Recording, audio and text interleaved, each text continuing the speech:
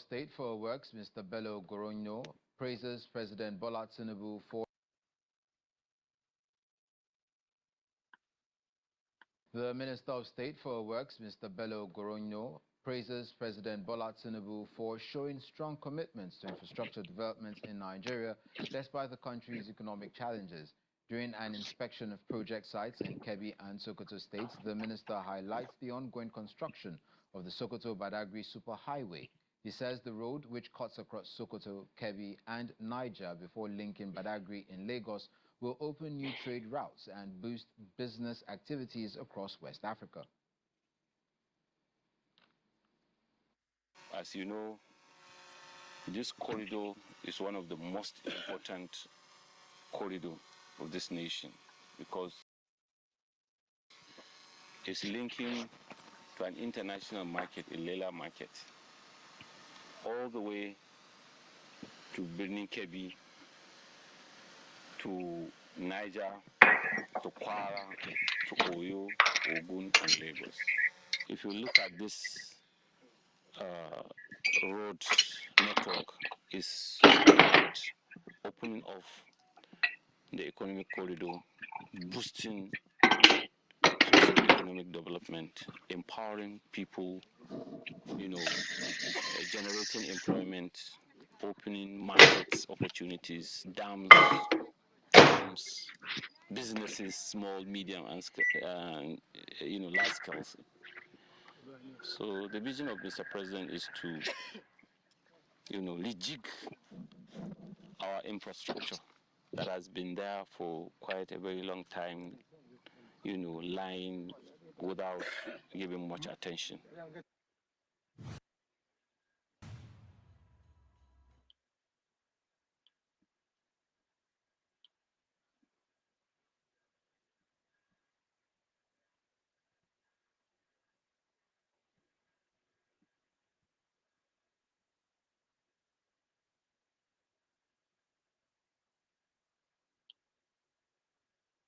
Now, the Minister of Works, David Umahi, has inspected Section 3 of the Sokoto-Badagry Superhighway, describing the 162.35-kilometer stretch from Agbara to Ogun-Oyo border as a strategic national corridor linking northern and southern Nigeria. He said that the Minister of Works, David Umahi, is in Lagos on his first major inspection tour in 2026 of federal projects in the state and neighboring states. This is day 3 of the tour, and the first port of call is Section 3 of the Sokoto-Badagry Superhighway. The assessment presents a mix of progress, community participation, commendation, and security challenges.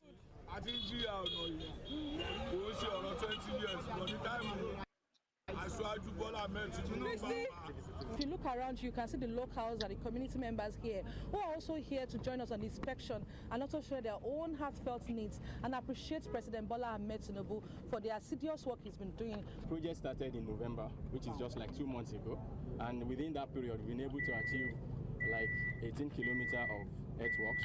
We've achieved like 47 kilometers of site clearance out of the 163. We would like to ask for additional security because we are overstretched together with the security on ground. As we speak today, we are working on a section of almost 200 kilometers between Sokoto and Kebbi. This is 162.35 kilometers of section 3 of the famous Sokoto-Badagry Superhighway. That was dreamt of and attempted by the Shagari administration. That should be about 47 years back. But nothing was done about it. But it was a dream hanging until President Bola Tinubu came, and they has to, bring it to reality. You have to let us know the number of security we want. The president had given us marching order, the national security advisor and myself, and of course by extension all the security chiefs to support the legacy project of the president. The minister and his entourage then shifted attention to the Lagos-Ota-Abeokuta road. After assessing the condition of the road, the minister ordered the immediate commencement of palliative repairs to address critical failures and restore smooth traffic flow on the busy highway linking Lagos and Ogun states. The section we are going to be walking is both in Lagos and Ogun. But if you start from Chene Zero about 4 kilometers is perfectly in good order. So we are not going to touch it. There are isolated failures which we are going to incorporate into the procurement. So there are going to be two levels of procurement, or three. The first one is the immediate palliative work, which must start tomorrow and mostly done at night.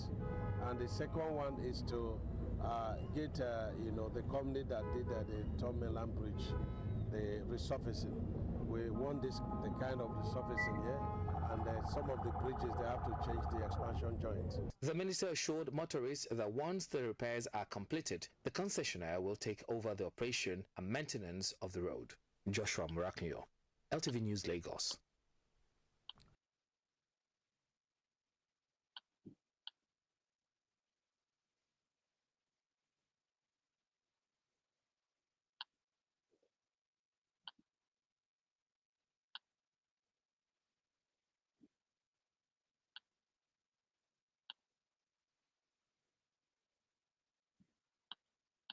Leaders accountable, especially in the area of insecurity. So I doubt it will happen, but the idea of it, the concept for me of just putting an embargo on political activities, maybe after primaries, let's know who the primaries are, who's been, who's gotten their tickets, and then let's just take a break from this, because we're moving too fast and the nation is already heated up.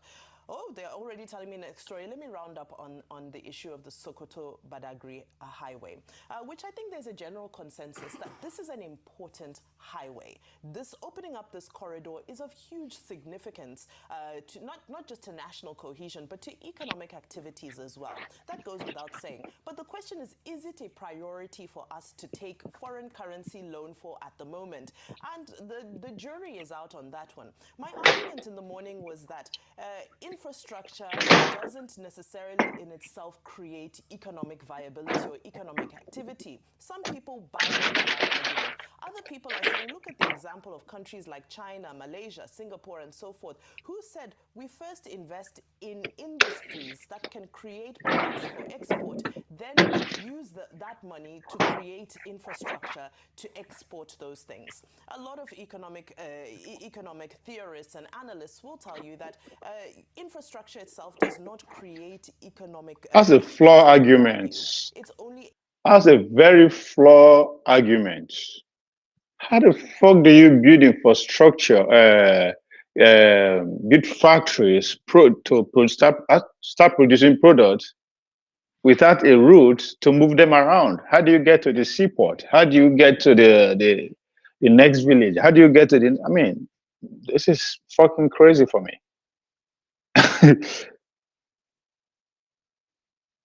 Economic development is predicated on the foundation of the infrastructure you have.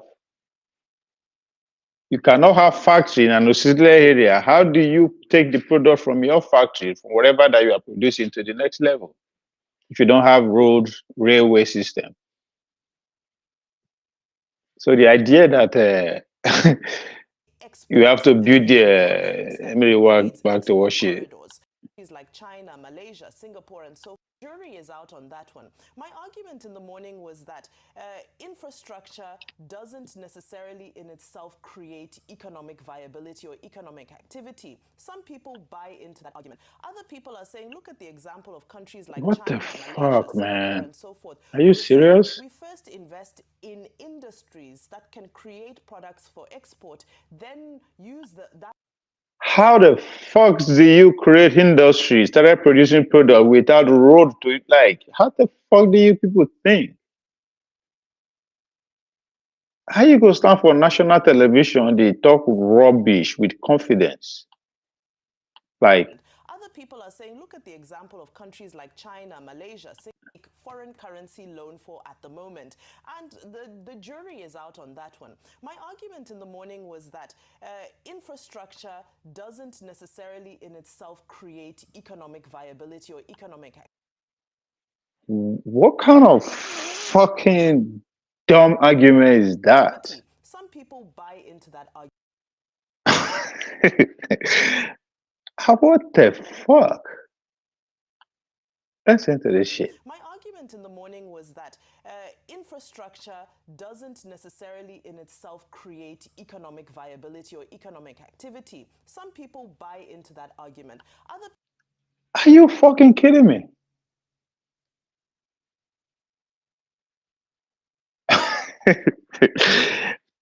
Infrastructure doesn't necessarily lead to economic activities. What the fuck is economic activities, by the way? Chineke. Let's People are saying, look at the example of countries like China, Malaysia, Singapore, and so forth, who said we first invest in industries that can create products for export, then use that money to create infrastructure to export those things. A lot of like, I can't believe this. China English name be the problem, the understanding of it, the comprehension of what the fuck. Would it be infrastructure? Would it be economic activities?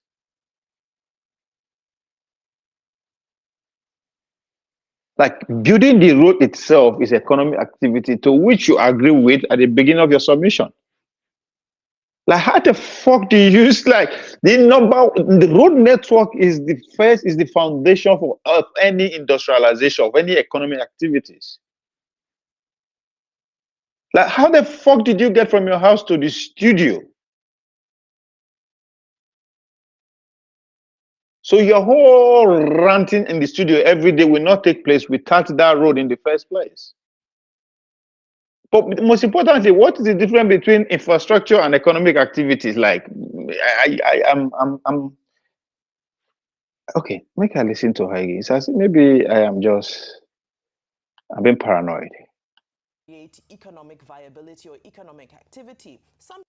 And the jury is out on that one. My argument in the morning was that infrastructure doesn't necessarily in itself create economic viability or economic activity. Some people buy into that argument. Other people... Yo!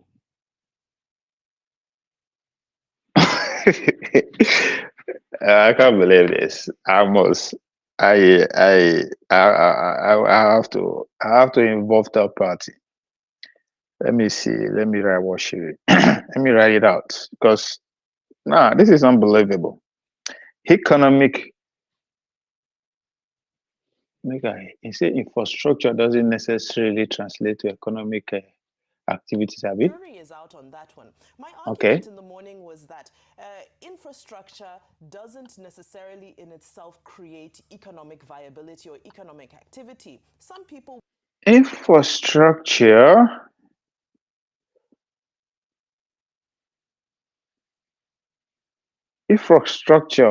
in itself, now grammar she speak, I go write down, does not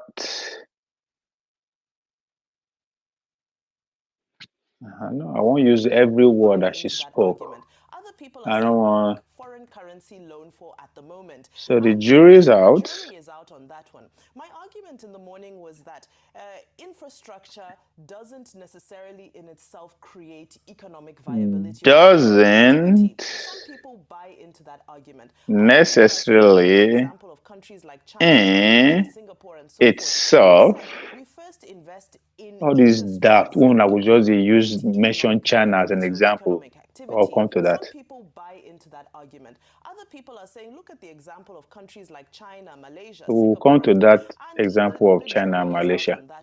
My argument in the morning was that infrastructure doesn't necessarily in itself create Some people buy into that argument. Other people economic example of countries like China, Malaysia, viability, who said we first invest in industries that viability, export, then and what? use that money to create. Let me round up on the issue.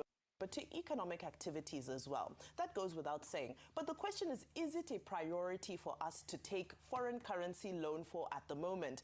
And the jury is out on that one. My argument in the morning was that infrastructure doesn't necessarily in itself create economic viability or economic activity. Some people buy into that argument. Other people are saying, look at the example of countries like China, Malaysia, Singapore, and so forth, who said we first invest in industries that can create products for export. Man, I couldn't believe this shit. Money to create infrastructure to export those things. A lot of economic theorists and analysts will tell you that infrastructure itself does not create economic export value. It's only export volumes that creates export corridors. So there's a back and forth debate about that. However, I'll quote Ugandan President Yoweri Museveni yesterday when he said, well, at least if they're taking the money for infrastructure, it's better than them taking money for them to eat it. So we want to see the accountability. Right. Let's see the progress with this road so that we know that truly the money went for infrastructure and it was not eaten. Right, absolutely. I mean, these are all the questions that Nigerians want to know, and we'll be watching to see how all of this plays out. But let's now shift gears and take another story, where a new video from the content creator and activist Mark Justice, also known to somebody's support, if I may call it that. But unfortunately, we know the reality that many people will get rice, they'll get all these, small tokens and may be swayed. The village boys are also coming. They're saying, oh, we are not sharing money, but we have ideologies. Favor, it may work against his favor. Africa in evolution. Yes. With Section 84 of the Constitution, it has become a problem in the party. In some states like Nasarawa and Abia and Bauchi, the state chapters are asking for direct primaries. Is that what will happen in Oyo State? So whatever choice they make will determine what the outcome will be. But if Adegoke Adelabu succeeds and he wins, he should know that he cannot give the people of Oyo State the kind of service that he provided at the federal level as Federal Ministry of Power. But there's also the PDP factor.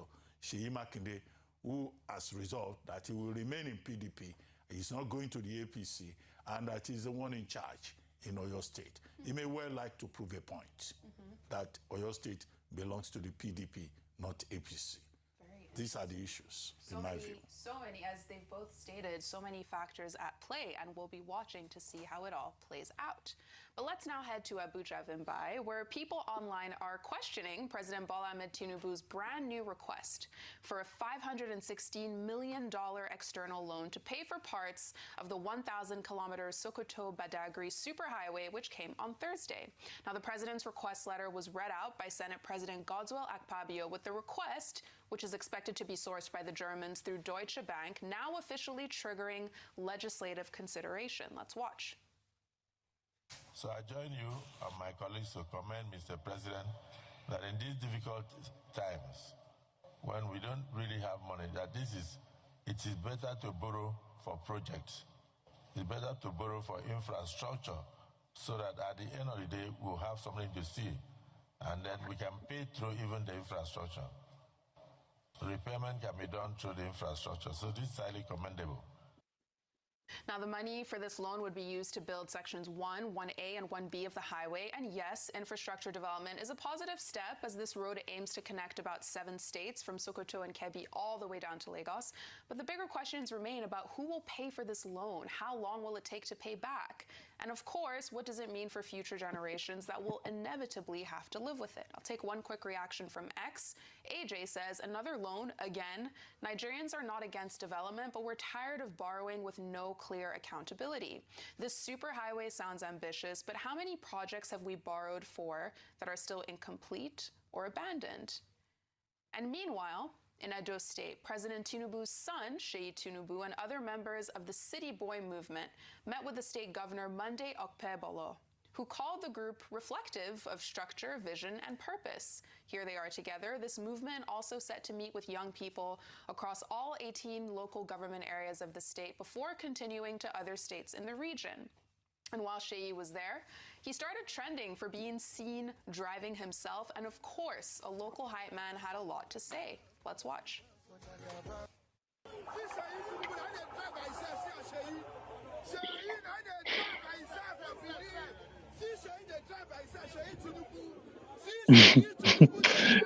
This guy will kill himself one day.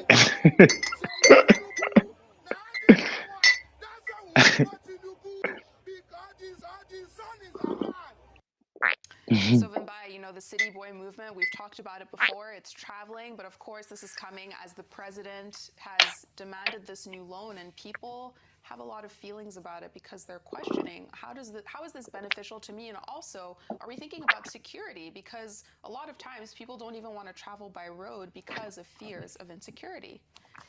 Right. I mean, there's a lot there. With regards to Sheyi Tinubu driving, he drives himself in most places across the country.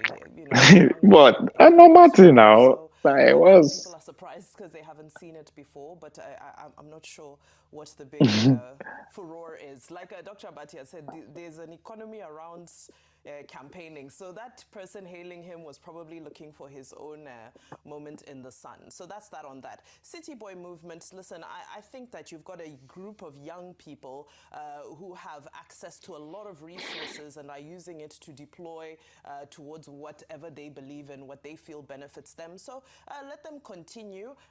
You know, on the other side, of course, you have a group of young people as well who don't have access to state resources. And so it's now up to the Nigerian electorate to be able to decipher between the two, that it's not monetized. It should not be about buying into somebody's support, if I may call it that. But unfortunately, we know the reality that many people will get rice, they'll get all these, you know, small tokens and may be swayed. The village boys are also coming. They're saying, oh, we are not sharing money, but we have ideology. So let each man Ideology they go chop.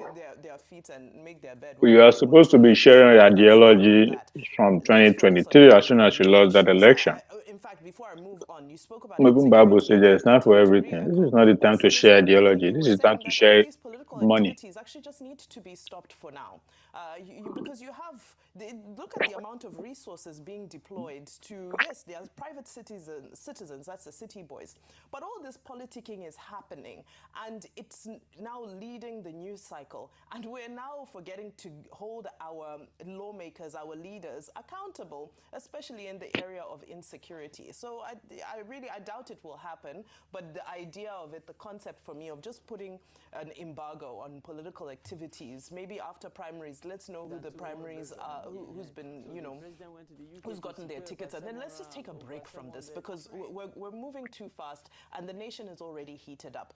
Oh, they're already telling me next story. Let me round up on the issue of the Sokoto-Badagry Highway, which I think there's a general consensus that this is an important highway. This opening up this corridor is of huge significance, to not just to national.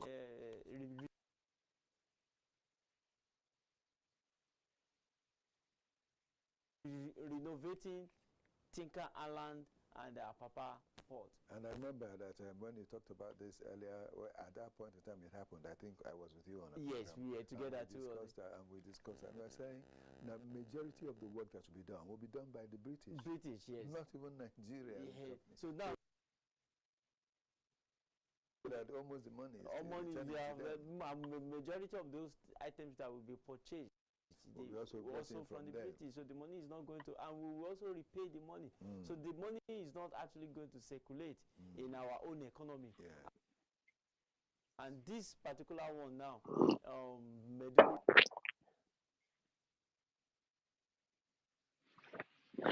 why am I saying Meduguri? Sorry. Okay. Now the camp people were Prince Adebayo, the employee for SDGB. Beg you employ me in Ogri.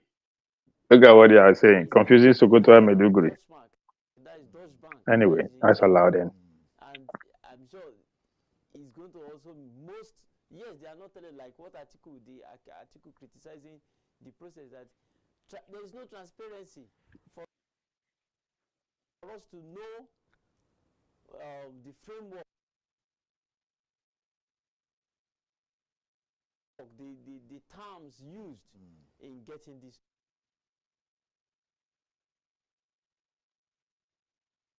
loans. I think Mr. President can do better.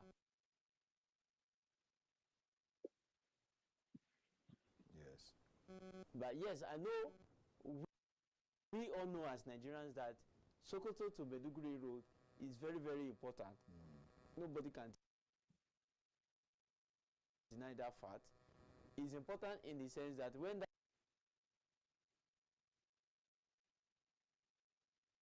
road is done and completed, you can actually,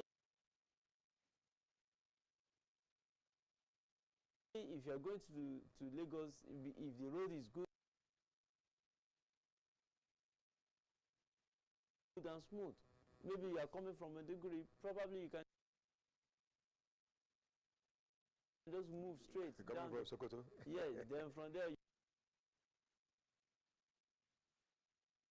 you move down to instead of going through bad road. You know, it's also happening in the east now. Most people, Easterners, they are no more following data because of bad road. They are following, if you are going to Onitsha, most people are following Ajaokota, Enugu, down Port Harcourt and all those things before they get to Onitsha. Why? Because the road between Lokoja to Asaba is bad, and is affecting their vehicle. You understand? My name is Mark Curry. And so they prefer to take the longer route.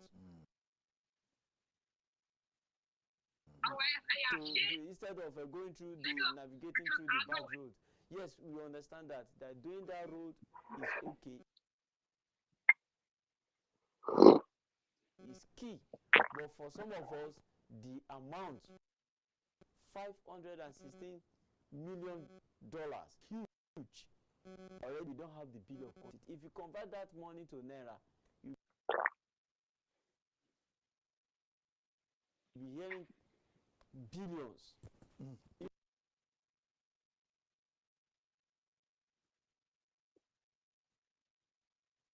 If not trillions. Trillions, definitely. It's in trillions, because by then you add 33 to set, so it will be in trillions. Kaftan. What's going on with you people, man? So and you'll be wondering what is going on. It will be transparent. And Akpabio, who happens to be a man of project when he was governor, performing, he did a lot of projects in his state when he was governor. I think they call it the uncommon governor. That's what earned him that name. Yes, that was which it fits that I usually have a small a soft spot for he is when he comes development. So I think he should be able to let's scrutinize before approving this. Bring the bill of quantities. I think that should define, the bill of quantities should define the actual amount that is needed for that project. But the problem with all this now is that Akpabio himself seems not to be thinking of anything else other than to say yes to whatever the president has said since he became the Senate.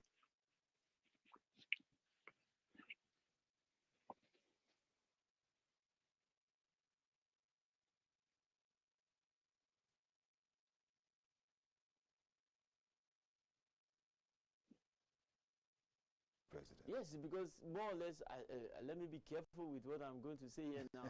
Yes, because all what I'm saying is psychophancy. That is all I'm saying. Maybe psychophancy in any shape or form should not be allowed, should not be permitted, should not be practiced as far as the country is, because the overall interest of people is a more important thing than any other. Yeah, but they are looking beyond 2027 election. You understand? So he needs to dance to the Mr. President's tune. So he will be retained as Senate President. Yes. Come 2027 or 2027. And years I say that they are in election. When it is 2031, they change the movement going to shift. Like APC, they might one day not turn out to be their flag bearer. So who is going to clinch the vice presidency? So he could be even in that. In that. Lying to us. No, all that. So that's why I'm telling you that I'm saying they are even looking beyond. So they need to dance to Mr. Blah. And we also have experts, people in the National Assembly or the Senate that actually question them. But unfortunately, we are not here. All the National Assembly, they've disappointed Nigerians in most of the things that they are doing, right from changing of the national anthem to whatever that they've done so far. We've not really seen what a National Assembly. Yes, there must not be rift between the executive and the legislatures before we know that they are working. But at least there should be oversight. Let them see. Let's say, okay, no, this, we approve this based on this. We are not going to approve this because what? I bet you by the time by next week now, you will just hear that the Senate has approved the law. Where is the feasibility studies of this project? None. Where is the bill of quantity? None. Where is the environmental impact assessment? None. Nobody. You know, they are not telling us anything.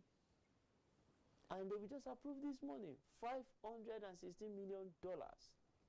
It's quite unfortunate. It's quite unfortunate. Well, he referred it to, he made the reference to the committee that is in charge, that's a committee on low and foreign debts. You know, he made reference to that committee. And the committee will now look at it, the senator, the chairman. What those ones will do is they will just write a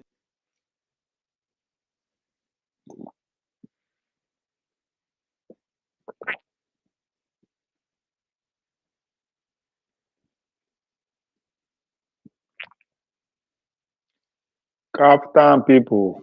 one-page letter or two-page letter. That's what I'm saying.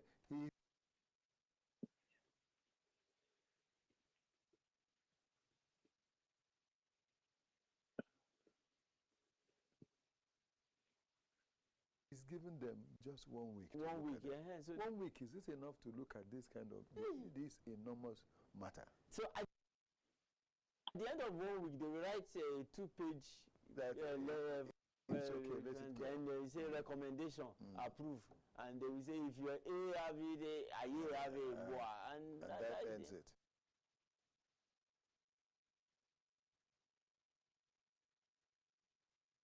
That ends it, and there is no where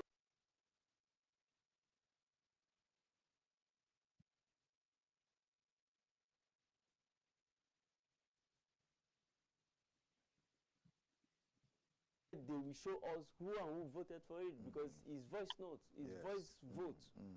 So Page 5 Daily Trust. We imported that idea of voice vote into our system. In other countries, we see you will be hearing, if you are reading, you'll be reading where they will say so person voted for this, so person voted against this. But since the APC came, before it used to be in our system here, but in this Level 6 $516 million loan for Lagos Sokoto Superhighway. You know how much we're owing? How much? Me. I'm not in anybody. Don't worry. Over 700,000. So you don't owe anybody. On each Nigerian. See,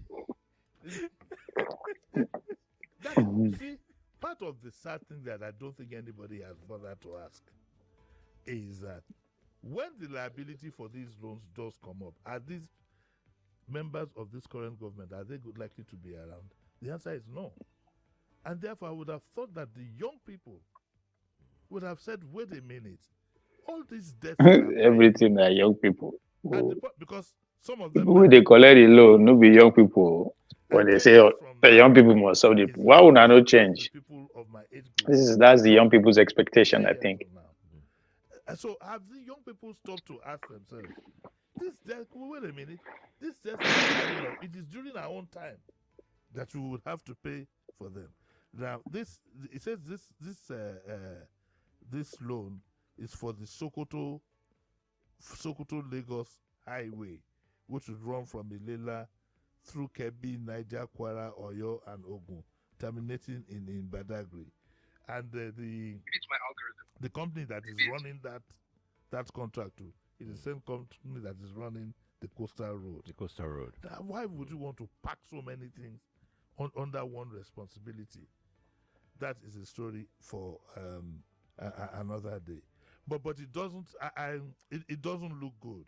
It says here, experts fault the loan request, and they say the Sokoto-Badagry Superhighway, like the Lagos Coastal Road in Lagos, is being handled by high-tech construction, and it says that the firm is being owned by somebody the president has acclaimed as his friend, and that there has been controversy over the award of the two projects to the firm without going through procurement process. And this new loan, according to analysts and observers, would add Nigeria's profile, would add to Nigeria's debt profile of 152 trillion naira. Professor of Economics Ndubisi Nwokoma, in a chat with Daily Trust, described the federal government's decision as fiscal rascality. According to him, projects such as the Sokoto-Badagry Superhighway and the Lagos Coastal Highway are unlikely to deliver meaningful impact, arguing that the government should prioritize rehabilitating existing roads. I remember a presentation made by Osita Chidoka, in which he did a thorough analysis and said that, look, had we as much as concentrated on the current roads and made them more motorable, it would be far more effect than spending money that we don't have on all this. And this man said, I recently traveled to the east and the roads are in terrible condition. Why not focus on maintaining them? Even if we must go, Nigeria should see tangible improvements in major expressways. If that happens, people will not complain as such. He described some of the new projects as white elephants, insisting that functional infrastructure should take precedence over new construction. And of course, Atiku also has joined the criticism of the loan. It doesn't also help the image of the government that it is so close to the elections, whatever that means. Whatever it means. Let's take our next story in the Daily Trust newspaper. It's on the front page of the paper, by the way. El Rufai in court over Ibadu's phone hack. Okay, so one thing that is amazing is that for all these offenses, this gentleman is still in detention. He hasn't been granted bail yet. And it said that he was yesterday arraigned before a federal high court in Abuja on the 5-count amended charge bordering on the alleged tapping of the mobile phone of Nuhu Ribadu, the NSA. The DSS alleged that El Rufai intentionally and unlawfully interfered with the communication of the NSA, which is part of the critical national information infrastructure, as they bring all the laws that are, Remember I'm saying now that it was his self-confession or his self... yes, now. Yes. It was the one that said it. It was one that said that. Yeah, we know how to do that. So too much bravado can land you somewhere else. Can land you somewhere else. And it's talking about delay in El Rufai's bail ruling. Now, I don't know if we have much time. We don't have much time. I wanted to talk about the implications of his being in detention at this particular time vis-a-vis the presidential elections. We don't have much time. Viral bread safety video. Supporters hail IGP after traders release from custody. Okay, of course, you know the story of the trader, Love Doshima, who did a documentary of some sort on bread and was arrested. And, the IG had to be contacted to intervene. Once I hail the IGP, Tunji Disu, for what he has done, he has to work on a system that doesn't demand that everybody put a phone call through to him to come and resolve matters. It's not a good way to run an organization. I agree. He just, I mean, he's just started, so he has to take note of that. He has to retrain a lot of his senior police officers to distinguish between what could be a civil case and a crime and a criminal case. This idea of once somebody reports you to a police officer or whatever, you get locked up. We must put a stop to it. And it says that Deshima's arrest followed the viral video she posted on April 13, in which she questions the safety of a loaf of bread that had remained on her shelf for 2 months. You know, and that is as innocent as they go, because she didn't even name the brand of the bread. I saw the video, but you know Nigeria, the way Nigeria goes, a brand who thought that they were the ones she was referring to got an AIG and got her locked up and so on and so forth. I hope she will be suing at some point when all this is resolved to set an example. The company that claims that the bread was theirs is called Bond Bread, and they've now sent her a letter. They sent her a letter demanding 50 million in damages over the video. Let them go to court. And but that so far so good. She's been released. I think the bread has been sent to NAFDAC for analysis and so on and so forth. But it was such a simple thing. Because the rate at which we are going, a lot of people are going to be arrested. What could not be two fighting inside the Danfo bus? You go and report to the police, you get arrested. I said it at the time when the video dropped, and when it was reported that the Bond Bread owner was making another video, and I said, look, I've seen food review. We have food review content creators online, and I have seen a particular one who showed the name of the breads. He carried the 3 breads like this in front of him. And he was eating it, and he was doing his review and everything. Yes. What I thought the Bond Bread people could have done is either to ignore or to just issue a statement dispelling what she said. It's as simple as that. Or to direct people to the wrap of the bread and say, these are the ingredients that we have on our shelf. We don't know whether what she's displaying is a counterfeit. It's a counterfeited copy of our product and everything. It's as simple as that. I think you don't even have to go that length and make everybody now be aware of your. I think your first advice is what would just apply. There was no reference to your bread. There was no reference. So what now? You have created much more damage. Their point was that people that were commenting on the lady's video, she liked the ones that mentioned their brand. So invariably they implying that she was referring to them in that video. Let that be tested in the courts. But I'm sure they can now see the level of awareness now must have affected. I don't know how they are going to. In fact, by the action they have taken now, people are sympathizing with the lady who made the video. Exactly. Look, we need to think, especially when we think that we have power and influence and money. We need to think before we do a lot of things. And the first thing you ask yourself, like Yorubas will say, Ibolo Majasi, where would it all end? I've never heard of this. What do you call it now? Bond bread. Bond bread, yeah. Never heard of it. Never heard of it myself. Welcome, Mr. James. Now you be that. Yes, sir. What are those grammarians saying? Nothing. Same old. They are just pretty much reading a newspaper. They're going through the headlines. I'm just signing in. That's why I'm asking. I'm just signing in. Yeah, they were. We're just reading and analyzing the newspaper.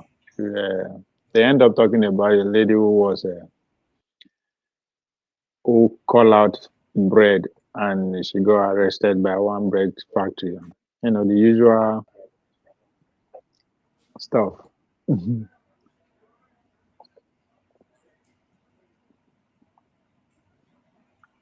So how was what's new or what's in the news or what's not in the news from your side?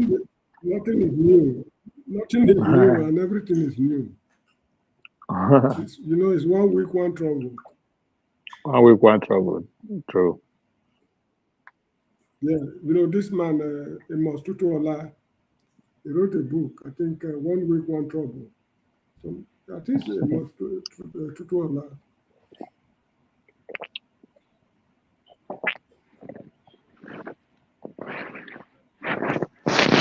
Any story or news you are following? I think these military officers who are standing trial. Oh, okay. Yeah, I think you seems to be following it, keenly. No, not keenly, because I don't have regard for them, actually. Mm-hmm. I'm not too keen about it. Whatever happens to them is their cup of tea. Right.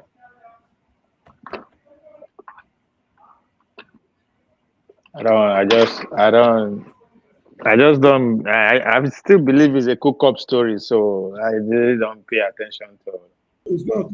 I don't think it's a cook-up the story. Well, I don't. It's possible they were planning something, but maybe the gravity may not be as serious as the government is taking it. I believe that too. Because if it's cool, like the cool. Go ahead. Yeah, go ahead.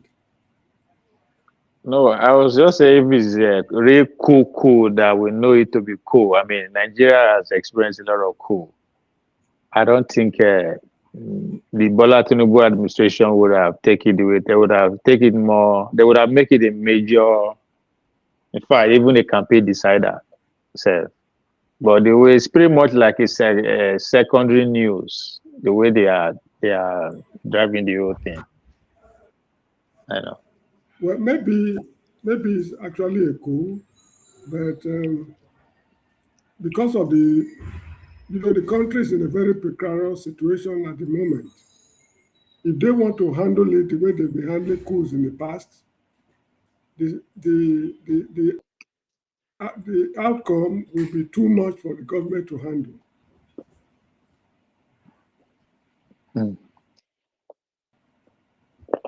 They want to win elections at all costs. For example, if they are found guilty and condemned to death by Pharaoh, it's going to affect the outcome of the elections.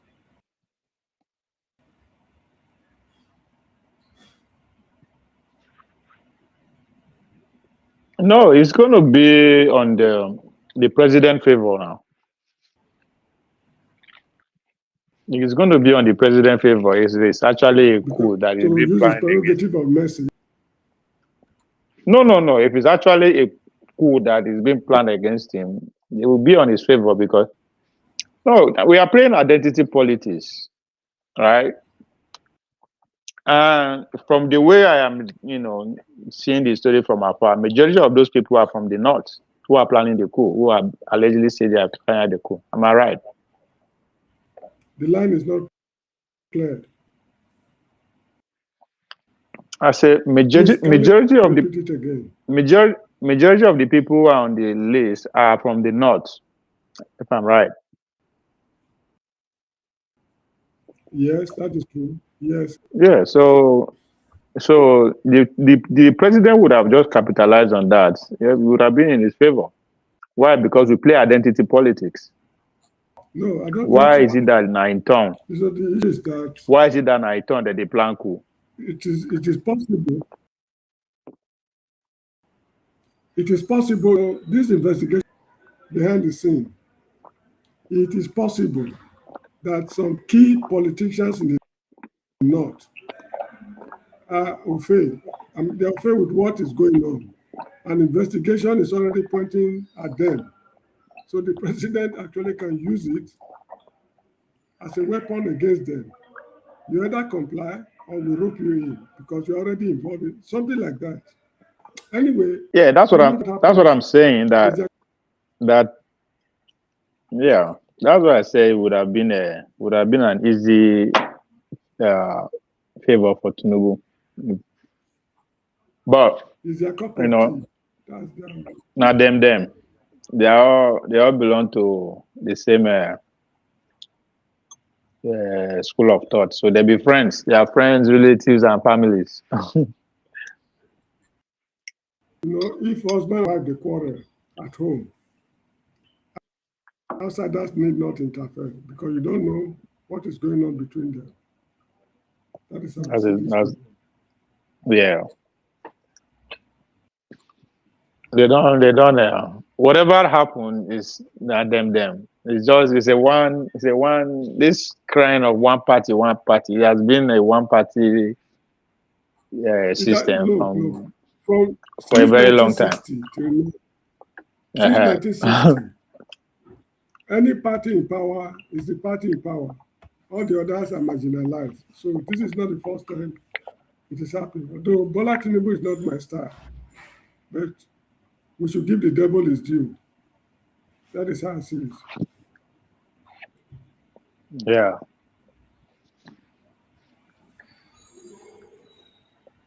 So Nigeria na turn by turn.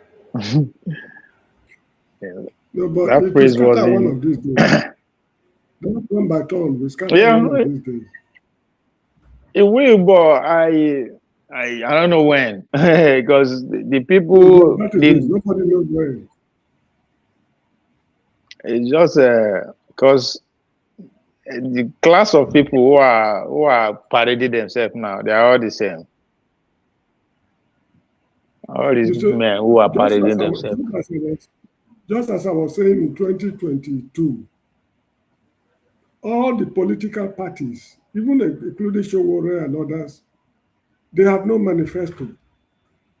What is the matter? And no Nigerian is talking. Because they are Nigeria, even though they operate as one entity, one group of class of people, the country is not one. So that's why there's no way they can have a. Why can't the political parties come up with manifesto? Yeah, having a manifesto, not even one. Manifesto on what? No, look. That's it. It is me and you. See, what I'm trying to say is that it is me and you that is seeing the country as one. It's me and you that is seeing the country as one. Up there, they understand that it's not one. So we are not at that point whereby they will even have a manifesto that even they will believe in. Because once you go to power, you think about your people, whatever that means to them. There's nothing like in Nigeria. We don't have one. That's why the North is thinking different, the Southwest is thinking different, the South is thinking, everybody. So there's nothing that, apart from us, with the ordinary people who believe still hanging on to this idea of one Nigeria. There's nothing like that. They've never agreed from day one. There was never an agreement at the top that the country should breathe as one. They never agreed. They just had to compromise for say we want to be free, whatever that means to them. But those so-called founding fathers, if there's no point they were on one accord regarding the country called Nigeria. So so nothing has changed ever since then. They are just, it's just an opportunity to get to power and focus on that narrow view. And that's why the country is open to every Tom, Dick, and Harry from outside to come in.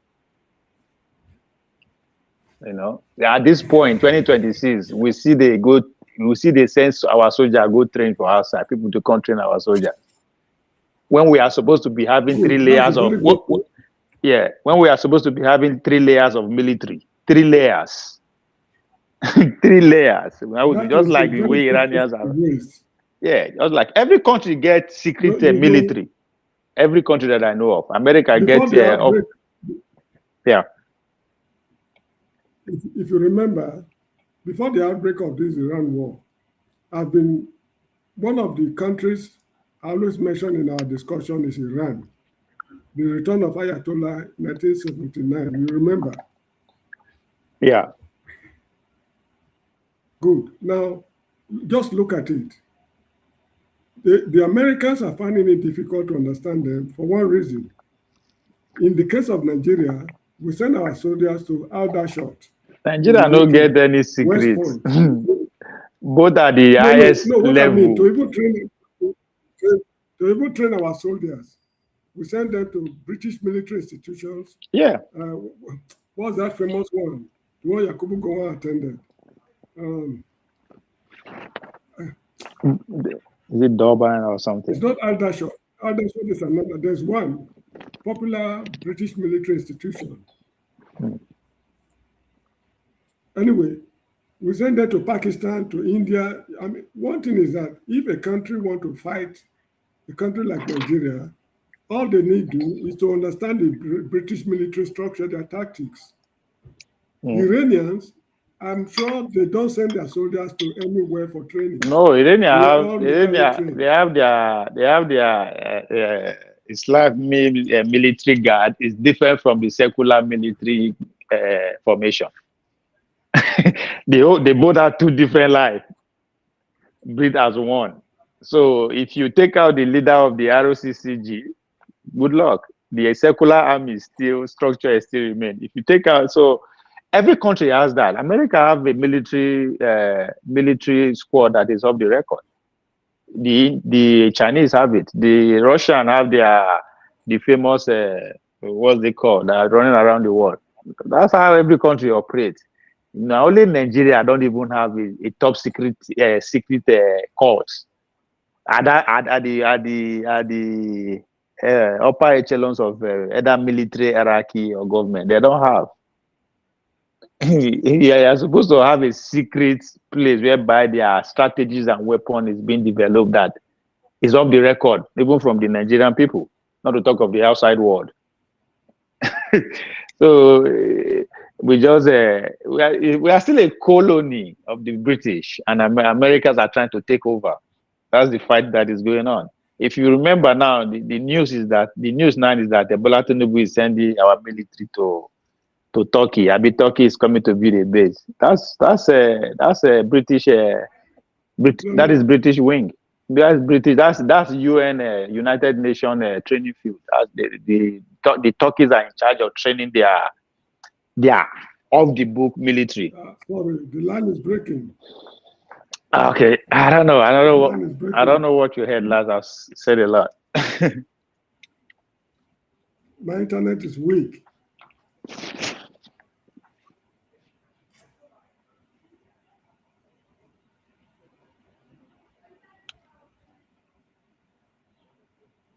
I can hear you. You can speak. Yeah, my internet is weak. I've not been hearing. I could not get what you were putting across. Yeah, I said you can speak. I can hear you. Yeah, you see, what I was saying is that the Iranians, I doubt if they send their soldiers to any other part of the world for training. I want to believe that they are all locally trained. But in the case of Nigeria, we either send them to Aldershot or to West Point or Pakistan or India or China. What is our defense academy doing in Nigeria? I frankly don't know. So this is the problem we're also facing in the country. Billions of naira propping an institution that is more or less a nuisance to the country, as far as I'm concerned. Because if you talk to anybody, they'll tell you Nigerian soldiers are well trained. Yes, they are well trained to fight Boy Scouts in uniform in Liberia, Sierra Leone, and Congo. But when it comes to real military action, look at how these boys are rubbishing them. I mean Boko Haram boys. So of what use is the military to the country, frankly speaking? The country that is not industrialized, How can your military be okay? You don't have locally produced weapons. You buy everything, and even in the cost of buying, they inflate the cost, rip the country off. I mean, so it's all you chop, I chop, party. So this is how I see it.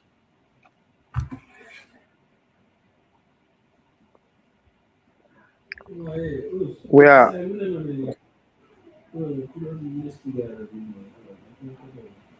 There's noise in your background.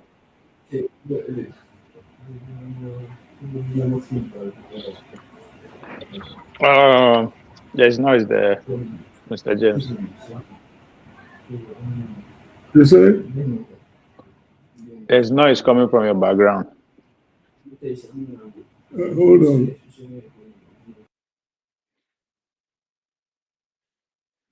Somebody's with me. We'll stop talking soon. Okay. So it's only Nigeria that don't have Nigeria don't have secrets. Not at the government level, at the military level, nothing. It's a free fall. Well, we don't, just as you said, Mr. Jim, we don't train our men anyway. Now, it's only Nigeria that I know that don't have a security military formation. That is off the book. Every serious country have more than one military formation. The United States where you live, they have policies on everything. Policy on trade, policy on defense, policy on transport, policy on immigration. Everything is policies. Government comes and go, but the policies remain. Yep. Let's say their policy on Africa. It was the same policy Obama implemented that Trump is implementing now. And it is the same policy incoming administrations will inherit. Everything there depends on policies. But in Nigeria, there seems to be no policy on anything.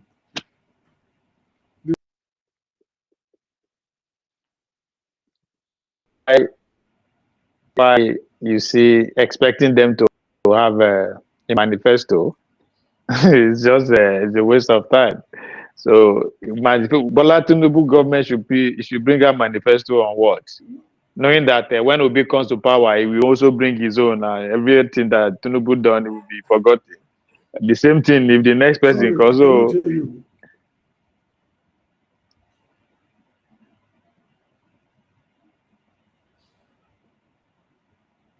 Can you hear me? Yes, I can hear you. Go ahead. What is wrong? I can hear you. Go ahead.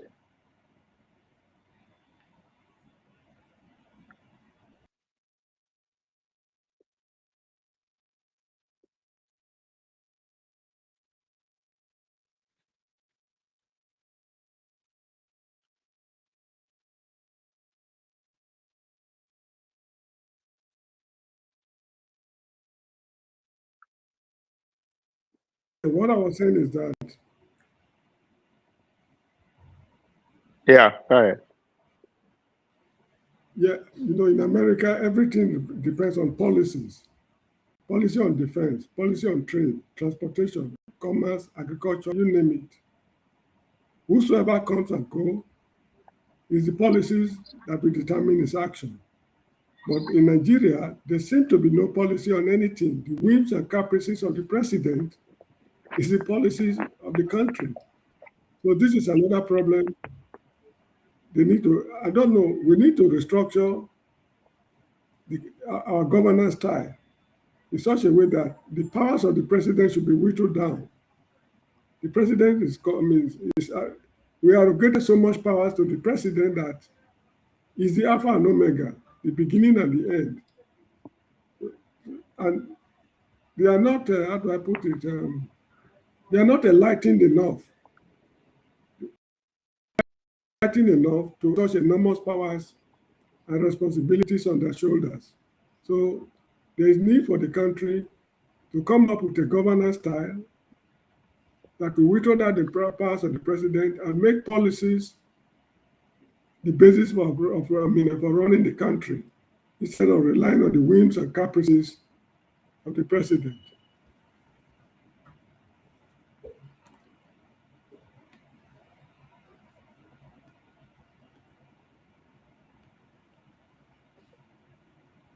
That's why I said we are not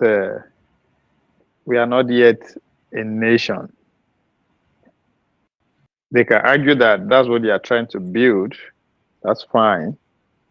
But I think we are still on that trying stage. So until we see we have a national goal that the majority of Nigeria agree with, which is which way the nation should go, right? We are still fighting in a way that we are still being consumed by tribal conversation at the lowest level until the conversation go from there to the system of the kind of nation we want. How do we want to be seen? What do we have, and how do we use what we have? You know, there's so many layers. It is too late because the acrimony in the country is so serious that to even whittle it down is going to require decades, if not centuries, to whittle down the acrimony in the country. So before we even talk about building a nation, who has got the time to waste 50, 100 years from now just because we want to build a nation called Nigeria? It's an exercise in futility. The country as at now, as I always say, is beyond redemption. That is how I see it. I haven't got the time to waste hoping that Nigeria will become a united nation as time moves on.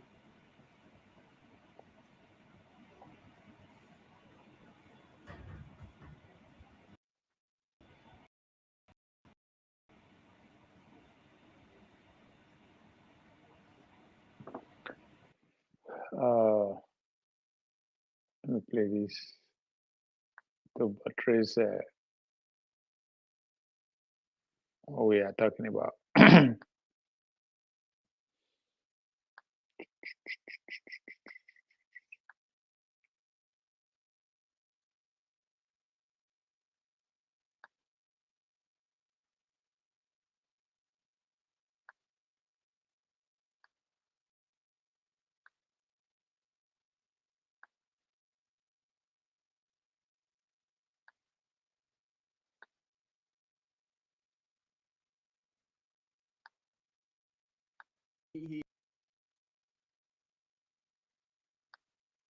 Three questions for you.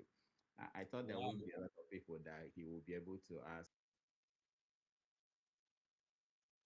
the three questions. So yeah, I'll give you maybe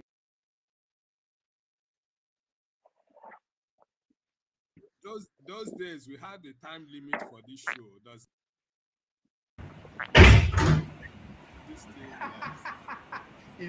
one of the things we didn't talk about behind the scene, but on our What's going on with fifth shit? anniversary, we do that. You know,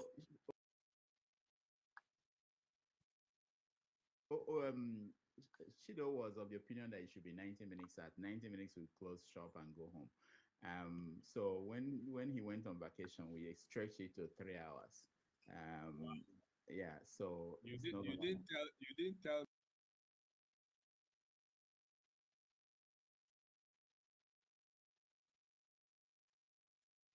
me I haven't had dinner. Okay, you will soon have the. Yeah, don't worry. We have only 6 people.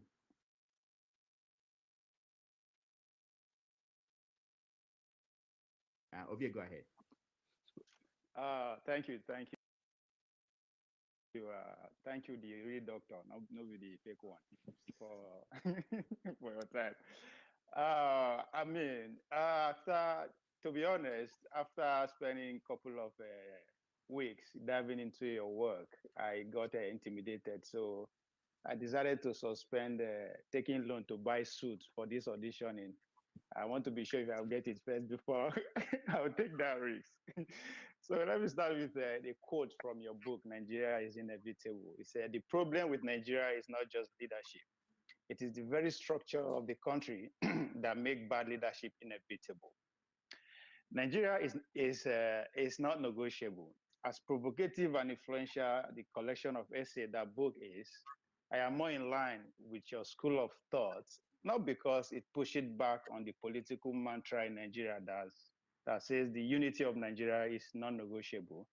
It also serves as a cautionary tool in the hands of the citizen. The central thesis is that for the Nigerian to survive and strive, its citizens must be allowed to discuss, debate, and redefine the terms of our union. You said for this to happen, a formal gathering of ethnic nationalities and stakeholders will have to gather in form of sovereign national conference to produce a truly people's constitution and address the Nigerian question. You provided a middle ground between total disintegration and the rigid, often oppressive status quo of today by saying physical federalism, where states will have more control over their resources and security. State police, as you alluded to, is the answer. First question here is, what do you say to the winning argument right now, which is regionalism, and they are pushing for that, going by the constitutional conversation that is going on at the National Assembly. So I usually stand on the state, the dichotomy, having more power, or you are actually losing ground to the regional conversation. Another one is that we are all Biafran, which is another body of work of yours, another book, perhaps the most controversial one, even though it's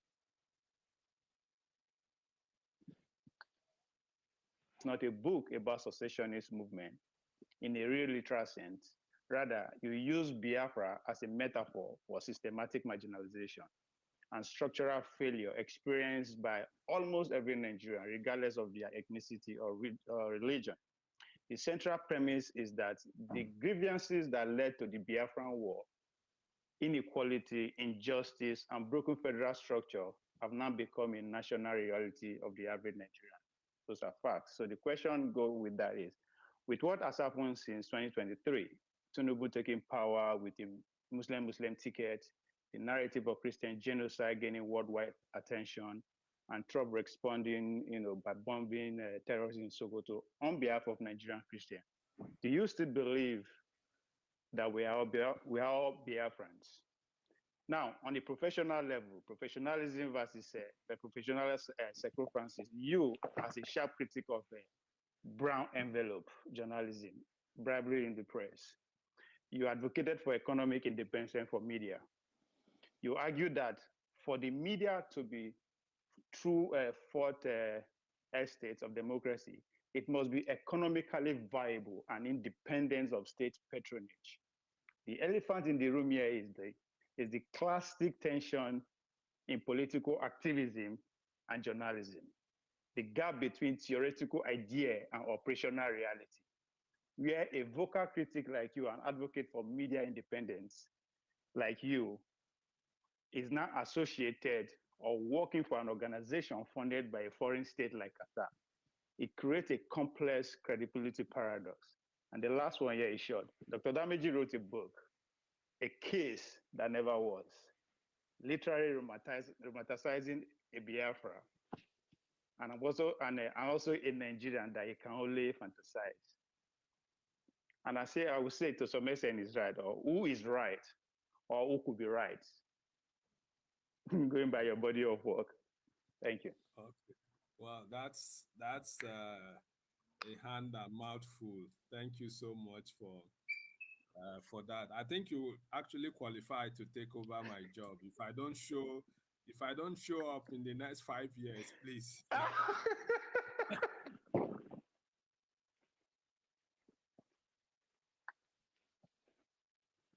Please take over the job.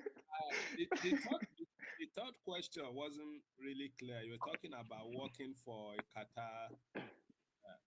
Yeah, you I think the organization that you are building today, currently in Nigeria, which is pretty much larger Africa, is pretty much in a sponsorship deal or agreement with WISE. WISE is pretty much 100% funded by Qatari agency. If I'm not mistaken. I could be wrong, but that's where my Yeah. research took me.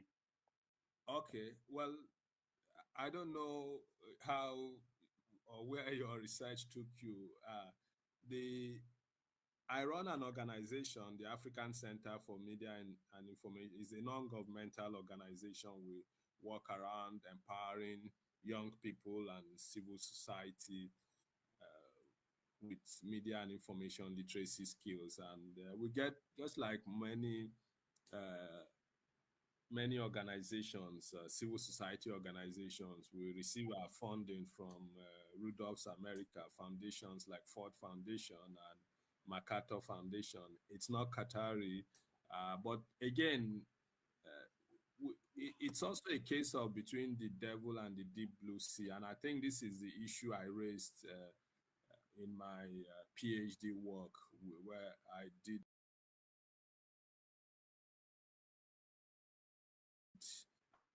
an extensive research about the survival of media in the new digital media age. How do newspapers survive? And traveled around Nigeria, traveled extensively in South Africa, comparing newspapers and their future and survival.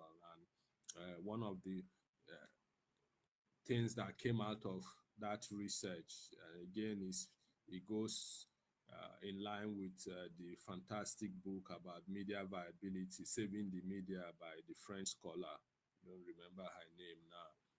Foundation using grants. You can also get money from government, but then it doesn't mean so. Like you are in the US, I assume maybe National Public Radio, for example, they get grant from the federal government in the US, but it doesn't mean it's an independent. So it's like taxpayers' money being used to help independent media to survive. I think that there is no way that the media can survive if it's dependent on government patronage. It's not, then it will be at the beck and call of whoever is in power. Even when that is not happening, and you can see how the abusive relationship between the Trump administration and independent media in the United States. So, just to quickly answer that question, yeah, it's going to be hard these days with what is happening. Though before now, before the advent of new media technology, newspapers could survive by selling hard copies, by advertising, and so on. But a lot of people these days read their newspapers on their phone, tablets, and computers, and so on. So newspapers have to be creative, think outside the box, from foundation support to government support. I think the Nigerian Guild of Editors in here are also thinking about that the government, just as the government sets up certain amount of money to fund universities, to fund the media, is like the only profession that is enshrined in the constitution, that is recognized in the constitution. So perhaps it's time the government looked into, finding a way to get some money out for independent media organization. The details will be quite tricky, who and who, in our country and society. Once you say there is 1 billion naira to be spent, it's also the government people that will set up their own media, quickly set up their own media houses to get that money. But yeah, I believe in the independence of the media, and much of that independence has to do with finances, and we need to start thinking of creative ways to build that financial base, whether through government support but not direct government support. So you can have a media commission that the government sets aside certain money for. We don't know who gets the money, so we don't expect anything from them. They will report and do their job diligently. But you also get support from foreign foundations, and you are not obligated in any way, shape, or form to stay beholden to those foundations. But then let's go back to the two questions you asked. I think the fourth one, maybe I'll leave that. Before we go back, he said two things that let me see, that I agree and disagree with. First, he said it will be very difficult to avoid it. I agree because he did not say it is impossible. He said it will be difficult. So that means there's still room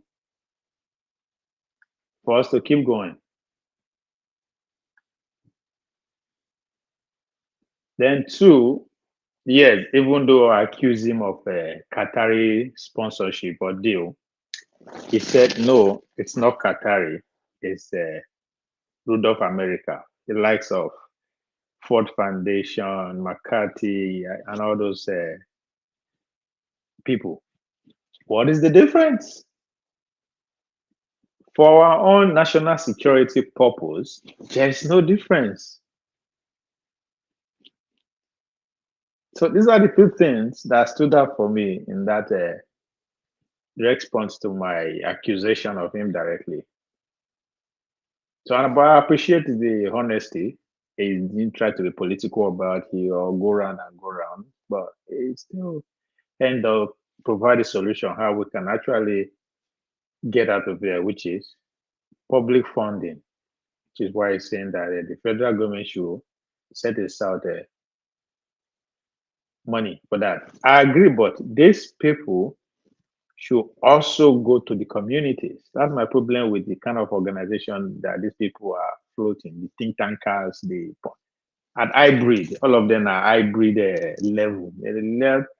If you go to the community and have them sponsor your radio, whatever, podcast at this point, TV, the independence that you are looking for will be 100% assured, right? Because the people will want you to tell them the truth, regardless of who else you got, right? You are not going to be scared of the federal government or any somebody out there or the sponsors will stop giving you money and all that. No, no, no, no, no, no. So that's the level we need to get to. It's old school, but that's the only way out. That's what I took out from that his response. And yeah, it speak a lot of how secure our country is. That's what national security is about. If what we talked about is being engineered from outside, if every conversation we are having is being sponsored by an outsider, then we are in trouble. I mean, everything that we are talking about is not. That's why we always argue. We argue all the time over simple issue that is not supposed to even get to that level because we are not in control. Anyway, Mr. James, are you still there? Before I play his response to the other question I asked. Hello, can you hear me? Yes. You can hear me? Yes. Yeah, you see, it should be made illegal for any Nigerian NGO to receive foreign funding without declaring it to the government. This is a problem Robert Mugabe had with NGOs in Zimbabwe. Foreign countries use the NGO on espionage activities against African countries. Now, he said that it's not the Qataris who are funding him, that is the Americans. What is the difference? Is the government of Nigeria aware of the kind of things they do? The report they send to whatever foundation funding them, do they send a copy to the federal government of Nigeria? The answer is likely to be no. So this is the reason why you don't find foreign country or you don't find Nigeria accusing people of espionage. No foreign country will even bother to send spies to come and find out things in Nigeria because The NGOs are doing the job. The university lecturers, they are doing the job. As I was explaining some time ago on the Damages platform, if a foundation abroad or a foreign government can just come to an African country and say, we have a research proposal we want you to work on. If you submit your application, you'll be paid $5,000 for submitting at all. Then if your application is favorably considered, you receive $20,000 as mobilization fees. When you submit the report, we'll give you another $10,000. All the lecturers in that country, they will apply for the job. I hope you are getting me. Yes. Good. They will apply to be, the chosen candidates for the course of the day. All the secrets in the country will be made available to the organization. If, for example, you want to know what is happening between an African head of state and his wife in their bedroom at 12 midnight on a particular Saturday, use this method. You get even more than the information you need about that head of state. This is the situation in Africa. We, the educated people, we are the spies of foreign agencies on our country. So there is need for government. I know Bola Tinubu's government cannot do it. If we have responsible government in future, there is need for government to check the activities of NGOs. They are not acting in the interests of the country at all. The little dollars they pay them, enticing them to sell out the integrity and sovereignty of the country. So this is how I see it. Anybody conniving with an NGO, for one reason or the other, should be placed under very strict surveillance. But as rightly pointed out, Nigeria is not a nation. We are pretending to be constructing or building a nation. So who is to call the NGOs to order? There's nobody. So that is why any Tom, Dick, and Harry can walk into the country, do whatever they want to do, and get out. Under the military dispensation, the country had some degree of autonomy, but not under a civilian dispensation, as we are seeing it now. So that is that. Thank you, Mr. James. Let's hear his response to the other question. To Rudolph to answer. The first one, regionalism. I don't think regionalism is going to work. So let's bury the idea. Just as I said about Nigeria breaking up into, and I have no illusion about it. It's possible for the country to break up. Countries are organic entities or structures. They come into being and they die. They go out of being. They can die. So Nigeria can break up. Let's not romanticize that. But breaking up is one thing, and then breaking up in the Humpty Dumpty fashion, it's a completely different thing. So you don't think you can break up and pick the pieces together again. It's going to be almost going to be extremely difficult, if not impossible to do. And I tried to explain this in answering the question by Mr. James. So what we need to do, basically, the structures are all laid out. Again, I go back to the crisis of 1966, the first military coup of January 15, 19. When the military took over, what they did not only take over, they reconstructed Nigeria in their own military image by destroying the federal structure on which the country was built and converting it into unitary structure. The states that we have today are successor entities of the original federal structure. So if you look at, the Eastern region, the states that the military eventually created out of, and everything was done just so Gowon quickly created 12 states on the eve of the Civil War, May 27, 1967. Gowon created 12 states. I think they were conscious enough to create 12 states in the north and 6 states rather in the north and 6 states in the south so that they could have that balancing going into the civil war.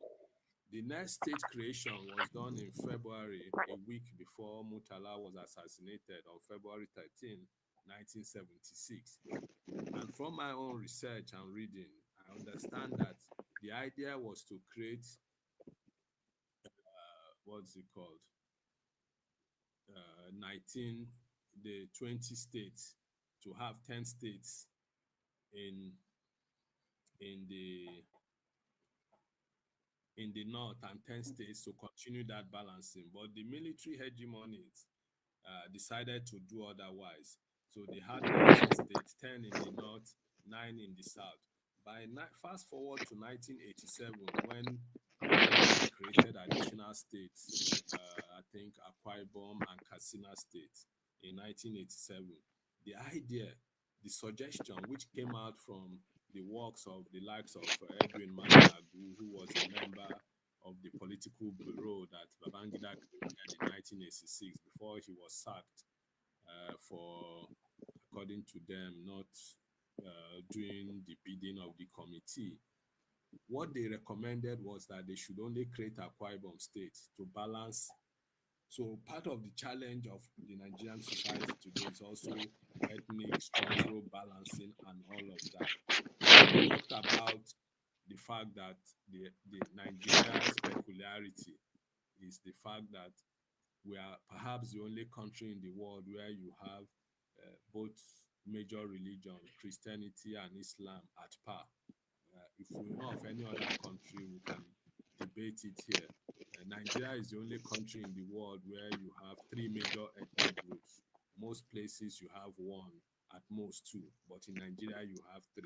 So we could simply have devolved into 3 societies or 3 nations or 3 countries at independence or subsequently after independence. So when the military, what they did by destroying the federal structure and creating the state, as bad as that was, it would still have been salvaged because the states today are the successor entities of the region. So when you say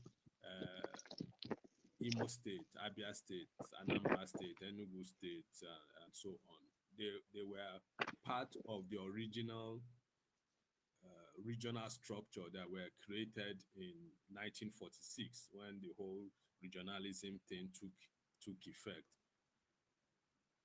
But then you now understand again the exceptionalism of Nigeria that Ali Mazuri talks about.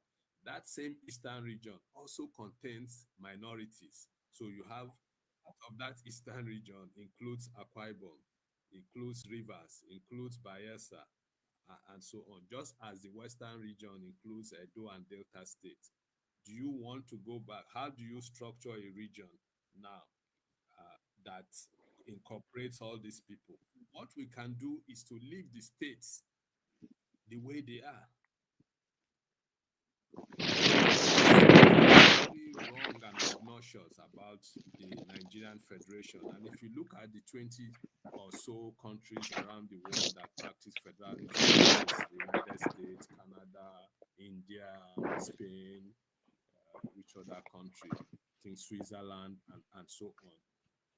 It's for us to devise the most creative ways that works for us. If you look at a nation like South Africa here, South Africa has capitals. The political capital of South Africa, where the president lives, is in Pretoria. The legislative capital is in this place where you have Robben Island. What's this? Is it Joburg? No, not Joburg. The Cape Town. Cape Town. Cape Town in the southern part of. So that's where that's the legislative capital, and then the judicial capital, the Supreme Court, is located in the northern mid west region of the thing. Why did they do that? To build unity and cohesion. You have other countries in Switzerland, for example. There is really no capital in that sense, but you have, so just like in South Africa, you have Bern as like the political capital. You have this. Every country comes to redemption in its own way. We haven't sought our way to redemption. We're just, wobbling. What was it that one of our coaches said about the footballers when they criticize him? He say, "We'll wumble and Yeah, fumble to wobble and fumble to victory. yeah, we're just wumbling and fumbling to nationhood or nation building. We need, so for me, and this kind of addresses the question of state police. Yes, I think the states can exist independently the way we can then have geopolitical zones in terms of like access or defining certain uh, national or social needs of the country or for ease of administration. For starters, we can work them based on, say, okay, these states, how is it even possible that in a country like Nigeria, with its diversity and everything, the North Central, again, going back to the horrible role that the military played in our psyche as a people. The North Central's geopolitical zone has 7 states. All the others have 6 states, and then the Southeast has 5. The So people Northwest, point to not North say, oh, Central, the there are size of the 7. region. But it doesn't matter whether Niger State is bigger than the whole of the Southeast together. In 1946, when we agreed to be part of a federal system, we came to it as equal partners. And we have to be treated as equals. If you don't want to treat me as equal, then go your way, I go my way. So there is no recommendation to say, oh, because this side has a larger land mass. No, we didn't come into this union because of our land mass. We didn't take decision of being a one nation because of our land mass. We took the decision consciously as a people that we've been brought together by the colonialists, and we think we can work together going forward. So no matter how big or how small each region or group is, they deserve that same treatment. So the Southeast has been, agitating for an additional state and so on. For me, the point then is that the states are the successor entity of the original configuration of this country in 1946 going forward to 1960 when we gained independence, and even up until 1963 when we had a republic. An additional Midwest region was created. Can we then give the states those powers? So the states can have their constitution, the states can have their flag. These are not states, these are not ethnic or religious states, these are political states. So when you say state, that geopolitical landmass, Imo State, Lagos State. So anybody who lives there, it's a modern nation state. Anybody who lives in Lagos is a Nigerian. And I've written about this. For example, I remember many years ago when Fashola, a lawyer and senior advocate of Nigeria, said he was deporting, I took him on, like he was deporting beggars to their home states. Like, how do you qualify? You are a Nigerian, the constitution allows you freedom of movement. You can live and exist in any place you want.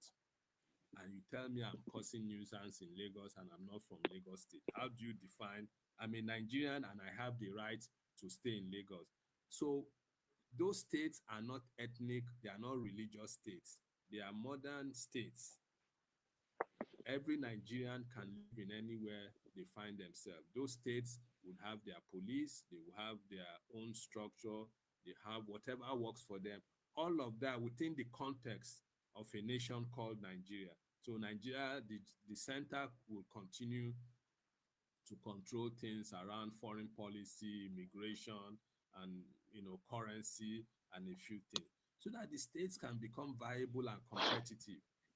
As long as you move to that state, you pay your tax and do what the state assembly make laws for the good governance of the states. That's my own sense, and it's doable if we really want to have that conversation. We begin to talk about separation of power, the rights of states, the power of the center, enough conversation about this thing. So there is really no need, because no two states can even agree, because the way the military destroyed the structure of this country. There are people, you say today, Imo State, oh, we are supposed to be in Anambra State, or in Benue State, we're supposed to be in Plateau State, or say a state like Kaduna. Yeah, people are asking for their own states because they don't want to be part of a larger Kaduna State, or so on. All of these are things that the military did. They created local governments, gave their mistresses, concubines, and friends, created local governments for them. Nigeria, again, you go back to Nigeria's exceptionalism. Nigeria is the only country in the world that practices federalism, where you have local governments created by the national government and enshrined in the constitution. In all the federal states I know of and that I've researched, there are only two structures. So in the United States, you have the federal and states. These are the federating units. In Canada, you have the national or federal and the provinces. In Spain, you have the national and the regions, and so on. If you come to Nigeria, you have the national, you have the state, and then you have the local government. The states, the local government are things that the states should deal with. So you have a situation where Lagos State, that has over 20 million people, the federal government creates only 20 local governments in Lagos. Kano State has fewer people than Lagos. There are 44 local governments in Kano.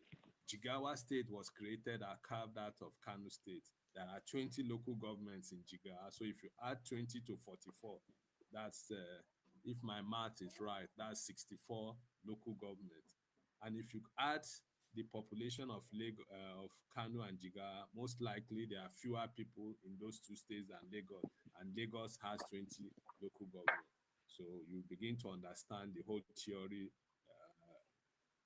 What's the Italian philosopher and Marxist, Gramsci's whole idea of internal colonialism. This is deliberate because sharing the allocation of the country will be based on local government. So you give Kanu multiple times more money than you give Lagos with more people, and so on. All of these have to stop within a restructured and reconstituted federal republic. So the states would exist as semi-independent entities, not on a religious or ethnic or any other than political and geographical reasons.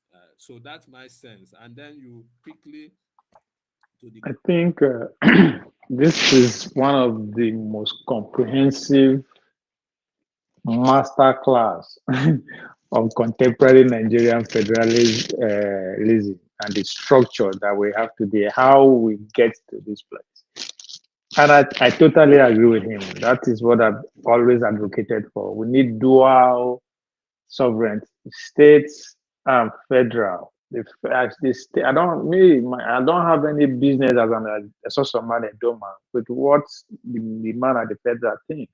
Before I eat, before I feed, before I go to school, before I health and all that thing. That should be predicated on my state. But most importantly, in order for us to stop this Sharia law problem, blaspheming problem, um, open grazing problem, all these extremists everywhere. In order for us to put an end to it, it's just to adopt what he's saying, state autonomy. Every state will uphold its own law, rules, and regulation of who comes into the states, what you are entitled to, what you can do, and what you cannot do, how we want to govern ourselves. I mean, that's how the only way we can actually achieve progress collectively. Those who are scared that their state cannot survive, merge with your neighbor, form an economy alliance. That's how it's done anywhere. I should not suffer just because you choose to live your way of life the way you want it. I should also be able to live the way I want without anybody including in anybody's sovereignty. But until we get there, the idea of nationhood, the idea of development, we are just going to be humbling and fumbling, headed nowhere. Mr. James, I'm muting for a reason because your background is kind of noisy. What you say, Mr. My James? line is not good. My line is not good. Can you hear me? Yeah, I can hear you. Yeah, my line is giving me problems. I don't know what's the matter. We can hear you clearly, just a little bit of background noise, which is okay. Yeah, actually, I think he was saying something about how to live together, either through state police or things like that. To me, it's all rubbish and nonsense. The best thing is to dismember the country, let each man go his own way.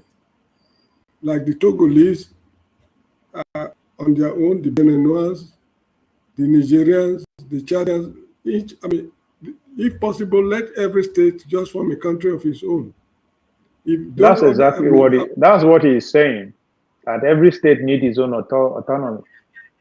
not autonomy, independence. Not when you talk about autonomy, there's still an umbrella shielding the whole of us or covering the whole of us.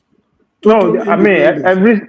every state forming its own country is not visible because it is more to just living in peace. Now you belong to the Committee of Nations. There is responsibility that is expected of you. Not every state can afford that. Look.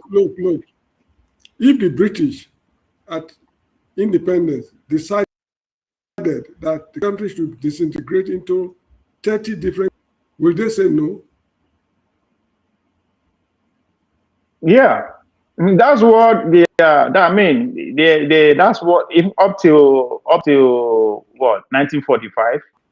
That was the conversation. That it was blood for blood. They don't even debate or argue. They were fighting all through to get to where they are today. So it's not that they just wake up and make a decision and it stick. No, they have been fighting themselves for over 500 years just to achieve this little peace that they have experienced for the last 75 years.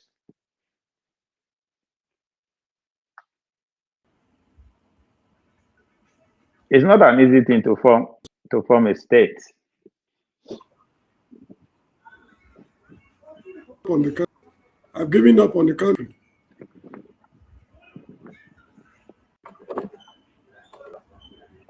All right, let me play this. The last given up. response. I will mute you because of your background. Question about we are all Biafra. Do we still? Yeah, of course we are. All the issues. People are talking about marginalization everywhere you go. Yeah, your Incidentally, background was also really on noisy. this issue, raise the question of internal colonialism, where the hegemonic power bloc in Nigeria, which essentially has been the northern, both political and military, the country. But even when you go to places like Kebbi, Zamfara, and see how poverty-ridden Nigerians are, then you begin to understand the tragedy of the Nigerian elite and why we are all Biafran. I think we need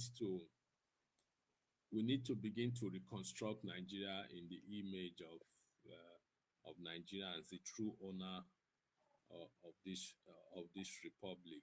Everywhere you go, the fact that certain people are in power hasn't benefited people from that particular thing, and it will never benefit them unless we restructure in such a way that people,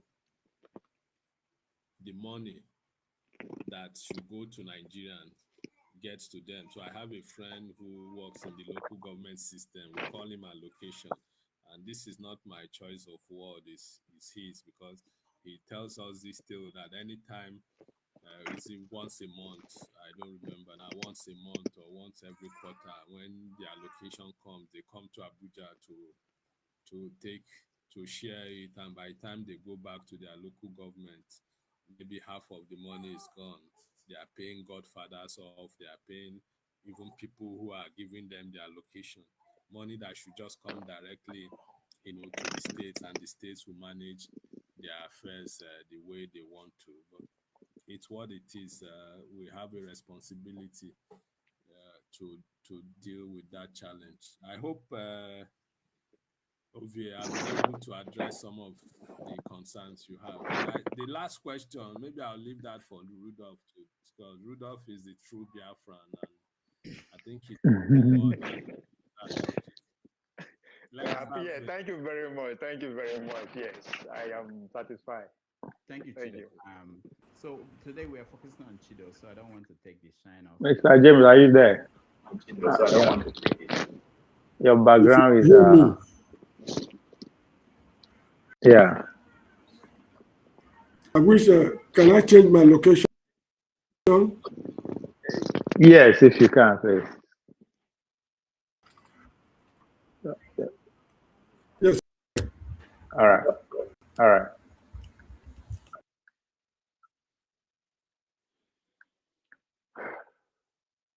The Nigerian conversation is what am I doing?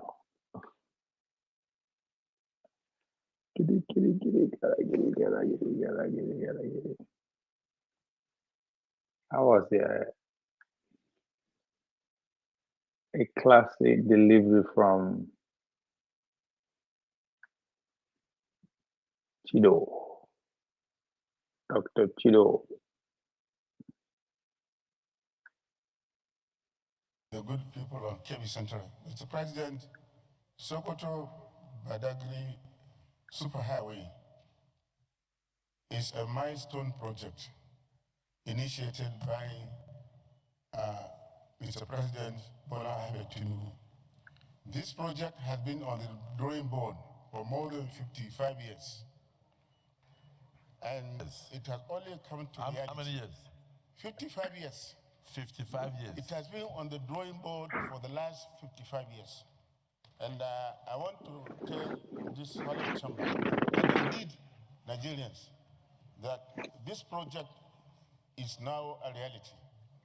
I have inspected the project, and I have seen progress that has been made.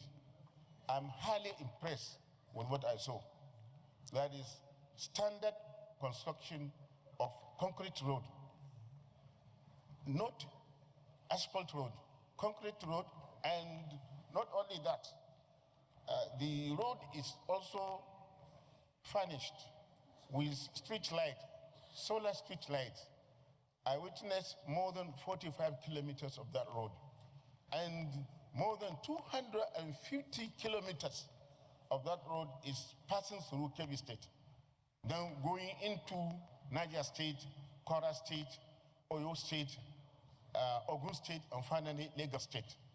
It started from Ilela in Sokoto State.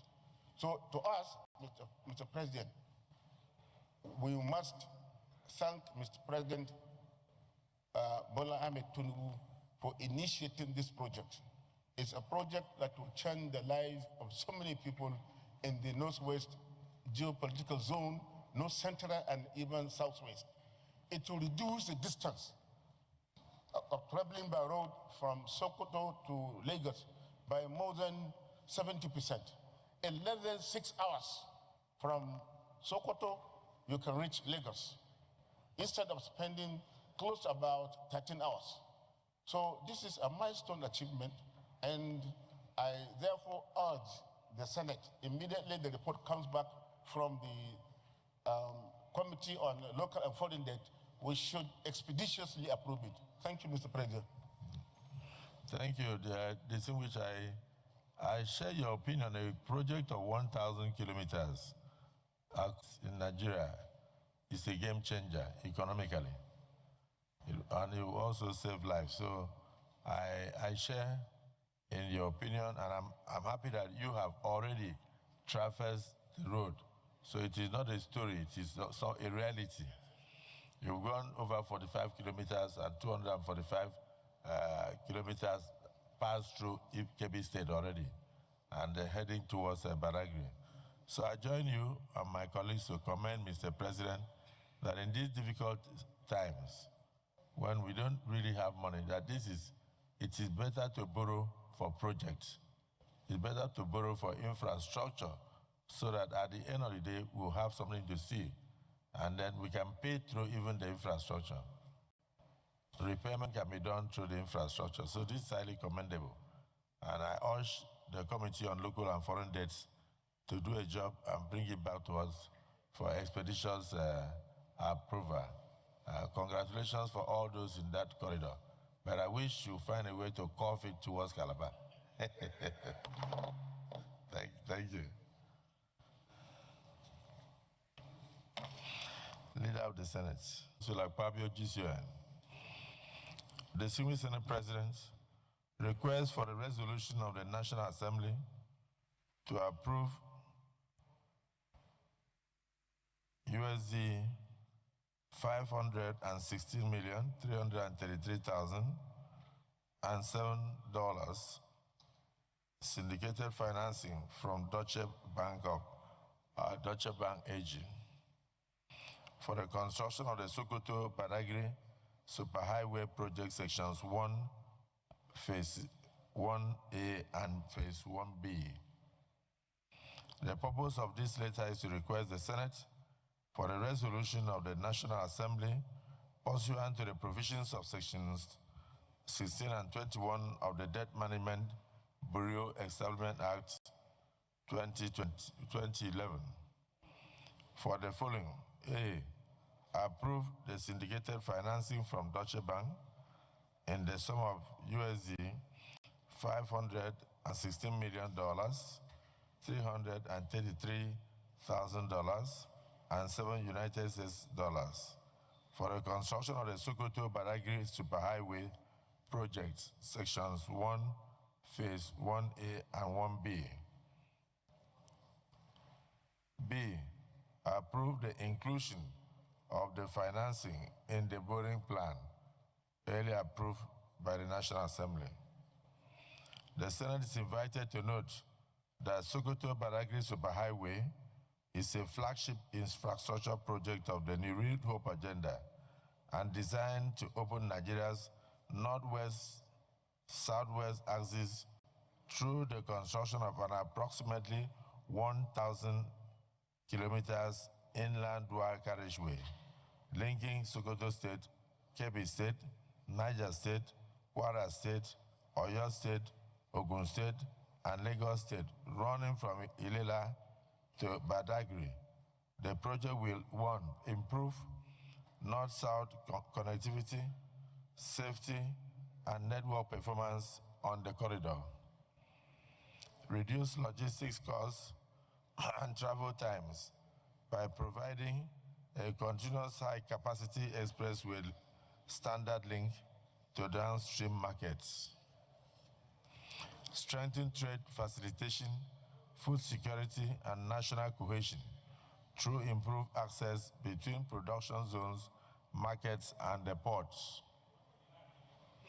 safeguard long-term intermodal flexibility by reserving the central median for future rail integration and accommodating utility corridors. The proposed financing arrangement consists of syndicated financing of the amount earlier mentioned to be secured via Deutsche Bank AG, via a partial guarantee cover from ICIEC, that is Islamic Development Bank Insurance Arm, Federal Government of Nigeria counterpart funding of 265,542,689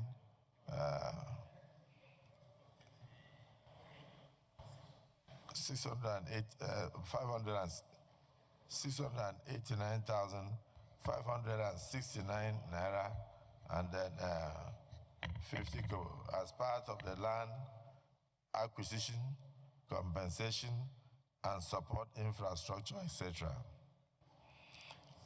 The tenor and interest of the rates, a tenor of 9 years with grace period up to 3 years inclusive, not exceeding the applicable Chicago Mercantile Exchange CME SOFR plus 5.3 per annum.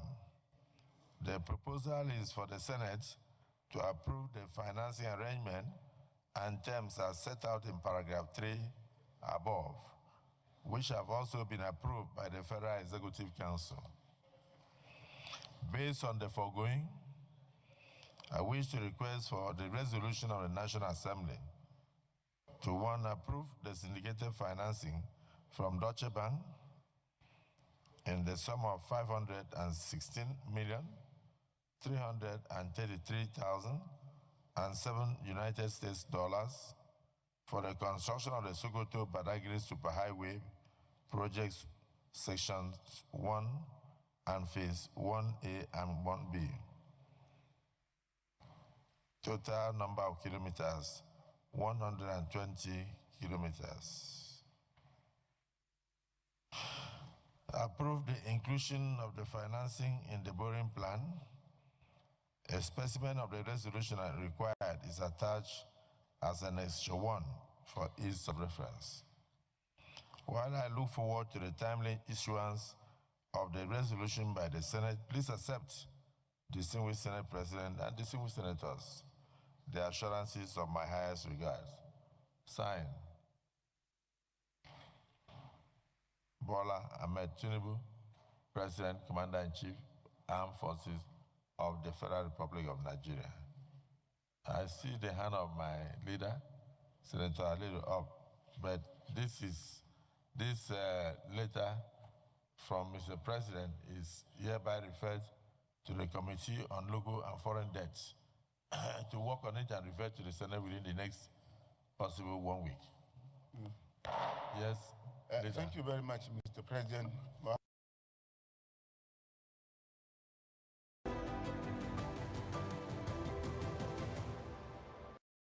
Joining me now to examine the current political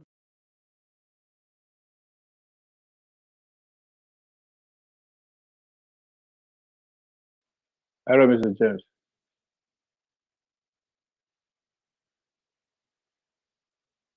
Hello?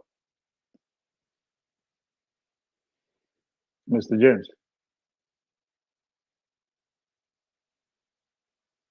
I don't know if you can hear me, but we can hear you. So they don't approve the money, is that what it means? Defending the law means that it's going to be approved. What I can guarantee us is that 20% of that money is going to campaign 2027. People are worried about transparency.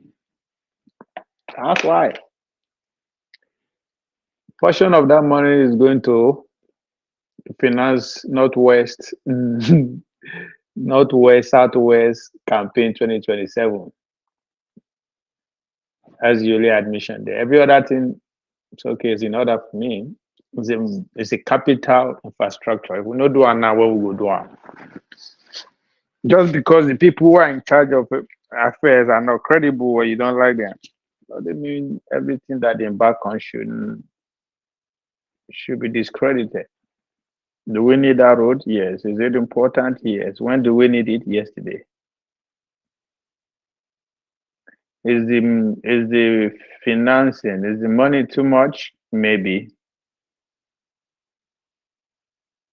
Is the money not going to be judicially appropriated for? Maybe. All these things, right, are true. The other truth is that we also have to move forward. When Buhari begin spread railways to Niger and everywhere, I supported it because One day we will get to that point. If no be yesterday, why not today? Maybe again because the person where they carry out and his friends who are carrying out the project are not qualified or are not transparent, they are corrupt. These are facts too. But we also understand that most of these people who are complaining, it is because the contract no come to them. I think Atiku was very specific that the bidding for the contract was not open. And I totally agree with him. But I think he should be the least person to make that complaint. Because at one point in this country, he was in charge of privatization for 8 years, selling everything Nigeria has. To who? To his friends. I'm not the one that said that. This is not an conspiracy. He said it himself. That if you no give unto your friends, who you go give his enemy or your enemies. This is right. So the point I'm trying to make here is there's a need for us to seize some issue holistically, both the good, the bad, and the ugly. But if we keep focusing on one side, we're not helping anybody, but helping the people who are making the decision. So whether we like it or not, decision has to be made. Focusing on the bad side of their decision only embolden and empower them to keep going because all of us will just the best. But at times, people acknowledge the other side of the policy, the project. You heighten the responsibility on them to see it through. If not, we will remember. No, you are not muted, Mr. James. I just couldn't hear you. You are not muted at all, at all.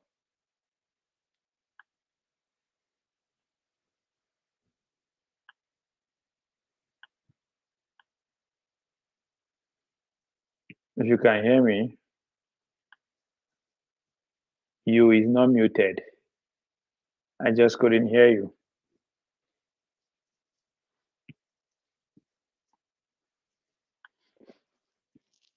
So I supported Lagos Calabar. I supported Kanu Maraba. Remember Kanu Maraba Railway connecting Nigeria and Niger? I also support this too.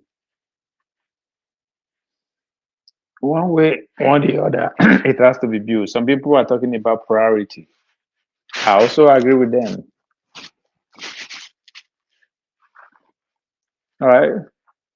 But who said we cannot work and chewing gum at the same time? That's what is called a federation. If we are going to hold the president accountable, responsible for not being transparent with the award of Sokoto-Badagry Highway, we should not, in the same way, hold him responsible while people in their various villages are hungry. That's where we collectively get it wrong. Constantly pointing finger at the very top, we are only making case for our immediate leaders. Because the truth remains that nobody will put the president there. That position is for sale and is beyond our pay grade. So blaming the number one citizen for everything that is happening is telling the local government councillor he can do and undo on challenge. He's telling the state house of rep he can do and undo. He's telling the minister, the governor, every other person beneath the president they can do and undo because guess what? The credit and the blame goes to the president anyway. So why should I care?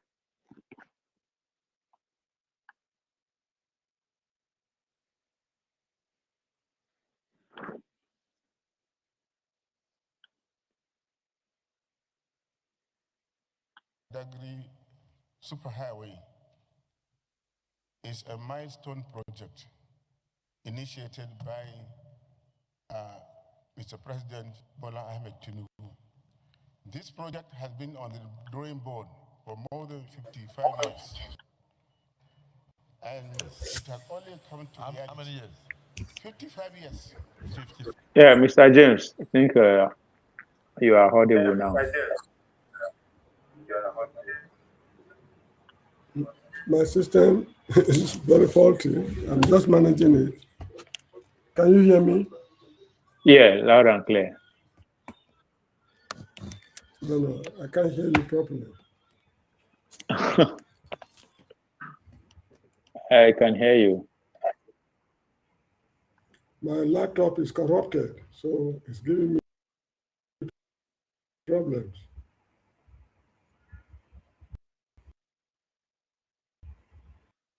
If you can hear me, we can hear you loud and clear. Hello? Yes.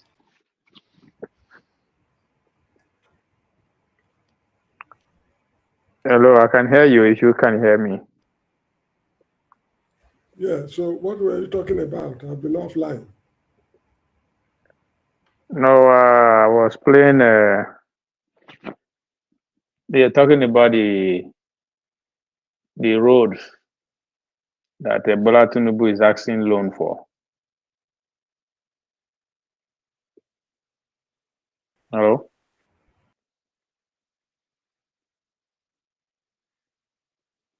Mr. James can't hear me. Let me play the.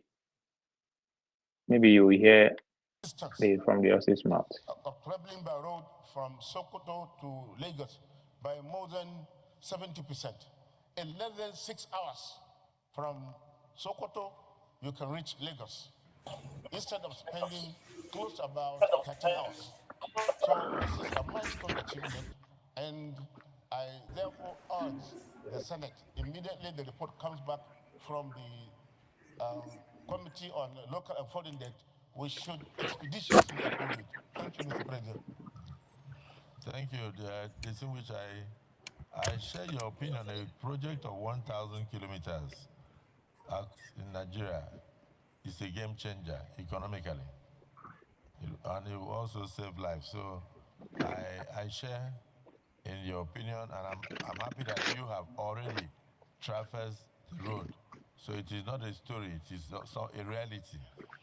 You've gone over 45 kilometers and 245 kilometers passed through Kebbi State already, and heading towards Badagry.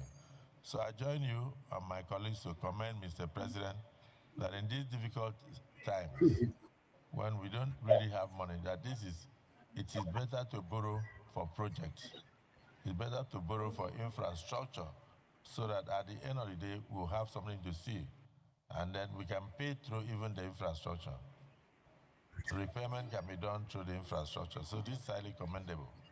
And I urge the Committee on Local and Foreign Debts to do a job and bring it back to us for expeditious approval. Congratulations for all those in that corridor. But I wish you find a way to curve it towards Calabar. Thank you. Mr. James. Leader of the Senate. So like Pabio Gisio. Yes. That's you heard him? You heard, yeah, I can hear you now. Are they talking about the Lagos Sokoto Highway? Yes, Sokoto-Badagry, yes.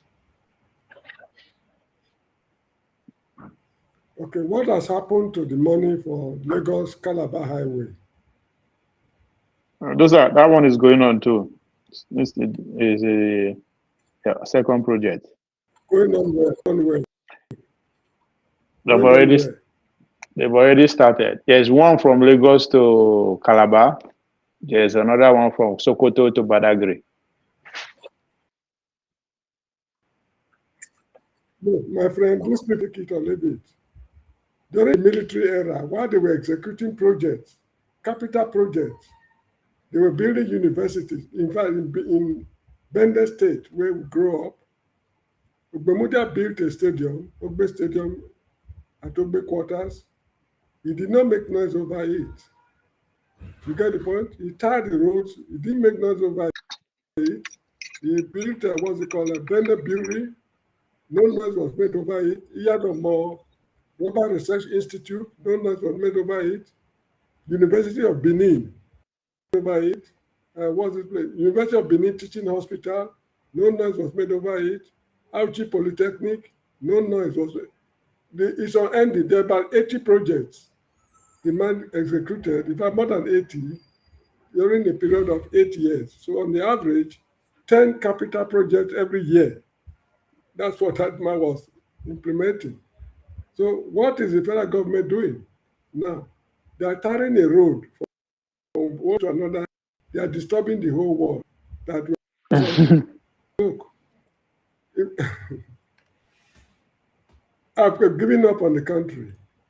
This country will take nobody. Does it?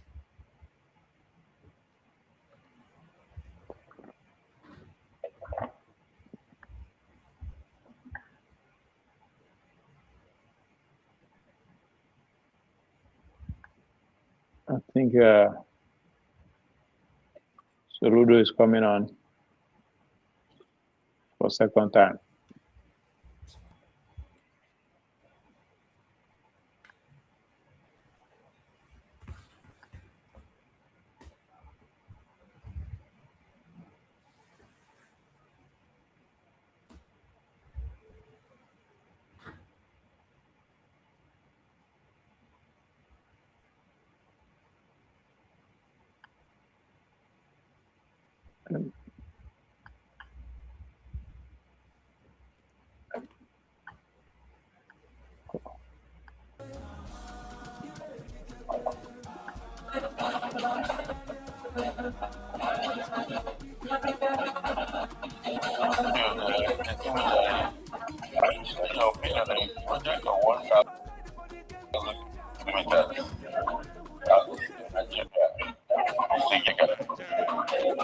You also save lives. So I share in your opinion.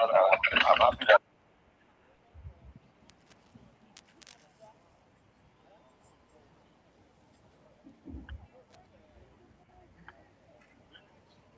The national anthem, please.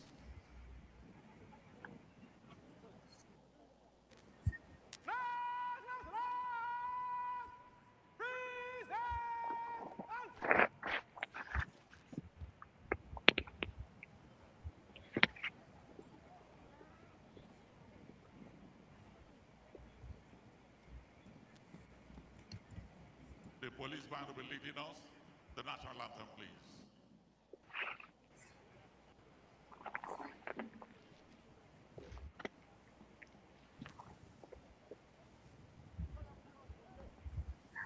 Police band.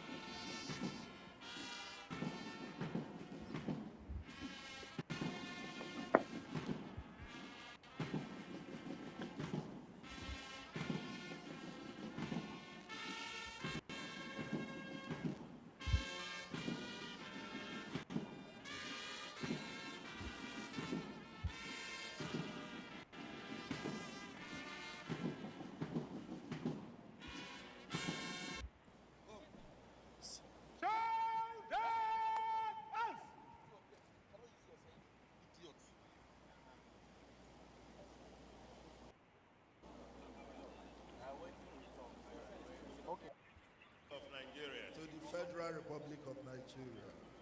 That as the Deputy Governor. That as the Deputy Governor. Of Anambra State. Of Anambra State. I will discharge my duties. I will discharge my duties. To the best of my ability. To the best of my ability. Faithfully. Faithfully. And in accordance with the Constitution.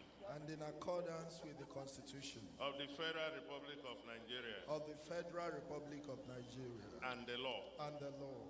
and always in the interest of the sovereignty, and always in the interest of the sovereignty, solidarity, well-being, and prosperity of the Federal Republic of Nigeria. and prosperity of the Federal Republic of Nigeria. That I will strive to preserve That I will strive to preserve the fundamental objectives the fundamental objectives and directive principles and directive principles of the state policy of the state policy of the Federal Republic of Nigeria. Constitution of the Federal Republic of Nigeria. That I will exercise the authority That I will exercise the authority vested in me as the Deputy Governor, so as not to impede or prejudice the authority lawfully vested in the President of the Federal Republic of Nigeria. lawfully vested in the President of the Federal Republic of Nigeria, and so as not to endanger the continuance of the Federal Republic of Nigeria. the continuance of the Federal Republic of Nigeria. That I will not allow my personal interest That I will not allow my personal interest to influence my official conduct or my official decisions. That I will, to the best of my ability, that I will preserve, protect the Constitution of the Federal Republic of the Constitution of the Republic of Nigeria. I will abide by the code of conduct. That I will abide by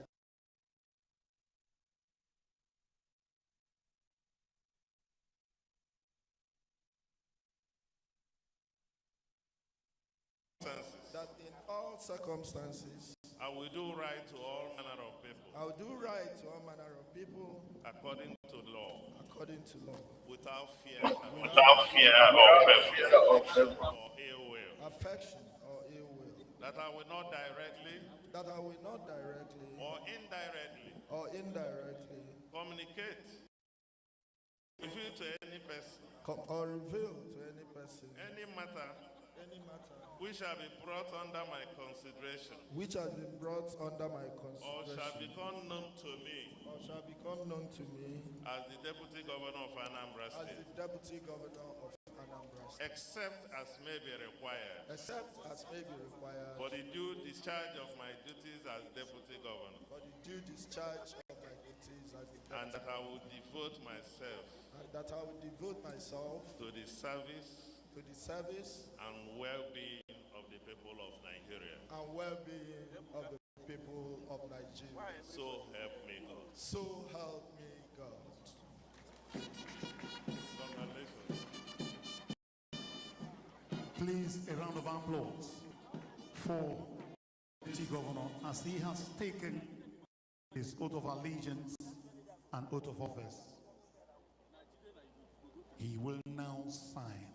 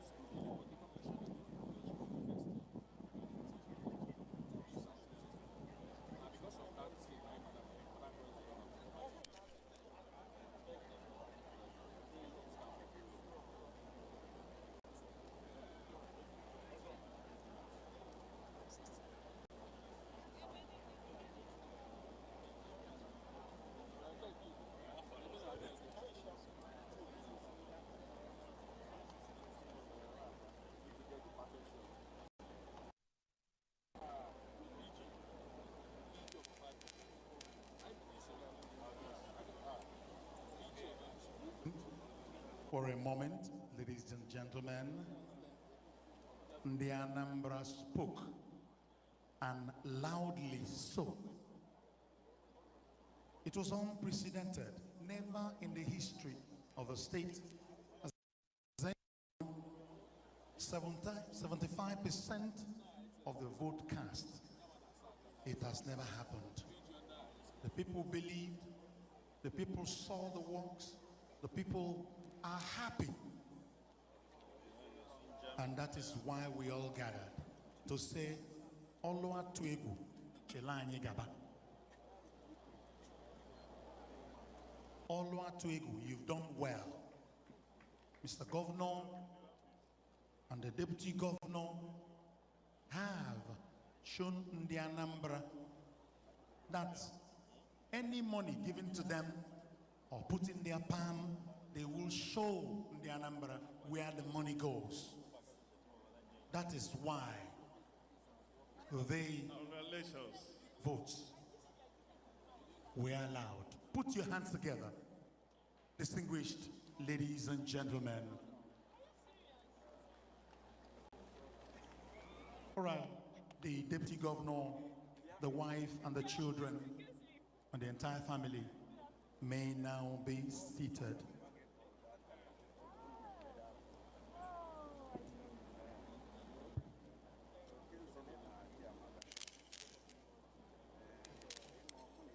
Wow. The children are all smiles.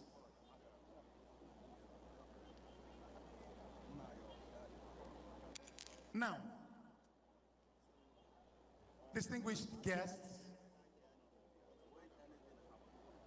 ladies and gentlemen, that man who came to office or came into office and decided that every child in Anambra State from the womb will be taken care of. If a mother is pregnant, she will go for antenatal free of charge, completely free. She will deliver in government hospitals free of charge, including cesarean operations. When that child is born, that child will go to kindergarten free of charge. That child will go to primary school free of charge, not paying any fees at all. Junior secondary school to senior secondary school free of charge. After which, if the child decides to wait for a little while before university, will enroll in the One Youth, Two Skills program. One youth, two skills.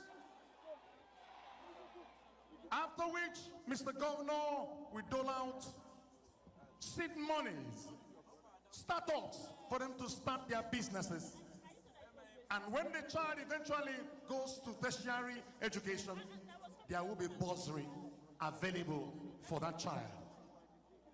Ladies and gentlemen, let me invite for oath of allegiance and oath of office the man that loves his people and his people.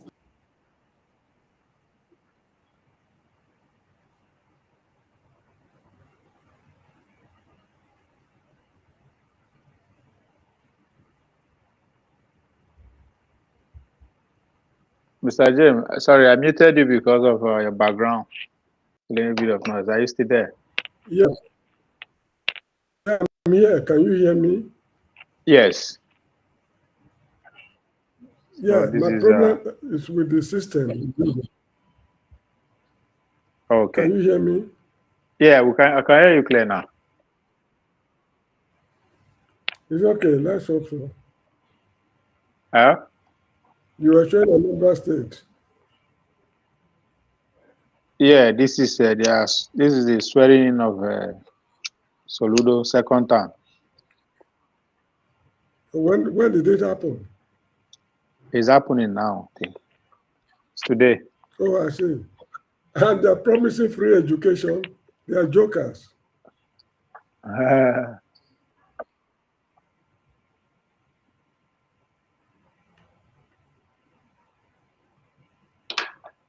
They can do it. The question is that how many primary and secondary They cannot. No, let's call a spade a spade. They cannot do it. They should just forget all about it. No, the point I'm trying to make is that the numbers of people in those schools that they are talking about are few. Pretty much everybody go to private school in Nigeria at that level. So the Look, people who take even their if it's, kids to government school that they want to sponsor is a small money to them. if it is only one child that is in government school, these people will not do it. Take it or leave it. If it's only one Oh, in the whole it's of not that America, it's not that they don't have the capacity, just that they will not do it. Okay, I get they your will point. not do it. They will not do it. That's, I mean,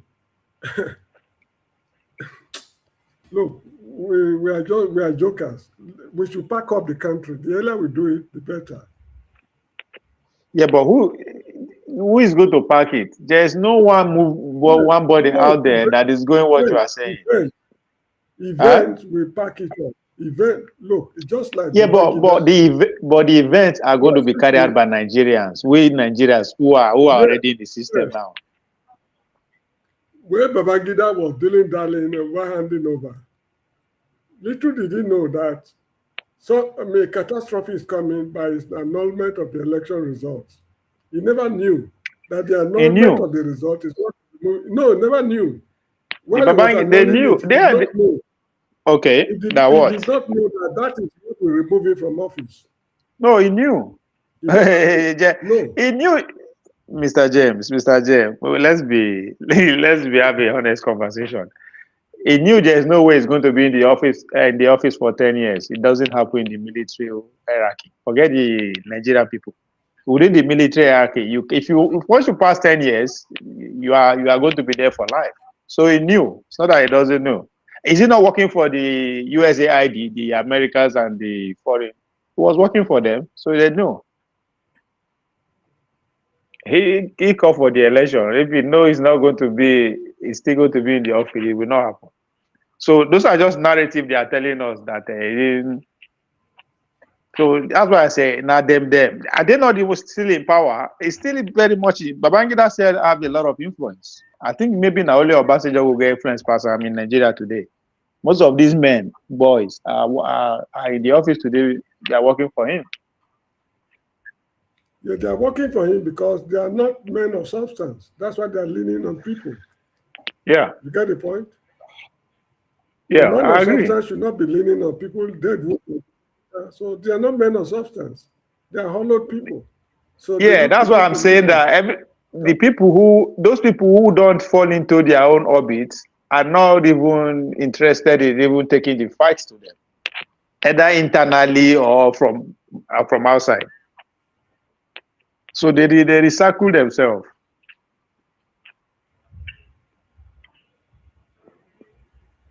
Because they haven't lost power now. The military guys have not lost power. They have not lost power yet.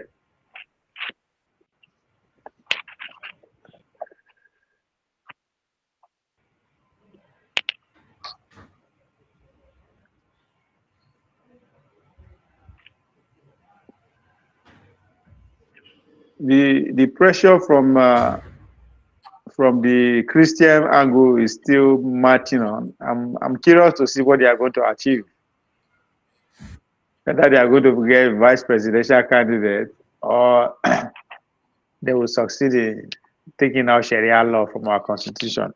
I think that's the fight I am interested to see how it's going to turn out.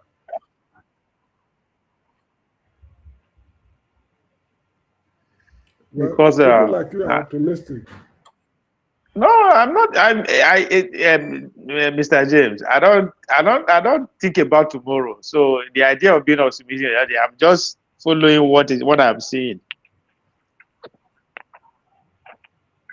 Nigeria is not under one person's control. So that's why I don't really believe there's no future whether we are going to fight or I don't know, because the colonial interest is even more now than it was 10, 20, 40, 50 years ago. So if there's this, let me show you what those who people who are the Christian angle. Because Nigeria, I see the fight, the power contestation between the Muslim and the Christian. That's the only competition I see within the Nigerian elite. The Southern people are using their connection to the West because of their religion to push back to the Arab people who wants to take over everywhere.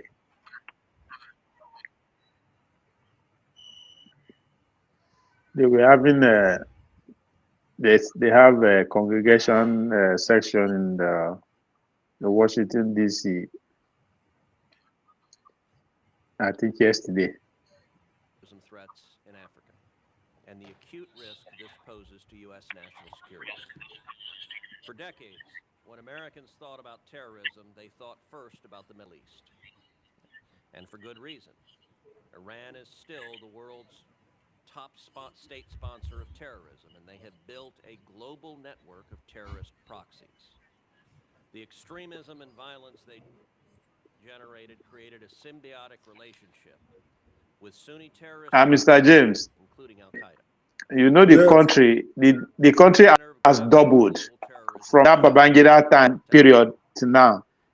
We have doubled in population. In fact, precisely because of the export of So it will take a really sophisticated group of people that will achieve that. And why I'm not even optimistic, Mr. James, in terms of what happened during Babangida era, what happened is that all these our so-called leaders, right? All of them are beholden to either America, Europe, Middle East, or London. So none of them have that. You always had. Is it Dia? Dia as an example, right? Was it Dia, the man that installed discipline when they took power? Tunde Diagbo. Yeah, right. You use him as a very critical example. Those people are native breed. Those are people who are not heavily influenced by outside factors. Am I right? Well, to a very large extent. So they can carry out that kind of and that's why they did not last in power too. If you ask me, because a disciplined Nigeria will not favor the outside world. That should not be our concern. That's what I'm not saying we should factor into our thinking. But the people who are supposed to carry out that kind of revolution, they don't answer to the Nigerian problem. They answer to the money that is coming from outside.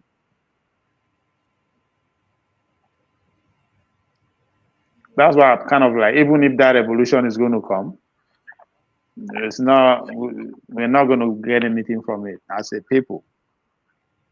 They will just change their puppets. They will just recycle them with.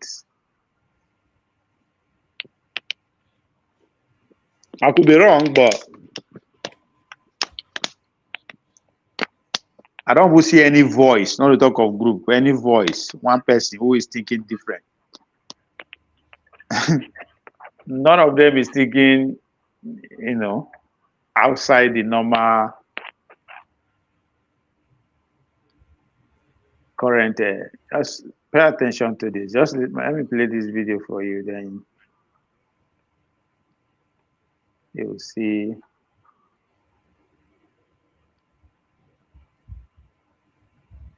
Oh, no, but it's gonna be quiet. Oh.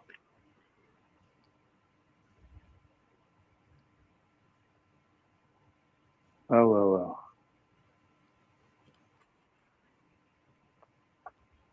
I'm not get time again. But so these people we're discussing today is not far away. It's not disconnected from American life. It's not some side. JNIM and Islamic State in the Sahel have all expanded. In Nigeria, Boko Haram, ISIS West Africa, and Fulani extremists are mass slaughtering Christians. In Somalia, Al-Shabaab targets and threatens U.S. personnel and partners in East Africa, all while receiving support Mr. from James, Iran-backed Houthis in Yemen. Yes. How do you think this will end? This Christian, our Christian fighters, this Christian and Muslim fight that is happening in Nigeria, because this is coming from Washington. That's for them to take it to, because these guys also they are pandering to their electoral base. That's one side of it. But for them to take it this serious, a lot of money has gone into play, right? Because their re-election depends on. Look. Okay. The Americans are not serious. The Americans are not serious. They are only thinking of their interests.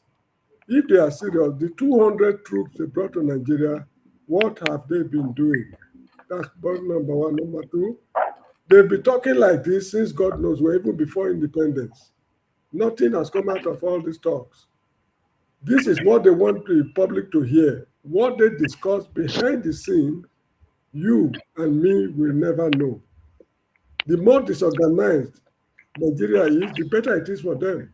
Because when the military in Nigeria, while they were flexing muscles with the West, trying to behave like sovereign states, it was not in the interest of the West. You get the point I'm making. A disorganized, you see, the amount of money they've made from Nigeria during Bola Tinubu's time alone should be equal to what they even made during the military dispensation in Nigeria. A disorganized Nigeria is better for the West, not an organized Nigeria. We should not see it from our point of view. Try to see it from their own point of view. No, but this is my question. This is my question, Mr. James. There are it's in three ways, right?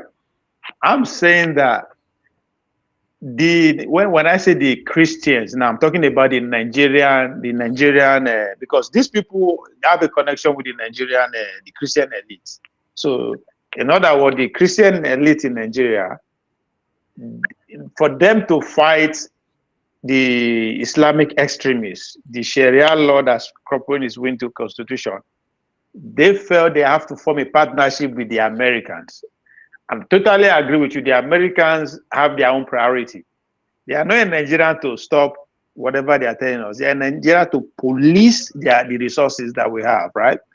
So my question is, do you think the way the Nigerians, the Nigerian Christians, are capitalizing on what the American wants?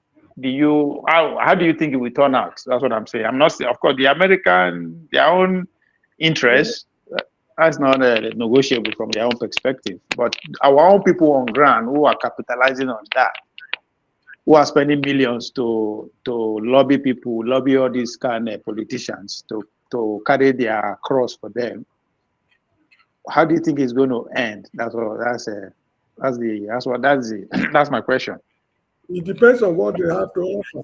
It depends on what they have to offer. Or what are we asking for? Anything free of charge. Okay. Yes. If what they will offer is more than what they hope to gain from the confused Nigeria, the Nigerian team will succeed. But if what they will gain from a disorganized Nigeria is more than what the team is offering, this problem will just continue. Okay, if I should be on I don't know what they have on the board. Yeah, let me say, let me tell you what they are offering. They are offering access, cooperation. That's what the Nigerian side is offering the Americans, cooperation. Yeah, come and do whatever you want. But in return, cooperation in what? Giving them intelligence, cooperation, not fighting them when they are manning the resources. Just give them what they want. But in return, we want Sharia law to be out of our constitution, and we want the blaspheming law to stop. That's my understanding of each side. Look, That means if the have Americans are interest saying, give us to more favor over every other look person. at it this way. Look at it this way. If they have interest to protect in Nigeria, I mean the Americans, they should not put the ball only in the court of Nigeria to abolish Sharia law. Assuming Nigeria failed to abolish Sharia law, what will they do? They've never told us. If Nigeria said, no, we are not abolishing Sharia law, what will they do? No. It will be business as usual.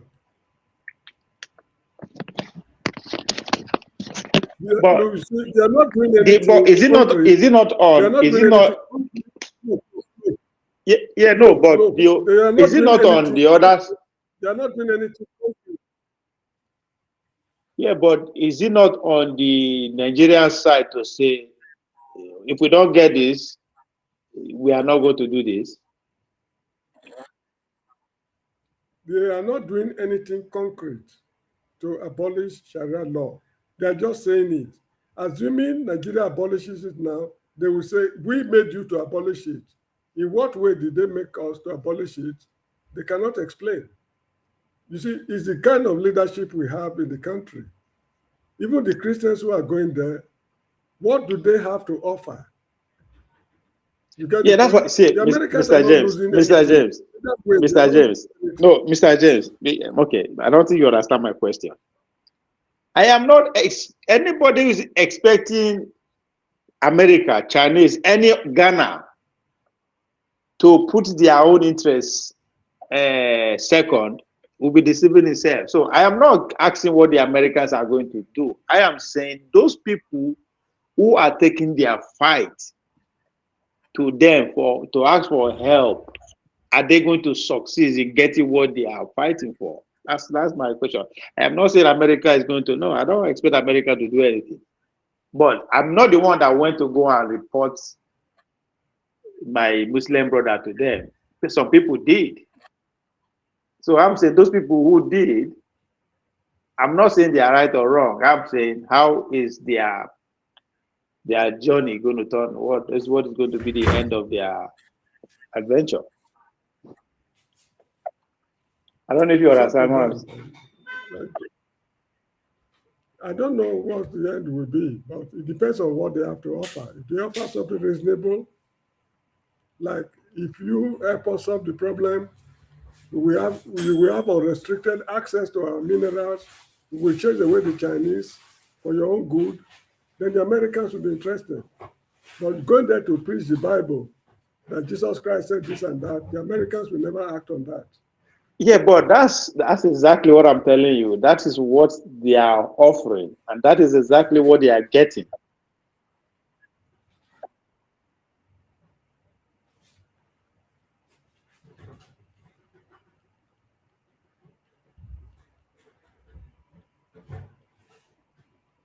Aligned insurgency has shown that even localized military violence can jeopardize major international energy investments and broader regional stability. In region after region, terrorist groups are outpacing the ability of local governments to respond. The failures threaten our interest globally and endanger the American homeland. The threat is rapidly growing and demands attention. For too long, however, Africa was treated as a theater where we didn't have interests. Presidential administrations either ignored it or used it as a playground for self-indulgent ideological experiments. The latter problem was particularly acute during the previous administration. That mismatch allowed terrorist groups to expand and global adversaries, in particular Russia, China, and Iran, to intervene and undermine America. Those dynamics now threaten U.S. interests, our allies, and ultimately the American homeland. The challenge for the United States is not simply how to disrupt immediate threats, but how to do so in a way that is sustainable, accountable, and aligned with broader U.S. interests. This hearing is about confronting that reality and asking what the United States is going to do about it. I look forward to hearing from today's witnesses, Mr. Nick Checker, Senior Bureau Official for the Bureau of Africa Affairs, Monica Jacobson, Senior Bureau Official for the Bureau of Counterterrorism, as they both testify on this important issue. With that, I now recognize Ranking Member Booker for his opening remarks. Thank you, Mr. Chairman, and I'm really grateful for both of our witnesses for being here today. What we are discussing today Okay, don't join the train. There's more money with that. It's not some side issue we can afford to regulate to the margins of our senatorial and administrative focus. Africa is not peripheral to the national security of the United States and to the urgencies we face. Earlier this year, the U.S. intelligence community assessed that Africa has become, quote, a focal point for the global Sunni jihadist movement. That is not a passing warning. That is a flashing red light. Across the continent, terrorist organizations are becoming more adaptive, more networked, and more entrenched in local conflicts. In the Horn, al-Shabaab remains a deadly force. It has killed civilians, killed Americans, threatened U.S. interests, and plotted a 9/11-style attack against the United States. And now it is collaborating with both AQAP and Iran-backed Houthis. ISIS Somalia is emerging as a more significant node in the broader ISIS network, with demonstrated intent and capability to threaten beyond the region, including against the United States. In the Sahel, terrorist groups linked to ISIS and al-Qaeda are driving some of the highest levels of violence in all the world. In the Lake Chad Basin, IS West Africa and Boko Haram continue to exploit borders that are weak, states strained, and communities that have been failed by their governments for far too long. And in Mozambique and the Democratic Republic of the Congo, insurgencies are deepening humanitarian suffering, threatening stability, and putting civilian lives and economic progress at risk. In Mozambique, this includes an attack that halted a U.S.-financed natural gas project. So let's be clear. Counterterrorism in Africa is not charity. It is not a distraction. It's not optional for our country. It is a core American national security interest. And if this administration sees Africa as peripheral, then it is treating a central national security challenge as an afterthought, and that is dangerous. Because these groups do not emerge out of nowhere, they feed on corruption. They feed on broken governance. They feed on despair. They feed on the absence of state legitimacy, the weakness of institutions, the pain of exclusion, and the vulnerability of young people who see too few pathways to dignity, work, and hope. And that means, ultimately, you cannot bomb your way to lasting peace. Military strikes can matter. They can disrupt plots. They can degrade networks. They can eliminate immediate threats. But military strikes alone cannot build trust in government. Military strikes alone cannot create livelihoods. Military strikes alone cannot root out corruption. Military strikes alone cannot strengthen courts and communities and local institutions. Military strikes alone cannot prevent extremist groups from returning the moment attention shifts and the dust settles. What this takes is strategy, patience, partnerships, diplomacy, development, and security working together. But that is not what this administration is doing. Instead, what we are seeing is a retreat dressed up as resolve. We see leadership vacancies all over the continent. We see diminished diplomatic presence all over the continent. We see the weakening or elimination of bipartisan prevention, stabilization, security, and development tools that this Congress, Democratic and Republican presidents, have placed. We see talk of burden sharing while the United States steps back from the very that make burden sharing possible. At the very moment extremist threats are growing more complex, America is reducing the very architecture needed to respond with coherence and credibility. And when America is absent, instability grows, extremism spreads, and our adversaries advertise themselves as the future. China and Russia are not waiting on the sidelines. China is deepening its commercial reach, expanding infrastructure financing, widening its security, and positioning itself as the partner that shows up when the United States pulls back. Russia is pitching its Africa cores as essential for security, and our inconsistency makes China and Russia's pitch all the more powerful. So when communities and countries across Africa are looking for help to resist extremism, to build opportunity, and stabilize fragile regions, and the United States offers inconsistencies, indifference, we should not be surprised when they turn to the actor promising roads, ports, investment, training, and partnerships. That is the vacuum we are creating. And let me be clear, African nations have agency. They will choose their own path. But our retreat narrows American voices, weakens our credibility, and limits our ability to be the partner of choice. This is bigger than just one hearing that we're having. We should be doing so much more. This is bigger than just a budget line item. The two of them, both Republican and Democrat, are making the same argument. Vital to our security, our economy, One is advocating for and our standing other military measure, which is Ted Cruz.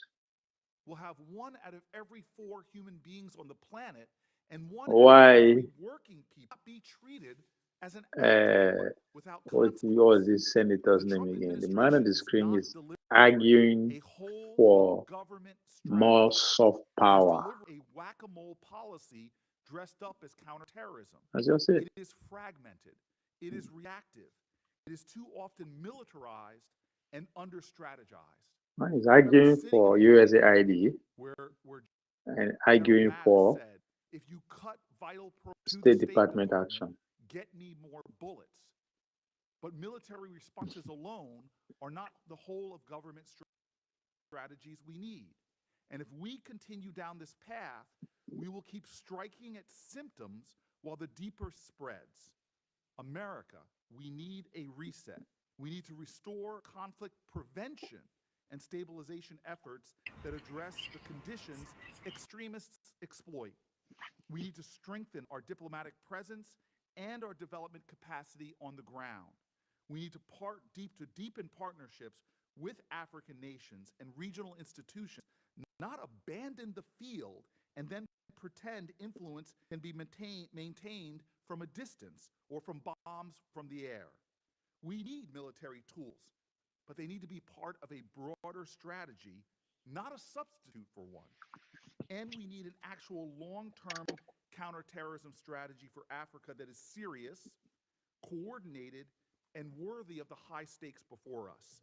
Because the future of American security is bound up with the future of the stability, prosperity, and partnerships we have on the African continent.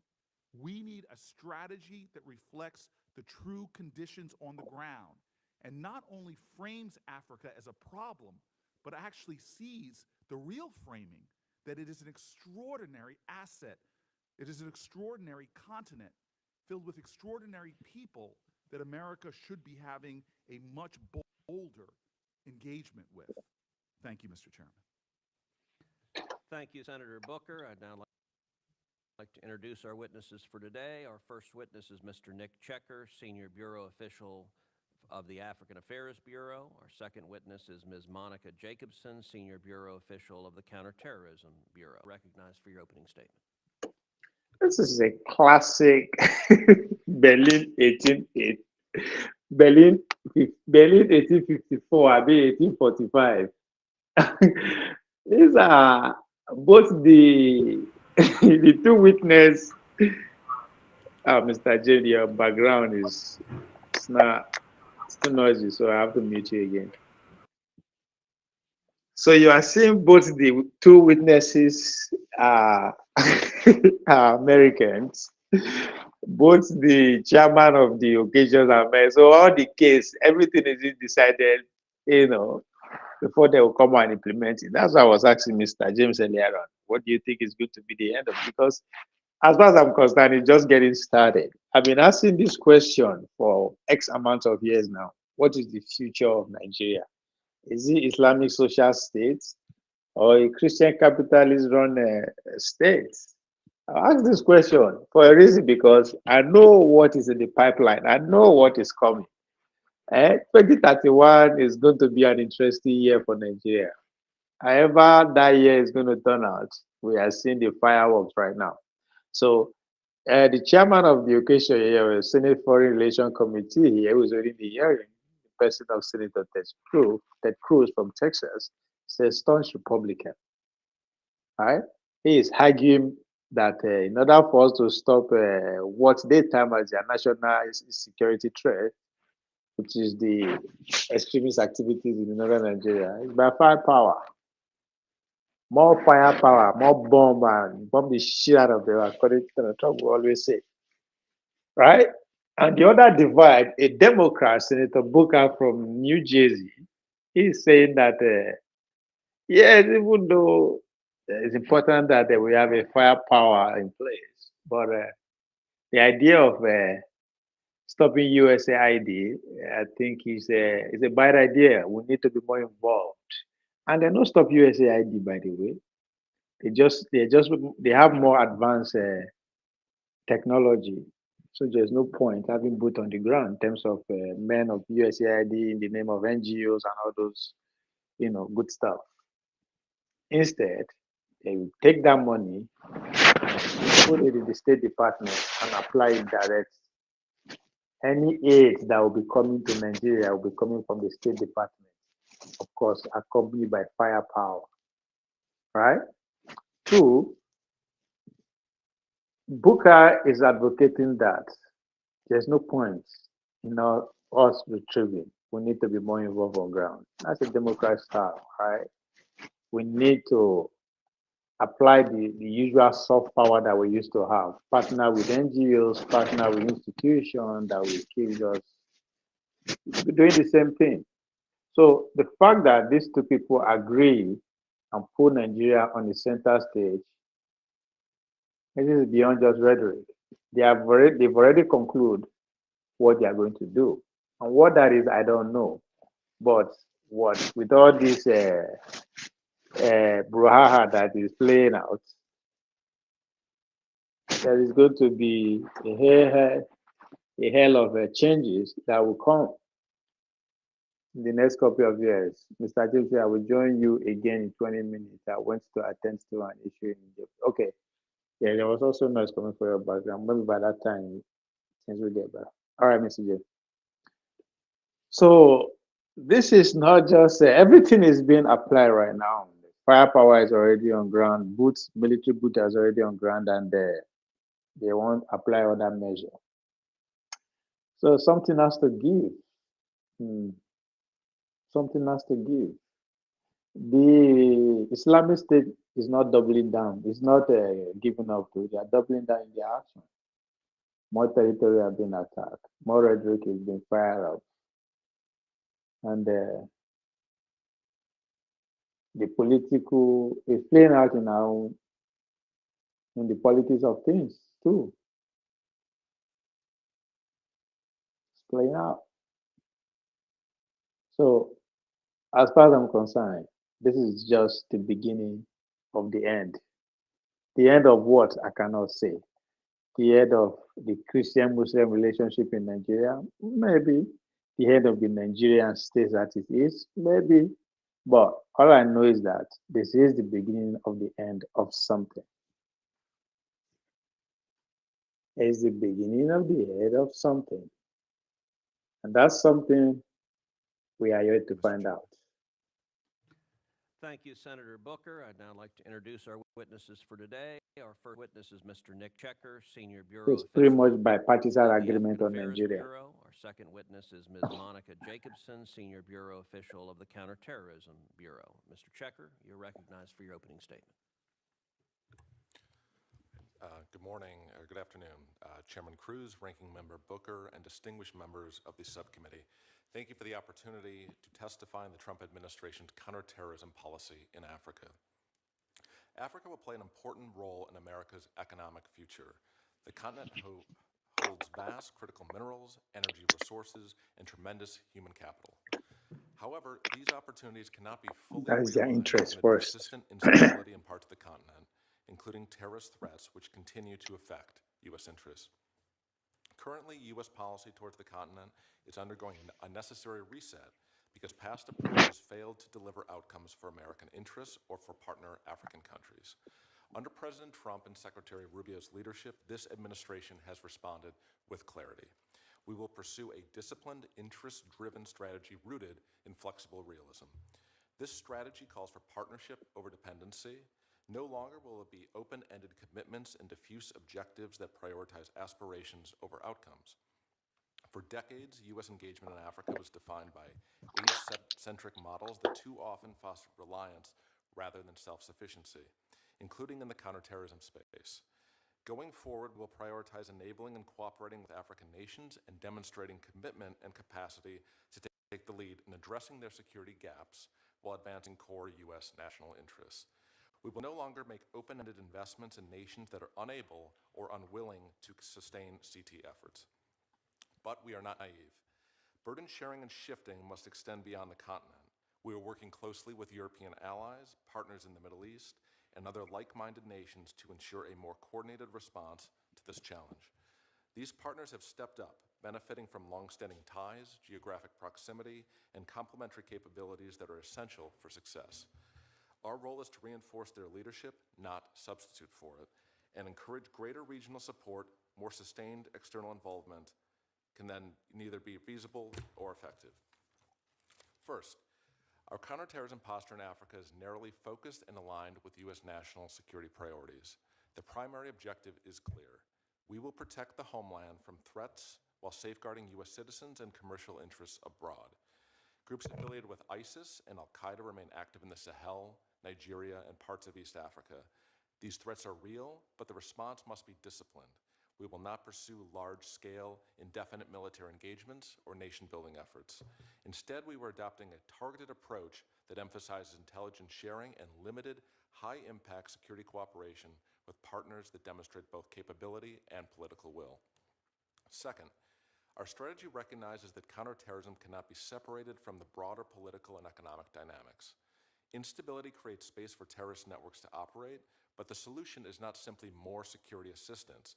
That has not worked as shown by investments in the Sahel, a region that accounted for 5 to 10% of terrorism-related deaths a decade ago now represents over 50%. Despite significant American engagement, the strategic picture demonstrates that open-ended, aid-centric approaches have not delivered. This is why a fundamental rethink is necessary. Additionally, there are regional and cultural dynamics that must be accounted for to address the underlying conditions that fuel conflict. Weak governance, lack of economic opportunity, and unresolved regional disputes, challenges that the United States cannot unilaterally address. Third, we are refocusing foreign assistance to ensure that every dollar advances U.S. interests and delivers measurable outcomes. We will prioritize programs with clear objectives and defined timelines. These changes also mean making difficult choices, focusing resources where they can have the greatest impact and eliminating programs that do not. In the counterterrorism context, success will be evaluated on reductions in terrorist activity and unfettered access to financial and criminal networks, improved partner performance, and better protection of U.S. interests. Finally, our approach is grounded in respect for sovereignty and realism about political conditions on the ground. We engage governments as they are, not as we wish them to be. This does not mean abandoning our values, but pursuing them through pragmatic diplomacy rather than public pressure that undermine cooperation. We will work with countries even when they have partnerships with our strategic competitors if doing so advances U.S. interests and protects the homeland. Effective counterterrorism partnerships require trust, and trust is built through consistent, interest-based engagement. This principle informed my recent travel to re-engage Sahelian partners and advance efforts to bring home American citizen Kevin Rideout. In closing, we are prioritizing partnerships that matter, aligning our resources with our strategic objectives, and ensuring that our engagement delivers real benefits for the American people and results for our African partners. Thank you. I look forward to answering your questions. Thank you. Ms. Jacobson, you're now recognized for your opening statement. Thank you. Thank you, Chairman Cruz, Ranking Member Booker, distinguished members of the subcommittee. Appreciate the opportunity to testify today on the administration's counterterrorism policy in Africa, alongside my colleague Nick Checker from the Bureau of African Affairs. The Trump administration remains vigilant against potential terrorist threats to the homeland emanating from Africa. Our priority is to identify and disrupt these plots, targeting the United States and its citizens before they materialize.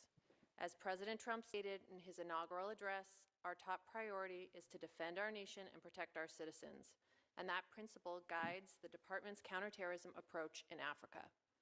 In response to the presence of ISIS and al-Qaeda in parts of the continent, and to remain vigilant against any attacks on the homeland, the United States is pursuing a targeted, disciplined strategy that avoids open-ended commitments. This approach is guided by three core principles.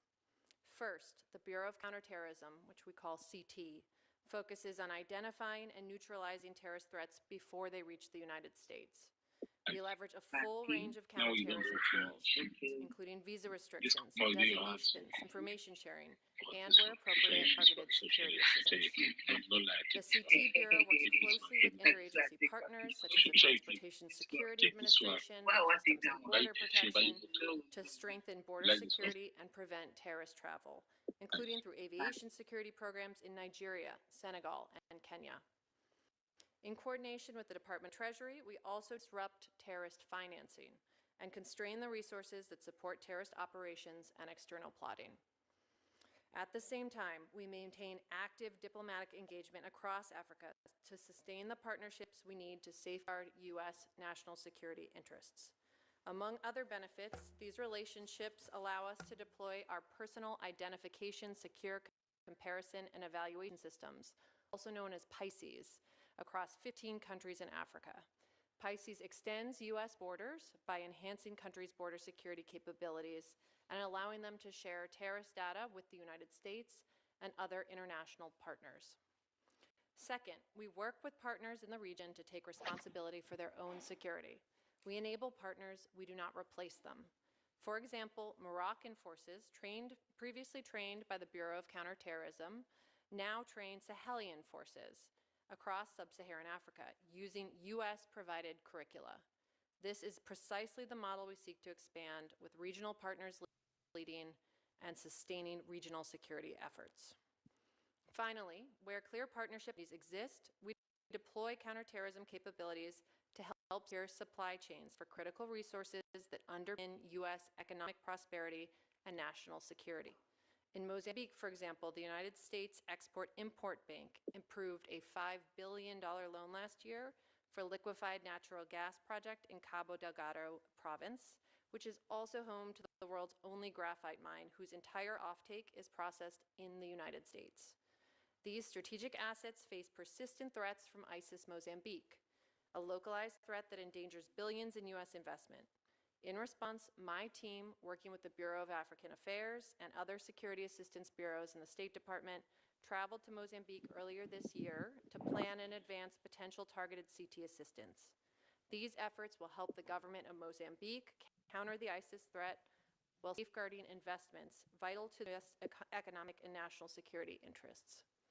We also recognize that in many parts of Africa, radical Islamic terrorists target civilians based on their Christian faith. As President Trump and Secretary Rubio have made clear, we will respond to atrocities and violence against Christians, including those who knowingly direct, authorize, fund, support, or carry out violations of religious liberty. Our counterterrorism efforts have included directly targeting the terrorists responsible for this violence, and we likewise hold governments' feet to the fire when they fail to address terrorist threats that undermine religious freedom. We also remain vigilant to threats against U.S. citizens in Africa, and will use every tool available to secure the release of U.S. hostages and bring their captors to justice. Taken together, this approach reflects a disciplined, consistent strategy. We prioritize threats with a direct nexus to the homeland, shift responsibility where possible to capable partners, and advance commercial diplomacy that supports U.S. national security. I look forward to discussing these efforts and working with the subcommittee to ensure that the United States' counterterrorism strategy in Africa remains focused, effective, and aligned with our national security priorities. Thank you, and I welcome your questions. Thank you both for your testimony. Let's start off with a question addressed to you both. As I've said, one of the reasons for these hearings is to ensure that the administration officials have the opportunity and the platform to articulate President Trump's approach to Africa. For too long, U.S. policy has treated Africa as a secondary theater. The Biden administration withdrew U.S. forces from Niger, which was a key foothold in the region that is the epicenter of global terrorism. That assumption is no longer tenable for a range of reasons. The President has established that it is not. He personally met with 13 African heads of state in his first year in office. But too often, there is nonetheless a lazy assumption that the U.S. is disengaging from Africa. One of the reasons Africa is a critical theater is, of course, counterterrorism. In 2024 alone, there were nearly 19,000 fatalities linked to military Islamist violence in Africa, with over 50% of the fatalities in the Sahel. Let's start at a high level. In your judgment, what are the risks to the United States if we do not keep our eyes on the ball, if we do not focus on counterterrorism in Africa? Sure. Yes, Senator, thank you for the question. I think at the moment, as you outlined in your statement, we've seen really an expansion of ISIS and al-Qaeda-linked groups expand in the Sahel, accounting for, I think, 98% of all militant Islamic groups or activity is the Lake Chad Basin, Sahel, and Somalia at this point. And so while these groups are increasingly active, we do believe that it's a localized threat at the moment. It's an insurgency that's expanded the number of fatalities and expanded its territorial control. And that's why I think the way the administration is engaging on the continent is pragmatically by re-engaging some of these Sahelian states. So in this job since I took over in January, reaching out to Mali, Niger, and Burkina Faso, I think is key to get insight into building those partnerships and having that intelligence warning to keep a pulse on that threat. And as you noted, Senator, the previous administration, the closure of their base in Niger was in large part because we failed to deal with these governments pragmatically. So I think this administration made a concerted effort to re-engage those states where the Islamic jihadist threat is most prominent, to make sure that we do have the intelligence and warning to monitor these threats and make sure that if there is a transition from being very localized to having aspirations to attack the homeland, that we'll be aware of that. Ms. Jackson? Thank you for the question. We absolutely share your concern about the terrorist threats in the region, and we're working aggressively to ensure there's no threat to the U.S. homeland, while also working to avoid becoming embroiled in localized threats. Our strategy in that requires us to disrupt terrorist networks before they can threaten the homeland or harm American people. I will say we are bringing a lot of CT tools to the fight. So I mentioned some in my opening statement, but we have border security programs. We have 15 border security programs that we have in place across Africa. That's more than in any other region. We have watch listing efforts. We have tailored security assistance and information sharing. And I should say we are bringing at the Counterterrorism Bureau specifically $151 million to help ensure that to support our partners as they take responsibility for security while also protecting American interests. Thank you. Mr. Checker, this next question's for you. More Christians are killed for their faith in Nigeria than anywhere else in the world. Since 2009, Islamic jihadists have murdered more than 50,000 Christians in Nigeria, and more than 20,000 churches, schools, and religious institutions have been destroyed, most burned to the ground. Scores of Christians and several others were kidnapped over Holy Week. Nigerian officials have been, unfortunately, complicit in facilitating these atrocities.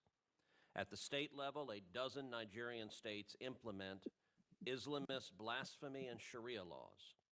At the federal level, the government looks their way at Islamist violence. The result is, unsurprisingly, yet more jihadist violence. Last year, I introduced the Nigeria Religious Freedom Accountability Act, which would require placing Nigeria back on the countries they're concerned list and impose sanctions on officials involved in enforcing blasphemy and Sharia laws. The U.S. government knows who they are at both the local level and the federal level, and they should be held accountable. I'm sorry to say that Nigerian officials are, at a minimum, in denial of the government's role. In October, several officials, including the Deputy Speaker of the Nigerian House and the Chairman of the House Committee on Foreign Affairs, and a range of anonymous officials linked to the President, directly attacked me for saying that, quote, officials in Nigeria are ignoring or even facilitating the mass murder of Christians by Islamic jihadists. Last year, I met with a delegation of top Nigerian defense and security officials. They said they were committed to ending the violence. I told them I would judge their commitment by the results. Those results have yet to materialize. President Trump has established that the United States will use all tools of statecraft to counter the violence.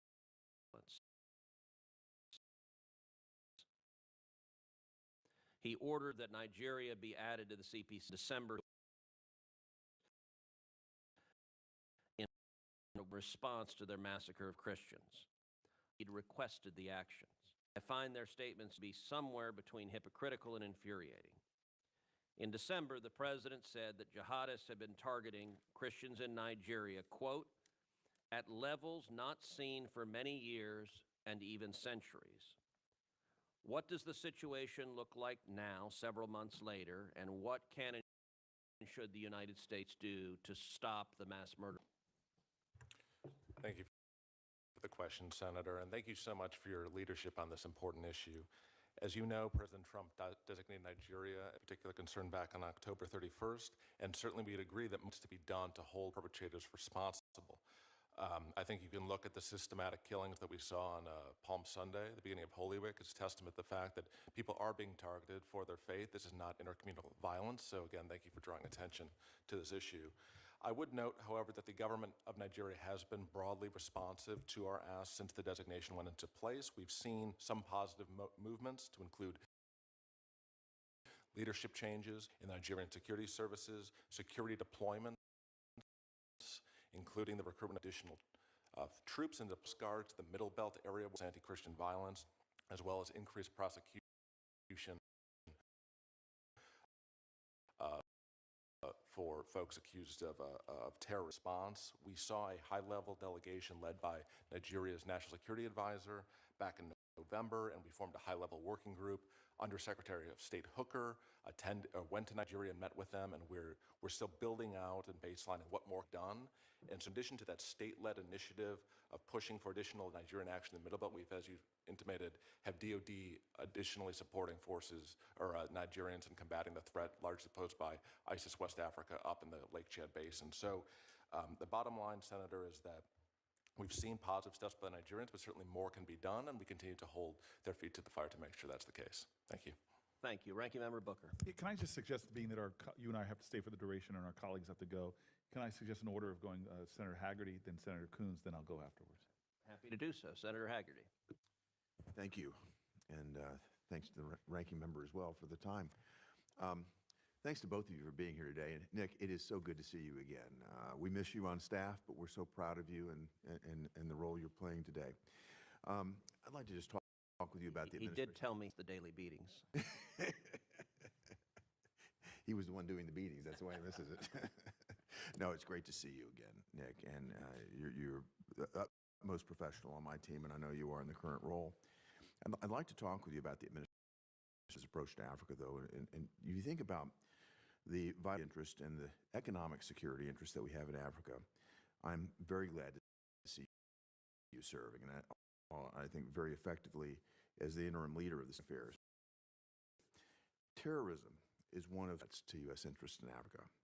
Counterterrorism is a very important element of our nation's broader strategy in the continent. So, Nick, if you could, tell us more about how the broader strategy that you're pursuing serves U.S. interests?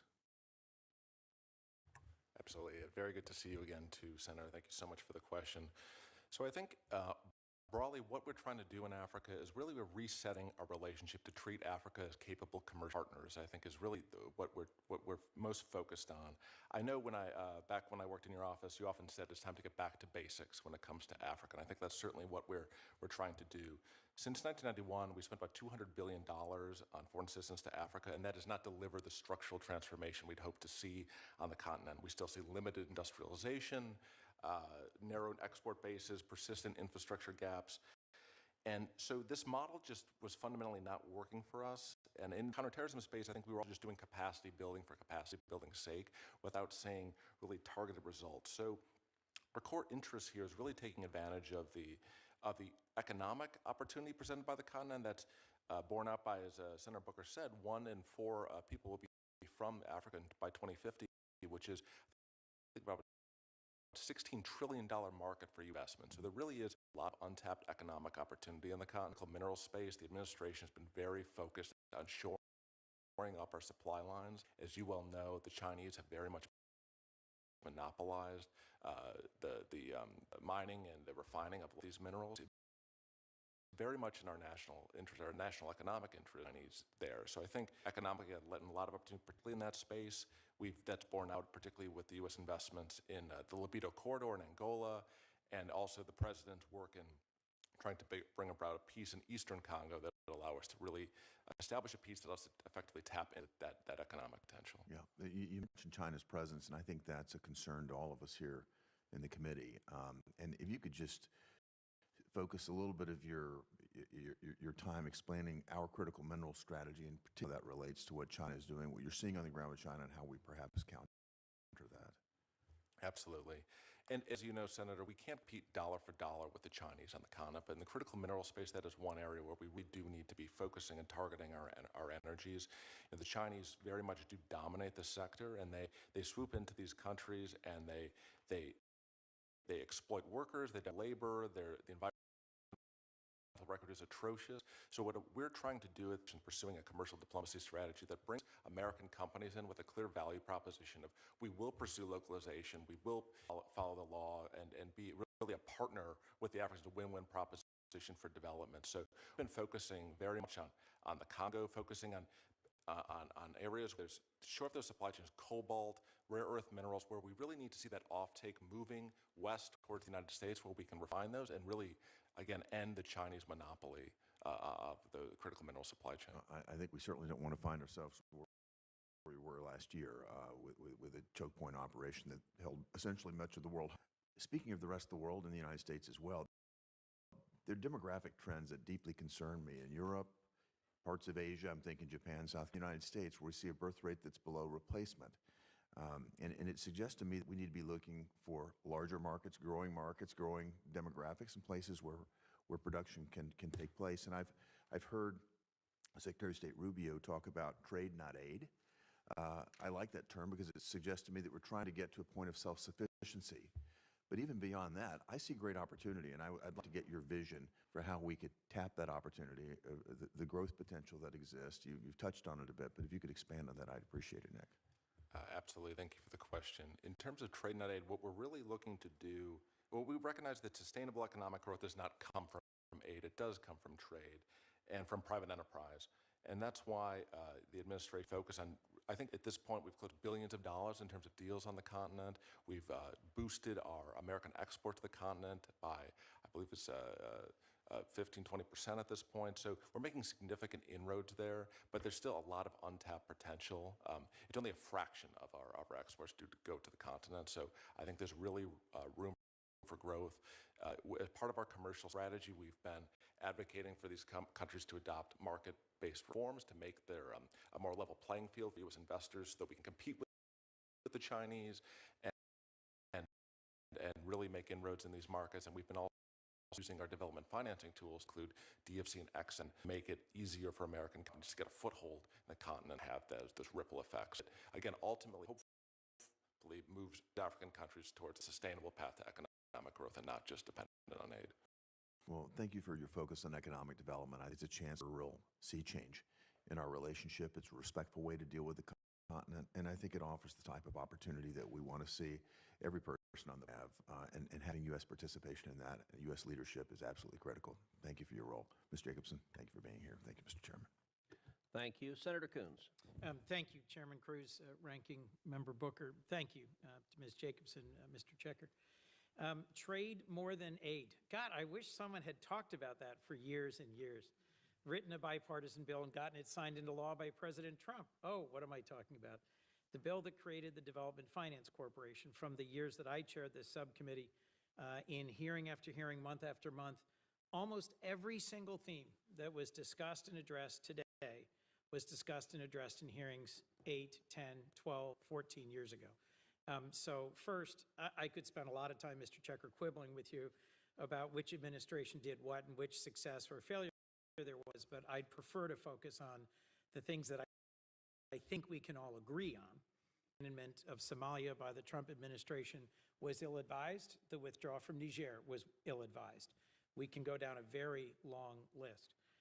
I do think that competition with the Chinese, continent-wide, has become steadily more urgent over the brief 16 years I've spent here engaged in this topic. There was a rumor at the end of the last year that the administration was about to close 10 embassies in Africa. I hope that is not the case, but it is true today that we have 36 embassies without ambassadors in Africa. The Chinese have embassies and ambassadors in every country except Eswatini, which remains in a relationship with Taiwan. Thank you, Eswatini. Speak briefly to whether the administration has to advance nominees and to sustain its current footprint so that we've got a platform that the Foreign Commercial Service, that the Development Finance Corporation, EXIM, and others can operate out of. Without ambassadors leading embassies, we lack the partnerships and the access that helps us in our counterterrorism mission and in our mutual relations with African countries. Thank you for the question, Senator. We do have several ambassadors on the continent, and every embassy you mentioned is still led by a career diplomat. We have the utmost You know as well as I do that in the hierarchical world of diplomacy, particularly in Africa, when you have a chargé instead of an ambassador, you have great dating access, correct? That could be true at times, yes. I saw it over and over and over. And so, look, this is not just this administration, but we've never had a deficit this great in terms of Senate confirmed ambassadors for the continent. Move forward. Senator, I would note there is an ongoing process, the timeline of which would have to refer to the White House, but we are, as you said, noted I'm about clear. those. How far into this administration are we? Yeah, over a year. Well over a year. We're about a third of the way through. And yet out of 54 countries, 36, we have no ambassador. I just think it's a mistake. And I think it's something that the chair and ranking of the full committee have repeatedly said. If we get nominated, I'm happy to sit through confirmation hearings. We need to fill these ambassadorial positions. There's another bill, some guy's name, Lindsey, on for 6 years, that President Trump signed into law called the Global Fragility Act. I think you're the one, sir, who said we need a strategy that is aligned. Were you in the room for the debates and discussions about the Global Fragility Act? That's almost exactly what we described as the goal, which was to come up with 10-year strategies for how to deal with fragile states that were not yet failed states. So countries like Burkina, Mali, Niger, which are now demonstrably failed states.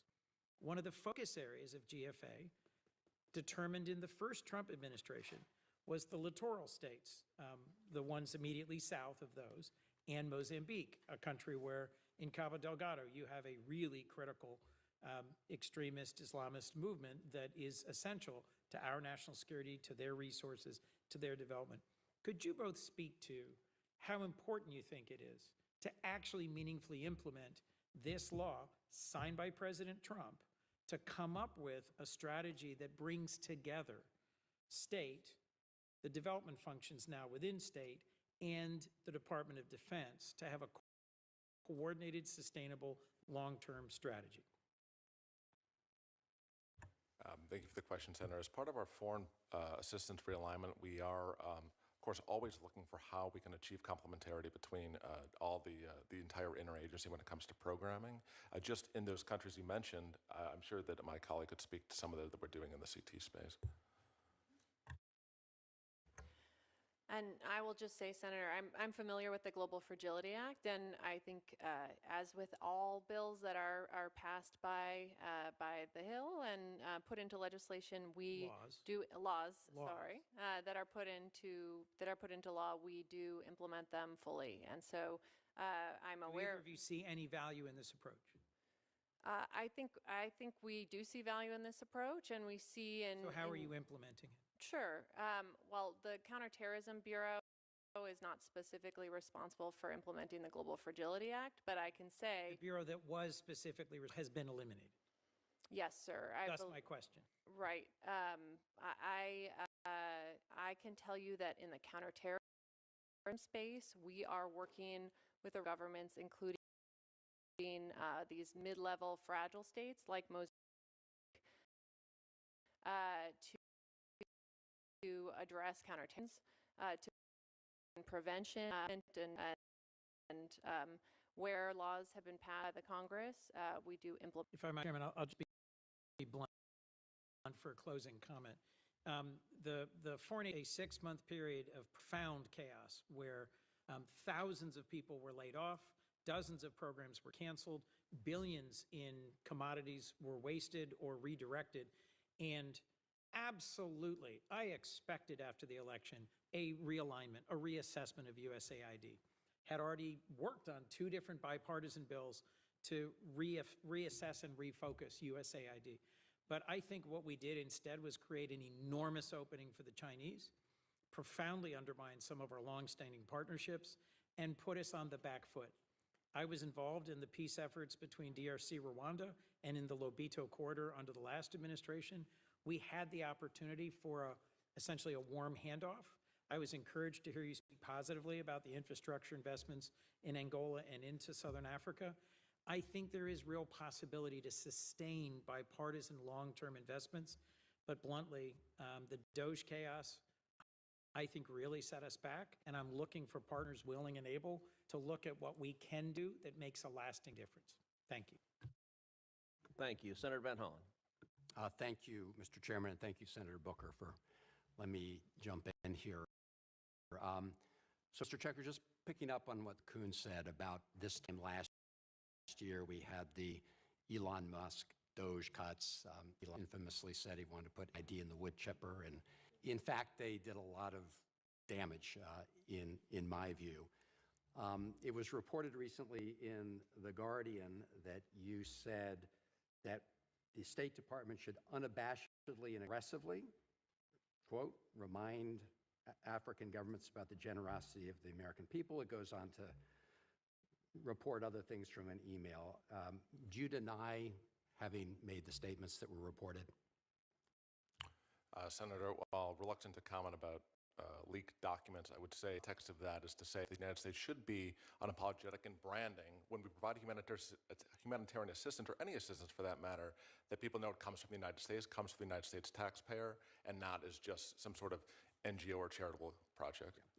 And actually, Senator Coons and I think also sort of agree. That's why AID had on it as the logo, from the American people.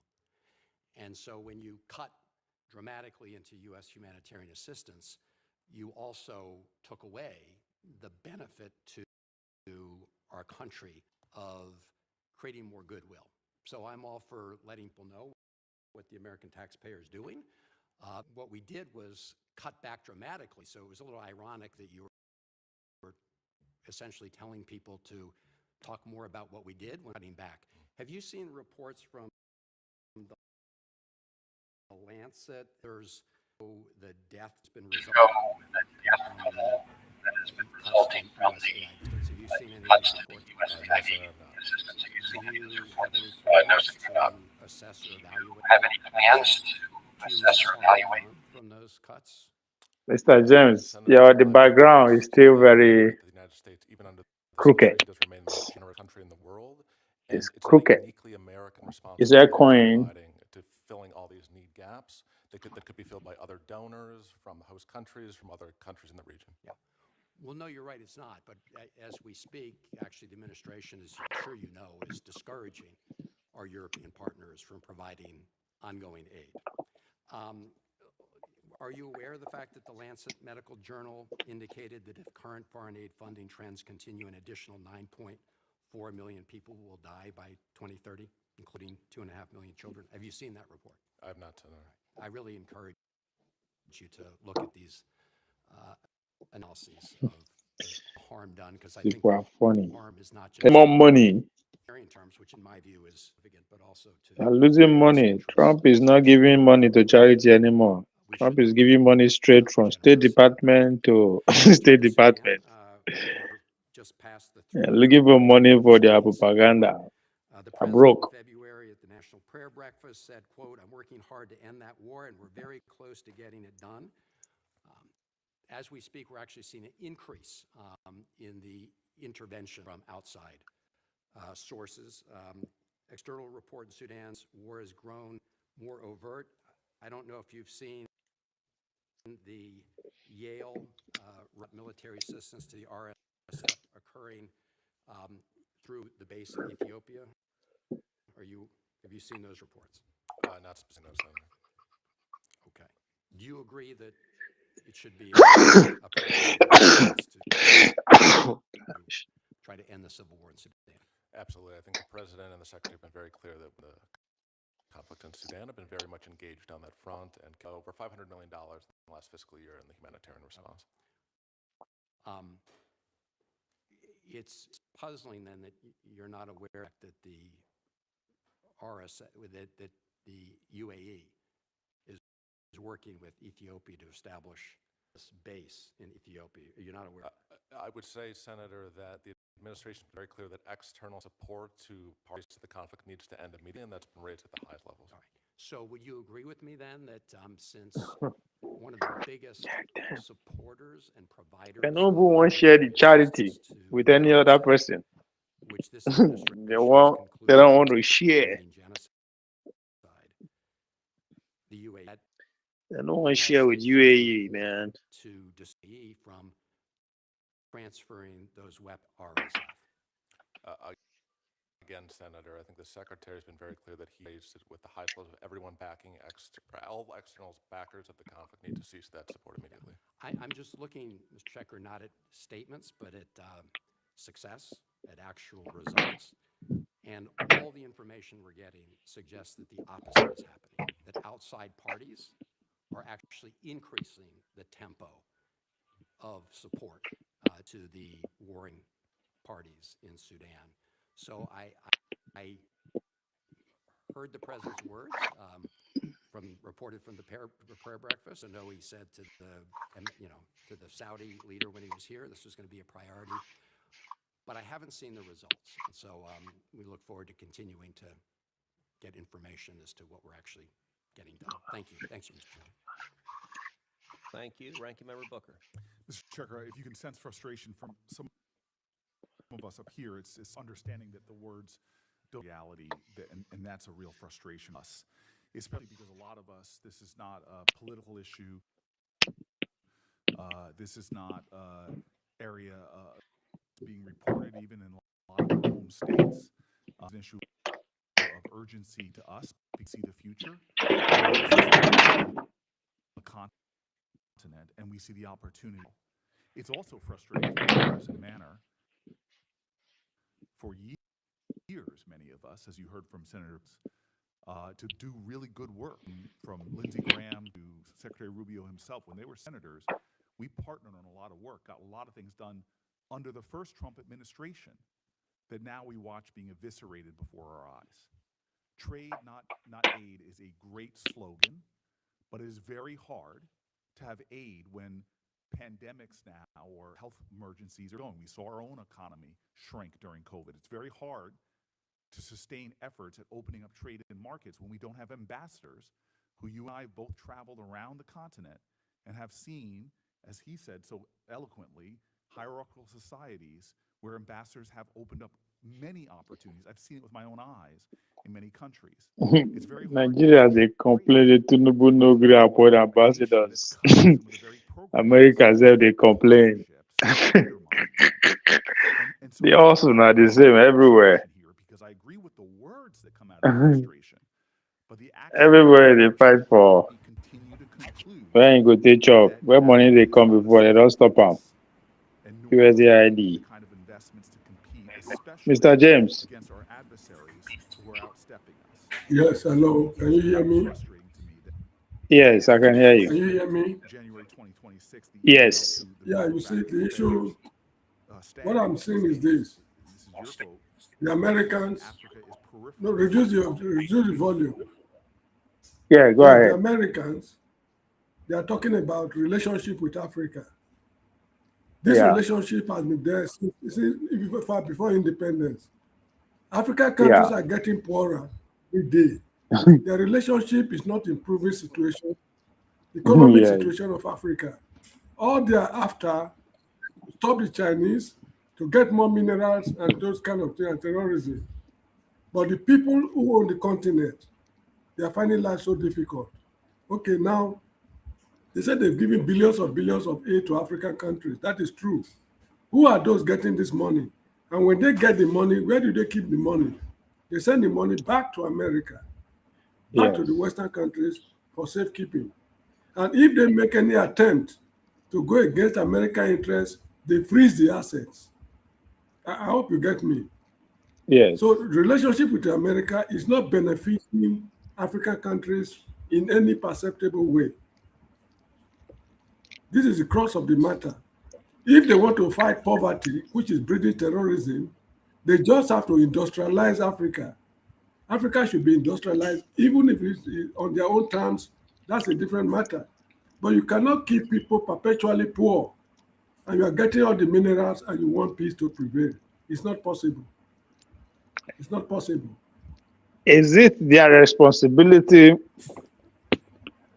for us to develop or stop or make any progress, or their responsibility? No, the issue is this. They are saying that they don't want terrorism. They don't want to hurt American interests. Who are those hurting this interest? They are the uneducated illiterates. The poverty rate is just excruciatingly, unbearable in Africa.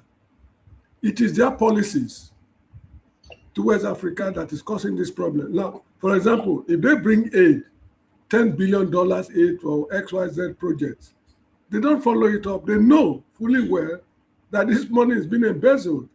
And when they see this money streaming back to the US in form of bank accounts, they don't complain. So if you do not complain, whatever comes out of your not complaining, you bear it. This is the situation they find themselves. The rate at which they are underdeveloping Africa is very frightening. If the Chinese are coming to build railway lines, build whatever it is, bridges and others, fine. This is what Africans need. But it's very rare for you to see a road in West Africa, East or Central Africa, constructed by the US companies or American government, or you said, they don't do anything to uplift the standard of living. Instead, the activities are plunging the people deep into poverty.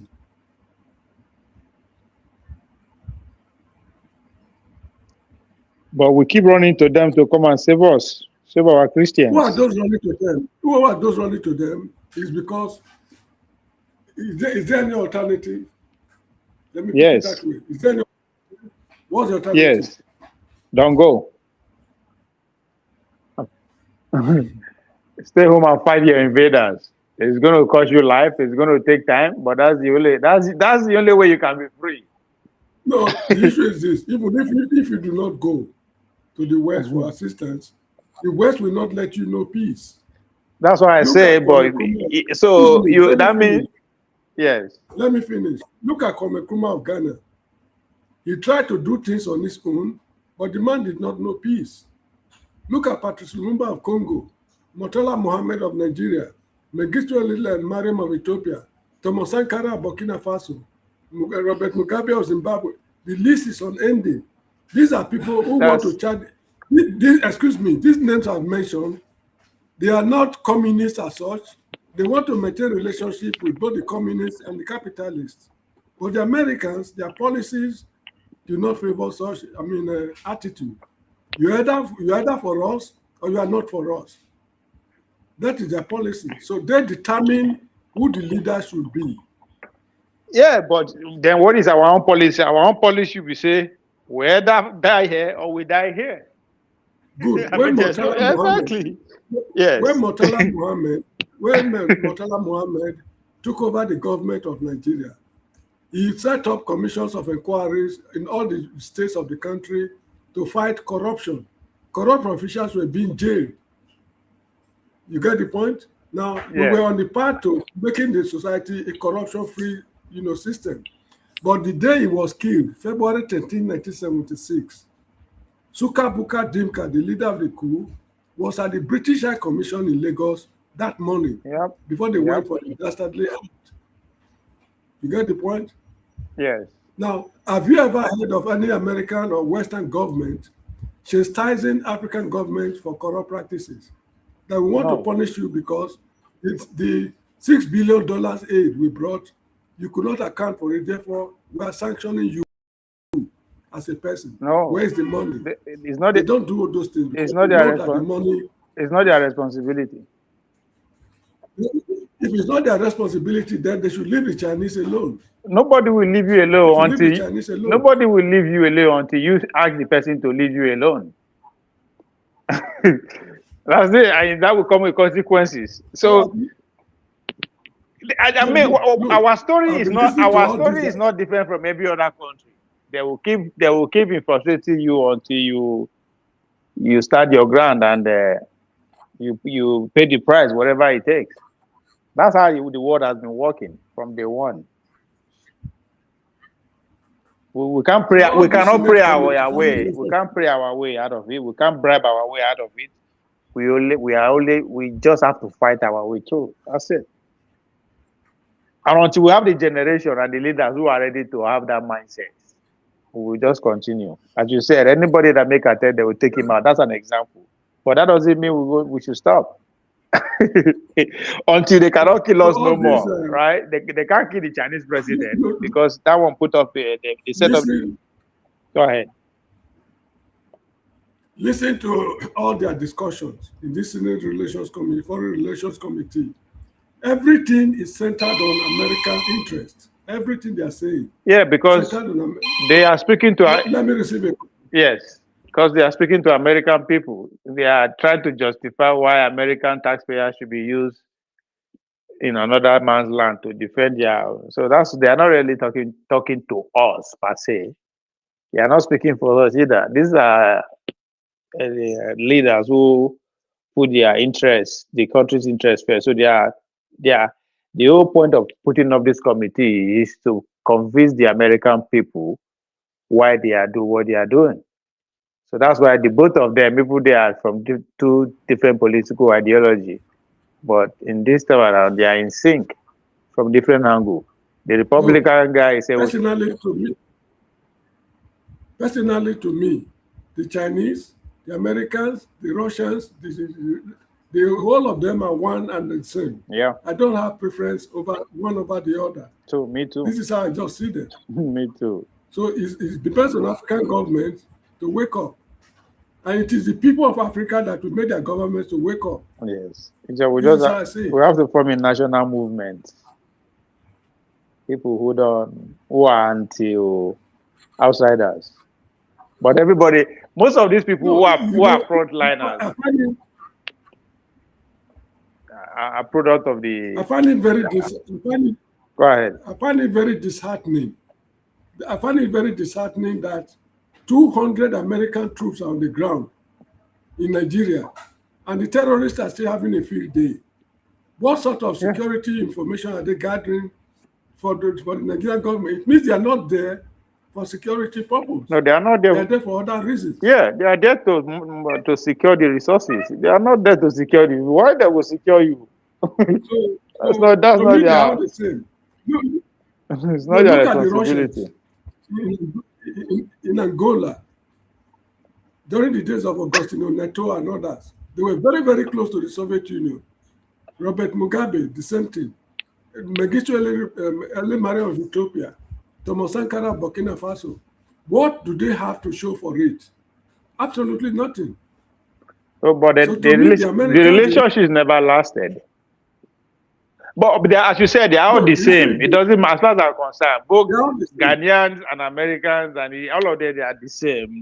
There's no way they will put their interests second. We say they want to. I mean, nobody will do that. It's like you putting your family in somebody else's hand. It's just unfortunate that they've frustrated our society to the point that any leader that presents himself is already compromised. Hear them talking as if it is their birthright Well, to own the minerals in Africa. As if it's their birthright. The Chinese don't have the right. The Russians don't have the right. It is their birthright. Who made it their birthright? It's power. Once you have the power, you can do and undo. So you see, this is why I prefer military rule. In so many cases, for a number of reasons, I prefer military rule to civilian rule. When the military were in power in Nigeria, they were even thinking of building a nuclear reactor. But among themselves, there are some minor misunderstandings, and they shelved the idea. Yeah, they were infiltrated. If they had been able to build that nuclear reactor, the story would have been slightly different from what it is now, at least. Oh, yes. That's even the military. As I was pointing out to you, the military built Alaja Steel, petrochemical industry Warri refinery, second refinery in Port Harcourt, Kaduna refinery, Alaja Steel complex, Ajakuta Steel complex, Oshogbo Steel rolling mill, Jos Steel rolling mill, Ascom Badagry, I cannot name Murtala Mohammed Airport, Lagos Ibadan Expressway, Tonbila Bridge. I can. So many things they did. You get the point? But the West did not let them know peace. They did not let them know peace. So, what are we talking about? To me, Mr. James, but even in the midst of that, they still achieve something, which is the point you are making. The West they didn't let them make peace, but they still make progress. What is the excuse of these leaders? Because it's the same thing. The West are still here, but they are not making any. Yeah, the reason is this. When they were fighting the soldiers to leave office, hand over to civilians. When they were ready to hand over, the so-called pro-democracy activists, they chickened out. They said they do not trust them. If you do not trust them, why were you fighting? Are you getting me? Why were you fighting? They were fighting because they were getting money from the West. Good. So at the end of the day, the West took over the government. Yeah, at the end of the day, this is what happened. At the end of the day, the West tell them to don't see, these people will not give up power. You people should run.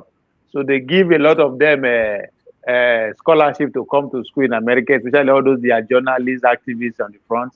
They give them scholarship to come and school in America. They give some people visa lottery, asylum. In order for the military just to continue. That's what most of them did. Only a few of them did not leave. People like Gani Fire and Co. They stay, but even at that, they end up becoming a lone wolf. And now again, those that were given asylum, those that were given free education and all that, were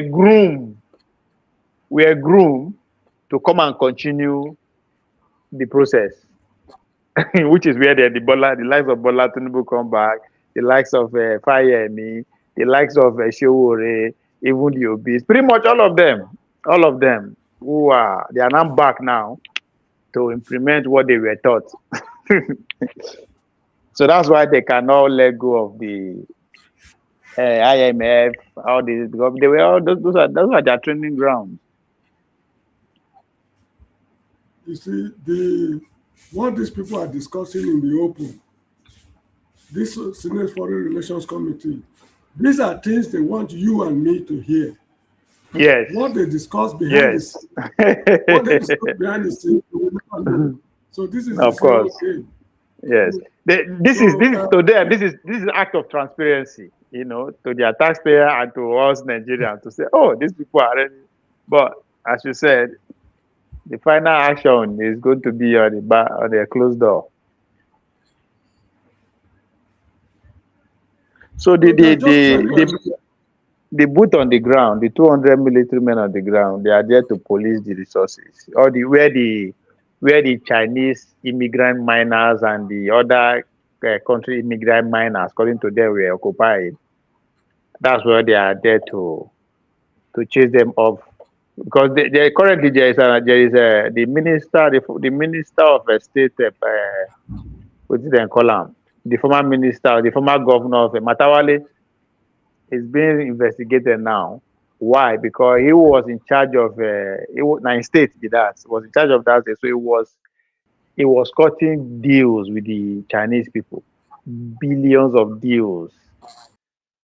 So now they don't put him. They are trying to expose him just because they need those deals to be switched.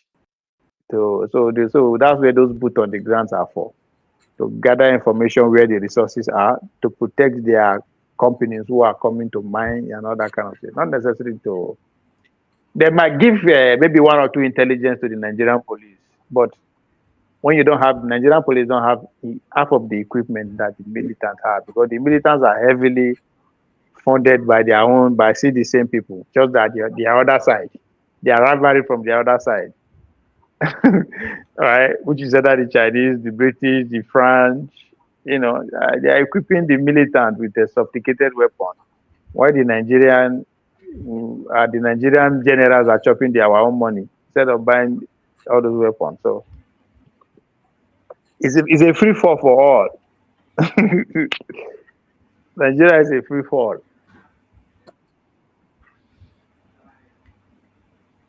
Anyway, let's see. Let's see what the outcome will be eventually.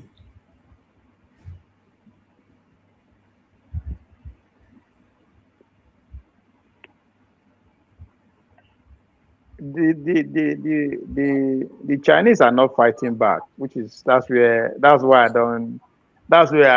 say okay, let's just watch because nobody's challenging them. The Chinese just decide to retrieve and just wait. You go wait, tire. I don't know what they are planning. They are not good at talking. They don't have the power. That's what it means. No, not the power. No, look. If you have the military might, you have the economic might. The power is there. But they're not utilizing the power. To protect yourself, that is the military they have. To protect themselves from anybody. Not to go and go and look for mineral outside. They have the power to talk. But why they are refusing to use it is what I don't know. Because they will suffer. Their economy is built on importation. 25% of their GDP economy is built on American consumption. They are exposed. They have to be able to ship their product out in order for them to survive. So if you go find trouble for outside, they will block you. So the Chinese are not right now. The power they have is to protect themselves. They don't have power to project outside. They don't have it. They will lose so much if they try them. They are just 40 years old now in terms of their economic. So that's why they are still waiting. They will take them. So any country that rely on them will suffer. That's exactly what it means. They will not come to your aid. They cannot afford it. They cannot afford to come to your aid. And all their 75% of their energy comes from outside. So if you go find trouble for outside, they will block you. Just like what is happening in Iran. Chinese are the biggest loser. We are not just hearing it now. As time goes, if this thing continues, you will begin to see how their economy will begin to fail. So their situation is so they build their military, their naval power to protect themselves, which is the first step. At least ability for you to defend yourself. Nobody will come mess around for your house. Nobody can Because anybody will think twice before you say you won't come your house, come fight. The person will think twice. That's the situation of the Chinese.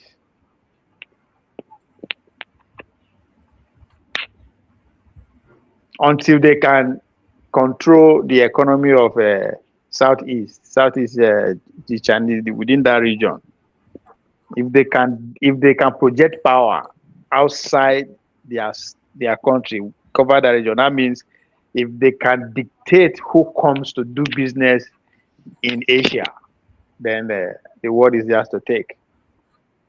So that's how the America did it. Can't come to their neighborhood from Brazil to Canada to misbehave. They will punish the state. They will punish you, but you can't punishment they will levy on you. You go pursue those people for months. So the Chinese still have a long way to go.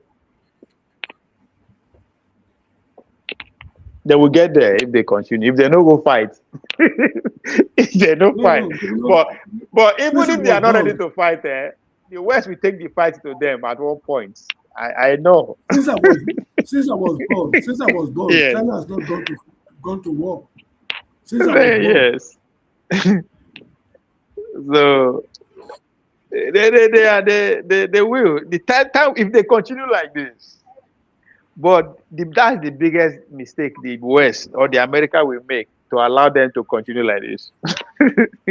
But again, you have to think twice before you say you want to stop them. So we are in a very interesting time. Yeah, it's like with this experience they've acquired in Iran, they will be extremely careful. Yeah. Back on another military adventure for the next 20, 30 years. They will be extremely careful. But the reality is that they cannot afford not to fight war. They can't afford it. It is more dangerous for them to just keep to themselves. They can't. So that's another reality they find themselves. They have to just keep looking for one way to kill. So it's because the mistake that we make is to allow China to keep flourishing. That would be too dangerous for them. So how do you stop that? One way or the other, you have to take the fight to them and then the consequences. Because that was the mistake the British people make in allowing the America of today to be a bigger country. If the British people stood their ground and never allow America to come together, the North and South, they will not have this enormous power to project outside their country, not to talk of it dominating the region. So that was the mistake the British people make, and the whole world is paying for it. So the Americans would be stupid to allow another state. I'm not saying they can stop China from growing forever. It's not possible. But at the same time, they cannot fold their hand. So it's just a matter of time. One will give up. One will. But it's an interesting time. It's just unfortunate that we, as a Nigeria, we don't have a united front to take advantage of this. Where the war is today. It's unfortunate.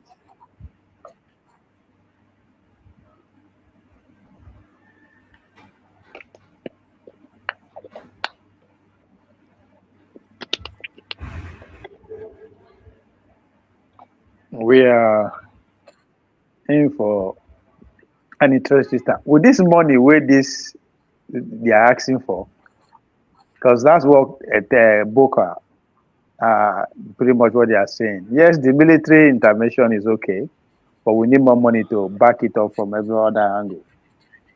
If they get that money, that is for election. Just to see they maybe Tinubu give them any money. They should not give them any money. They don't need more money. No, I'm talking about these American people where these people that are forming committee. They are asking for money. In other words, they are asking to bring USAID back the way it was.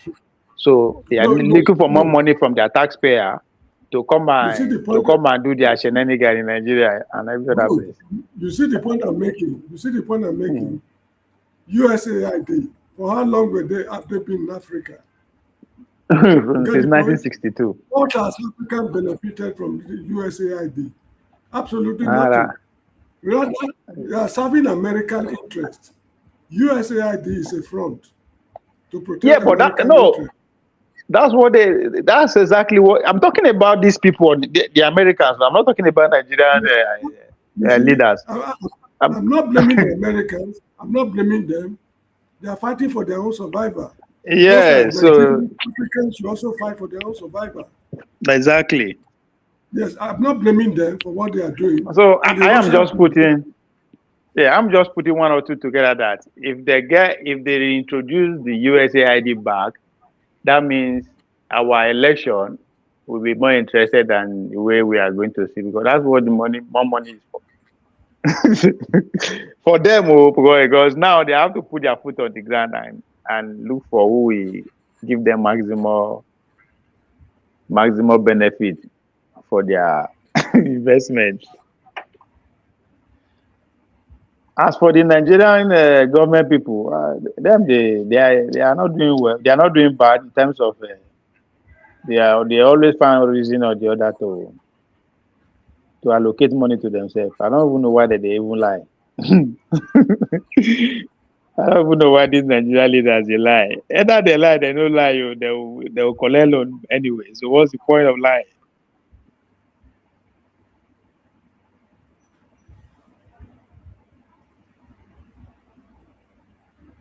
Let me listen to these people again. Rather than a core theater of U.S. interests. And then your testimony here seems to try to put lipstick on that pig. Is Africa peripheral substantively or not? Thank you for the question, Senator. I'm happy to provide you the full content of that email, and I would note that in the original, I know this was leaked to The Guardian, the subsequent sentence with the original emphasis is that does not at all mean Africa is irrelevant. What I tried to do in sending this email was to help staff provide policy guidance on how to implement the national security strategy. So I think in any strategy there's going to be some prioritization. So when I said Africa's peripheral, it was relative to how the national security strategy talked about East Asia and the Western Hemisphere being core. Everything can't be a core vital interest, so it was just drawing a relative comparison. And as the chairman said, President Trump has met with, I think, over 15 African leaders at this point. And we have been very engaged on the continent. I mean, I've traveled the continent extensively. Sir, I just want to be respectful of Tom, but I don't think it's unfair.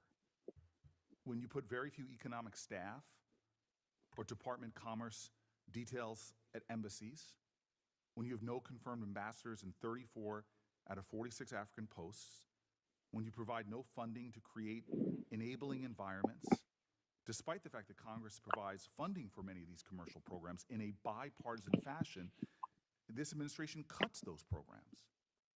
So I hear you saying these words, but really that leaked email seems to more indicate the truth of what your actions are, which is deprioritizing Africa, cutting programs, cutting things that don't even cost us money, like putting ambassadors in countries to open up opportunities for our businesses. I cannot accept the premise. Those ones where they criticize Tinubu say no agree apply, no agree appoint ambassadors. Well, even the Americans are complaining too that their own president no agree appoint ambassadors. Make it make sense. Under the Trump administration, with a dramatic hear me? Yes, I can hear you. At the same time, the Yeah, you see the point. appears to be backing out of the room. Yes. You've cut Let me security pause it. assistance.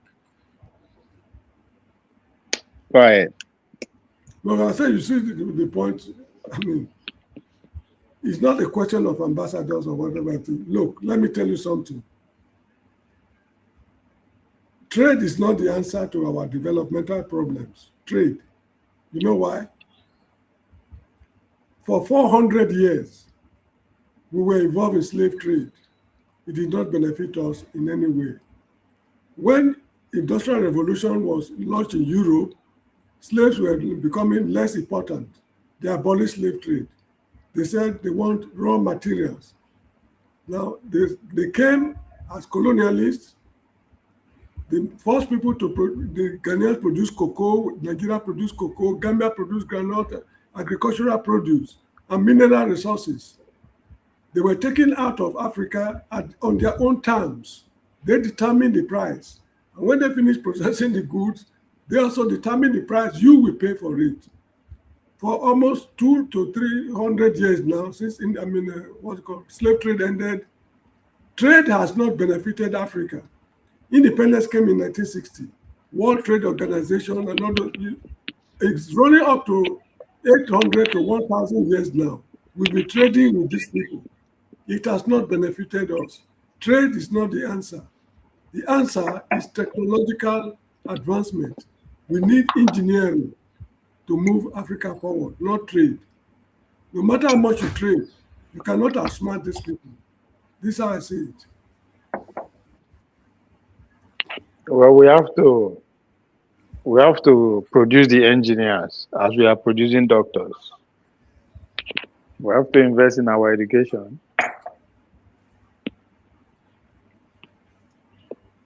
One way or the other. Look at all the nations of the world making giant strides towards development. They are all technologically advanced nations. The whole of them. Even the upcoming ones like Turkey, Brazil, Iran, and what have you. They are all technologically advanced. It's engineering. That's just the only way.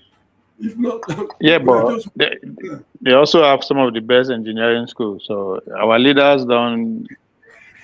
We don't have. Well, we had, as I said, I think it boiled down to what we are saying earlier on. We don't have a nation, so we have too many competing interests who don't put the national interest first. That's where we are. We cannot build a nation out of Nigeria. It's not possible. No. You understand me? The differences are sharply competing. We should look for a way to break up the country. And one thing again is that if Africa is to get out of this mess, it's not compulsory that it's Nigeria that should take them out of the mess. Another African country can do it outside Nigeria. Just like the way Ghanaian lead the independence revolution. Exactly. When they led it, they did what they could before they ran into internal problems. Then Nigeria took over this liberation issue. So if Nigeria can no longer make any headway, break up the country. There are other African countries that can take over. Zambia can take over. Kenya, Malawi. Kenya is a good way. Kenya can do it. So Nigeria is a disappointment to Africa. Take it from me.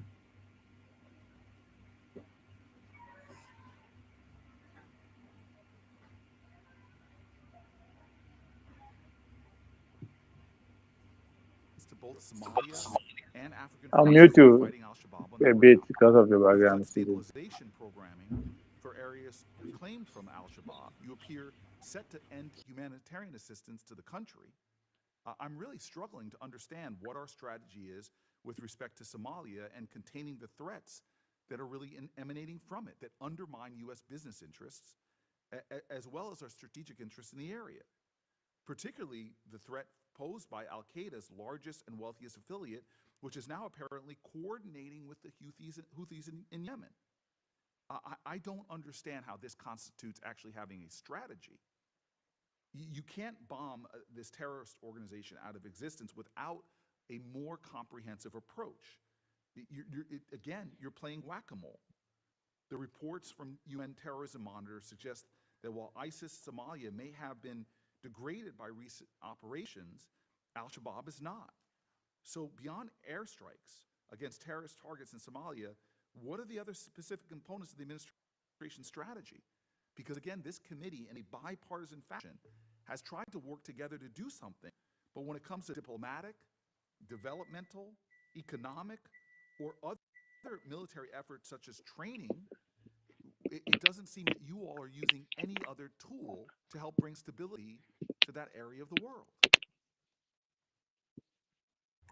Thank you for the question, Senator. As far as our Somalia policy is concerned, I think that we've really been engaged in Somalia for 17 years at this point, and we've seen the inability of the Somalian government to really take responsibility for their own security. So the status quo is simply unworkable. What this administration's been doing is working with both the federal government and member states to continue to maintain pressure on Shabaab, encouraging the federal government of Somalia to stop the political infighting that's been distracting from the CT fight, which a message I delivered very explicitly to President Hassan al-Sheikh at the AU earlier this year.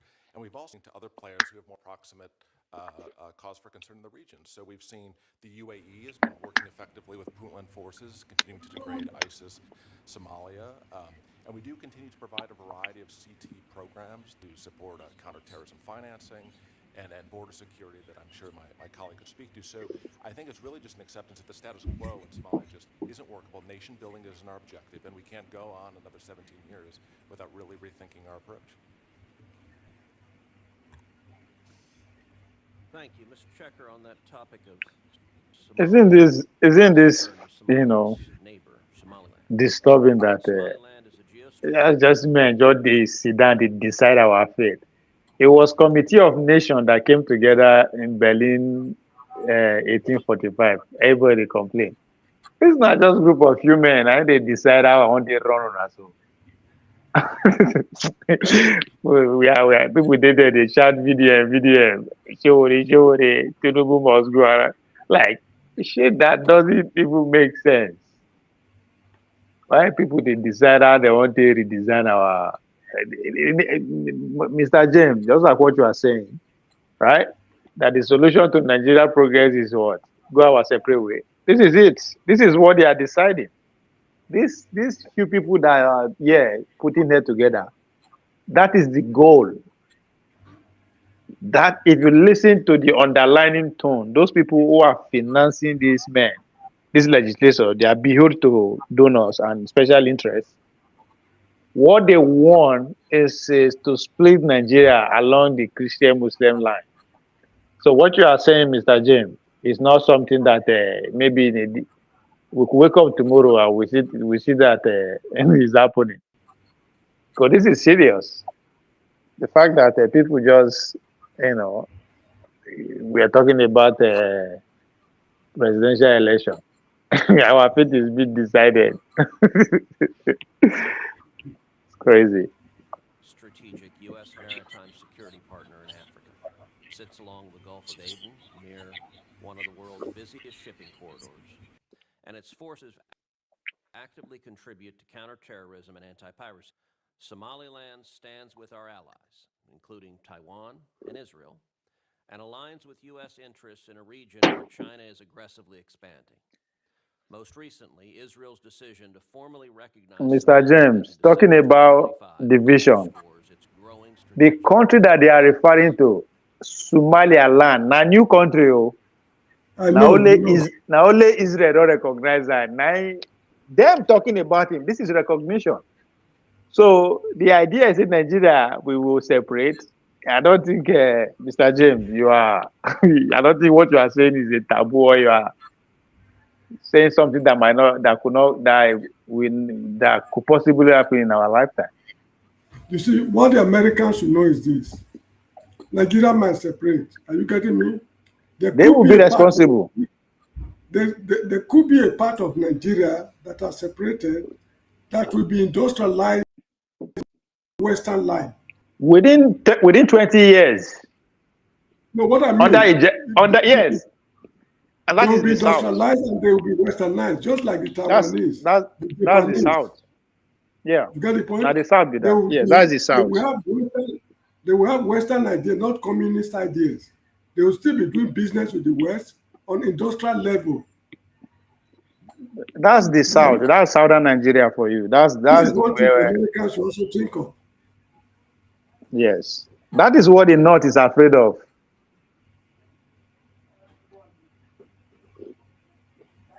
You see, what happened in Pakistan, what happened in India and Pakistan in 1947 is likely to happen in northern Nigeria.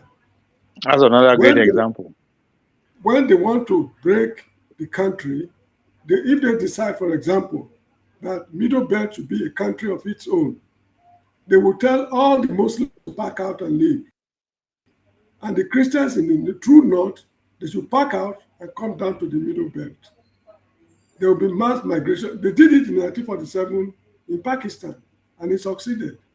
So why will he not succeed now? It's the same white men who did it.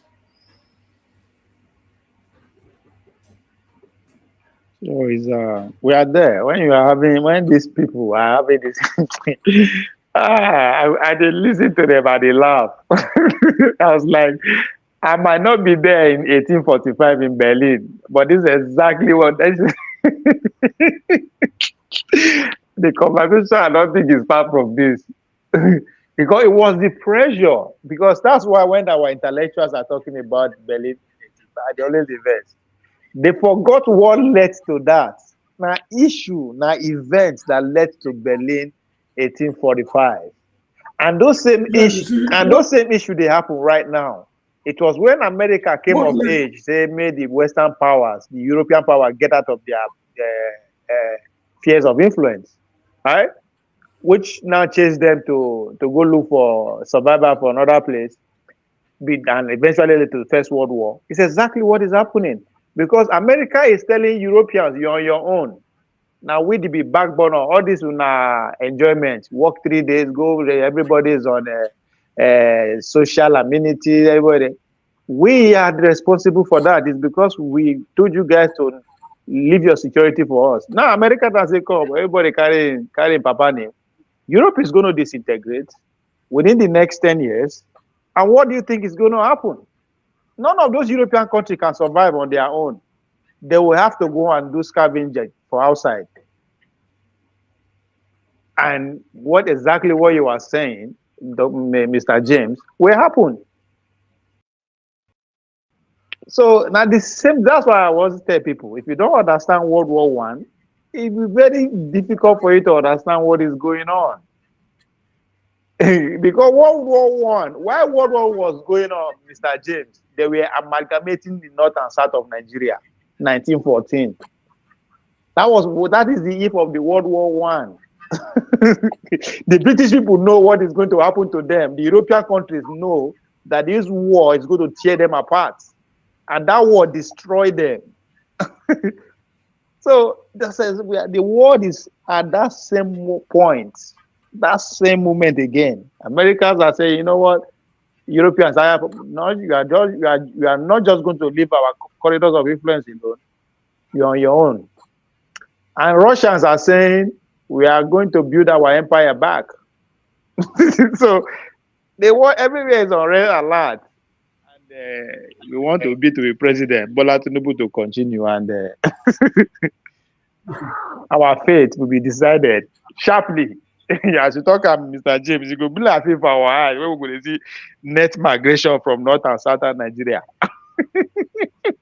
No, I'm expecting something God damn. God damn, man. The amalgamators, the losing power then. Because, see, Mr. James, this is what I'm seeing. The losing power in late 1800 to early 1900, which is the British Empire, as they lose influence for the Americas, they have to do what? Join us together, amalgamate us. When they are finally losing much of their empire again to America, to Second World War, right, 1940, which ended in 1945, guess what happened to us again? The Americans say, come, you have to free these people. Leave them. You have to what? Give them their freedom, which eventually led to our freedom in 1960. Now America is at it again. They are going to say, come, since we say all this on Sharia law, I don't want to give it up. We are continuing, and then you have to let these people go. Everybody should go. We want peace. That might likely be going to be our story in the next couple of years.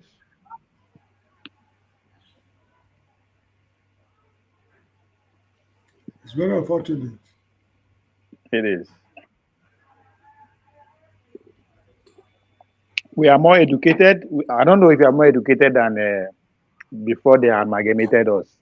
But as far as today Nigeria, we have more educated people, more exposed people, more wealthy people, but we are more stupid than ever before.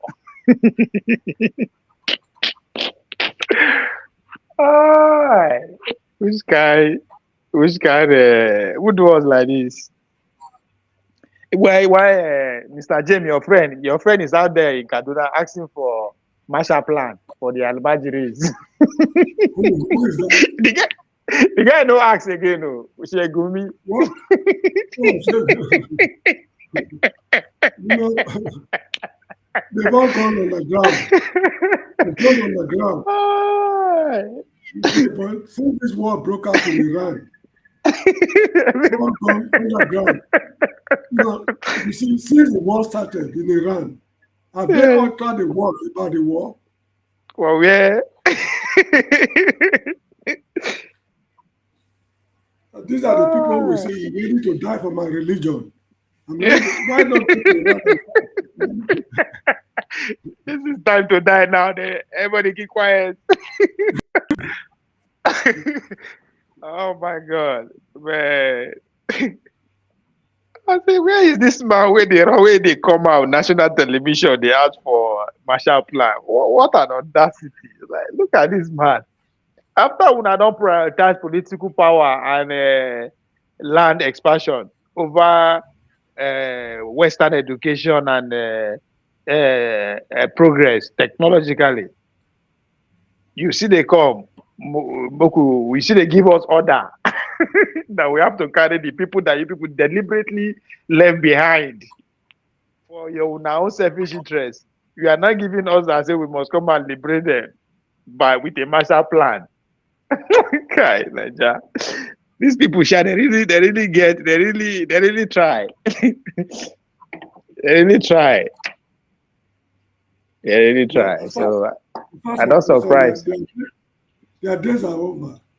That's why, so I'm not surprised where I see our Christian brothers and sisters carry the matter go Washington DC.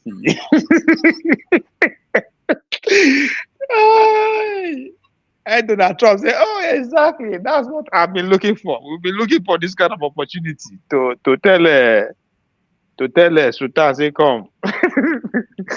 we know your hand in all this. We know your dealings. We'll go visit on first."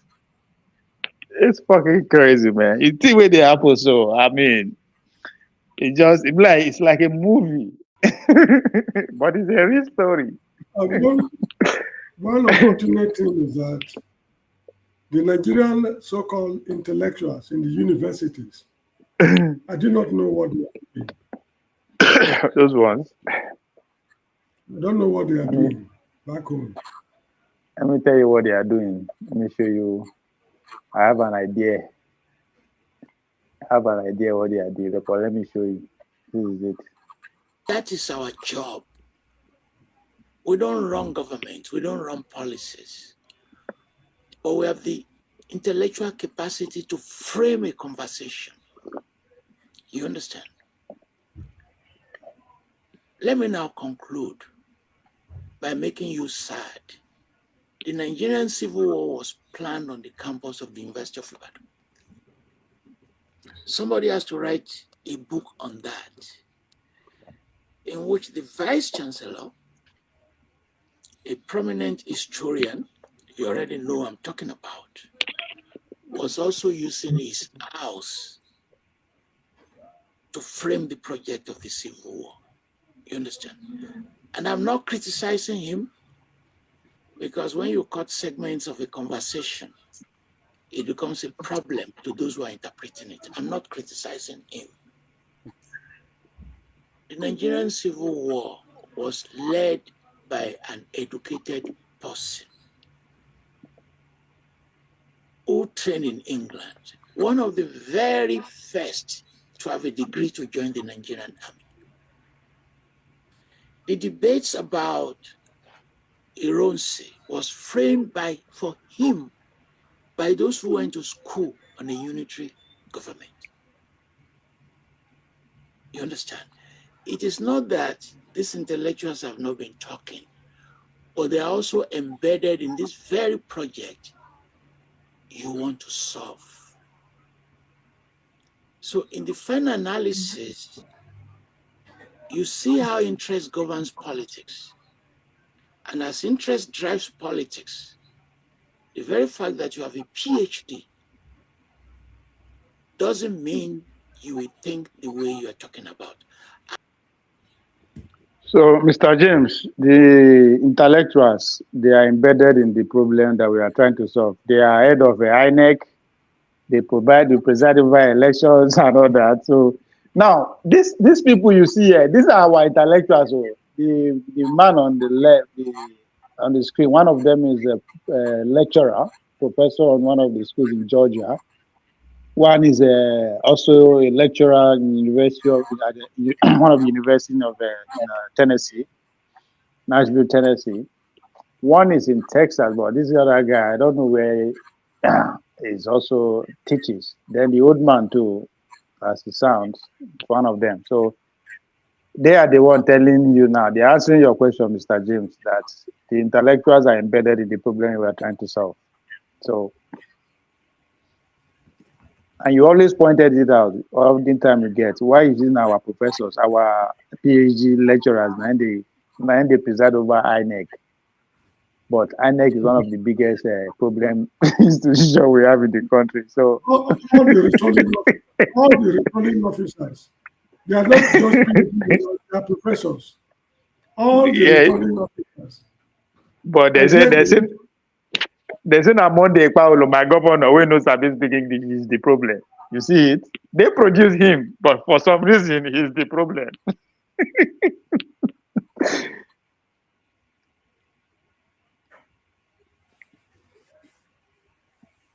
How is our professor, the Asian man? What's his name? Ezekome, is it Ezekome, the lawyer? Ah, that one. That one, I don't.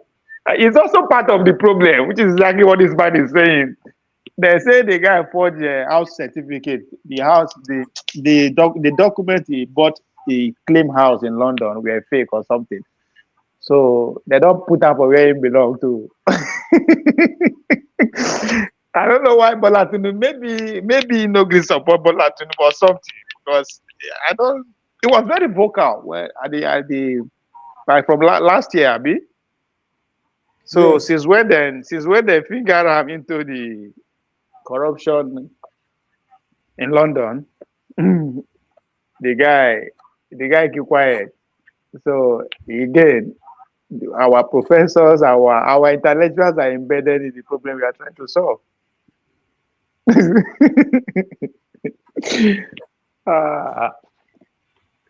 Now, Mr. J, you now understand why I say that if we are waiting for the man that you always use as an example, I don't know where it's going to come from. It's not going to come from the business. It's not going to come from the this current military people. It's not going to come from the business elite, politicians. We cannot say where it will come from. That is if Nigeria will survive. That is if Nigeria will survive. If Nigeria will survive, if such a man will come, it will just come from the blues unexpectedly. But boy, every institution that is equipped to produce this kind of people, disciplined people, are all been infected with the same problem.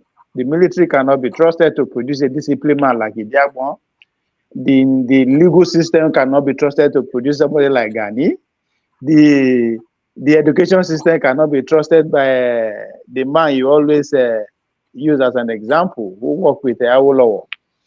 The Shalari of those days. So all the institutions that, as you said, maybe there's something out there that is not in our radar. I believe that, but it'll be interesting to see in which form is going to come. Because these people, we all like money, and our money put up for this problem. All these media, they are not after wealth. The competition is not how we get more cars and more houses. It's as who done something past, who impacts humanity, who has judicially used what the position he or she has given. I think that was the competition there. But today now we get money pass. Even when you are in government, you still have to show one way or the other, say you get bar. You have money. You know. So that's another problem that we don't talk about. Anyway, I'm waiting to see the outcome of next year's election. I know there will be some skirmishes here and there. I cannot predict anything about the future of Nigeria. You know, I think the next election will not be different from the last one. I'm more interested in 2031 if we get there, as you always say. But if we get there, I don't think we will cross it peacefully. But 2027, I think the worst there's going to be a voter appetite. That's it. There's going to be few voter turnout, easy for them to rig and have a conversation, because after the rig, we have to have a conversation, right? So it is not that conversation. If we are going to have that conversation in peace or in chaos.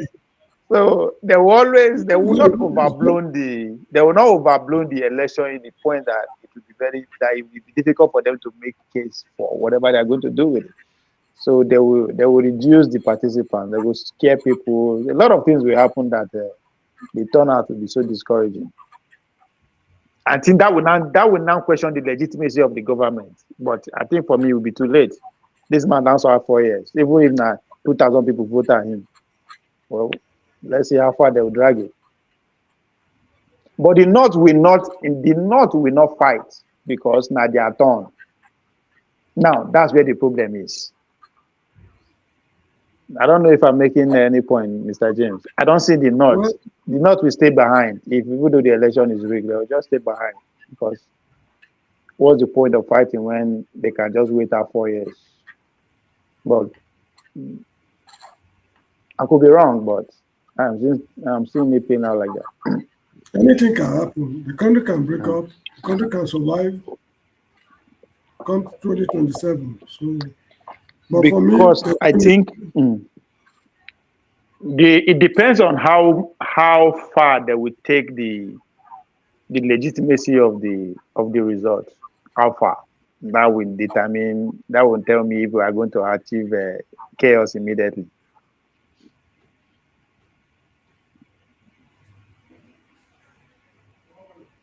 Because I still believe the Obi momentum is still is going to be bigger. I don't think so. You don't think so? You might not get a platform. No. There's a lot of Mr. James, there are 21 platforms. So platform is not the problem. Let's call a spade a spade. His support base is Eastern Nigeria. That is understandable. That is his area. Yes. That is his support base. Yes. He cannot guarantee winning majority votes in Lagos. Western Nigeria. No, I am Mr. James. Okay, I am not saying he's going to win or he's going to defeat Tinubu. I'm just saying it's going to be bigger than what it was 2023. No. You see, these votes. Let me tell you something. They are allocated. They are not. It's vote allocation, not election. Yeah, but we are saying the same thing. They are saying the same thing. More votes. Maybe they were allocating 10 million votes. So yeah, that's it. We are saying the same thing. That is if there were because I don't see this Christian genocide narratives, going away. That would divide it. That would play out well, and I think that's what Tinubu wants, right? Divide the country into two, politically speaking. But it now depends on the performance, right, of Obi.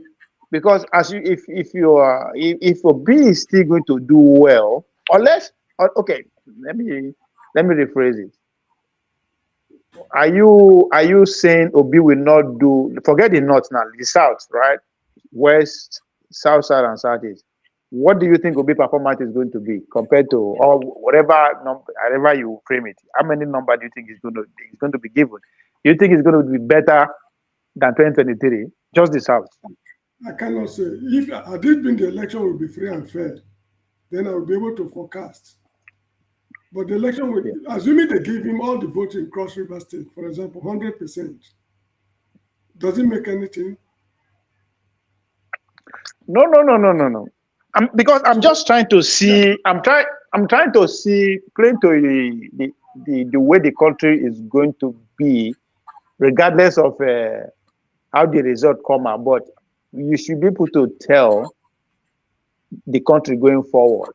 If the division we are seeing is going to widen, it will show in the result. It will show in the pattern of votes, right? No, look, I don't like analyzing election results with allocated. No, but Mr. James, I am not disagreeing with your formula. However, they are going to do it. You understand? They will allocate the result in a way. They have to be very careful this time. I'm not saying. I am not saying. That's why I say, regardless of what happened, the pattern, the results they are going to produce will show. We show where the Nigerian elite are trying to manipulate the situation to look as if there is no division, or the forces that are exploiting that division is going to play out in the result. That's what I'm saying. I'm not saying because that's the only way because the division will have to come with disagreements. It's not that we just sit down and then the division will come. No, it has something that to lead to it.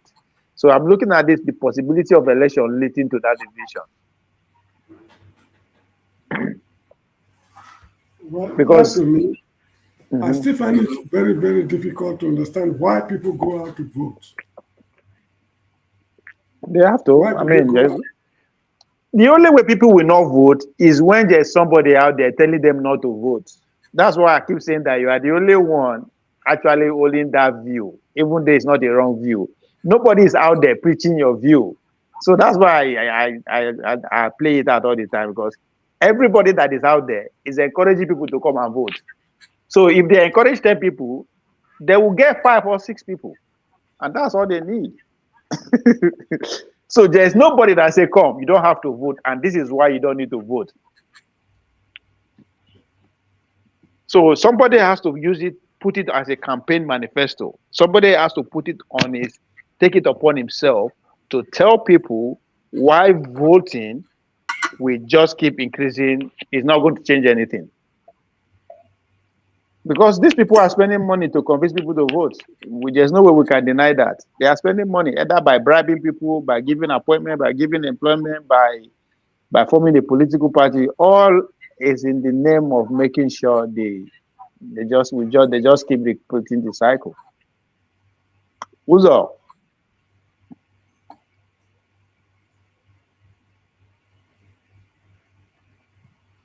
Uzo, if you can hear me. Alpha.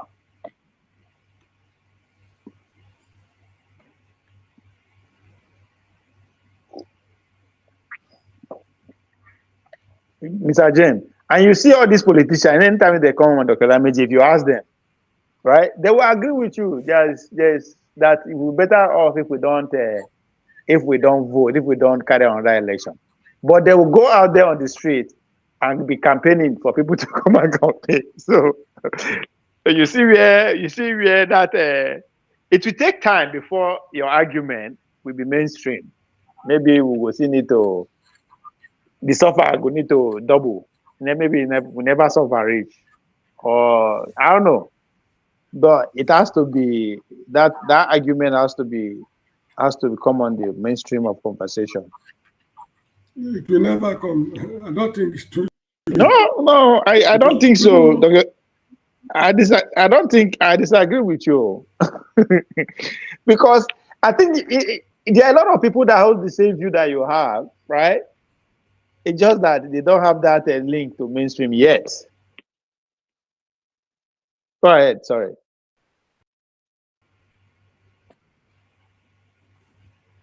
Well, for me, I don't see them Okay, making because do you think? Okay, let me put you on a hypothetical scenario here.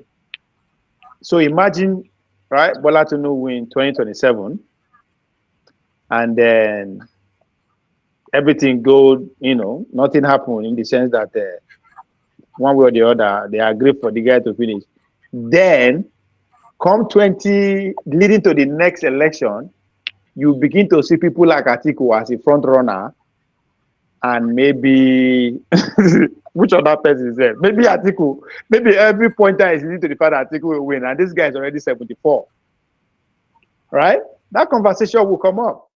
What you are saying, a lot of young people some people will take it upon themselves that come. What's the point of voting? Well, I don't see the need.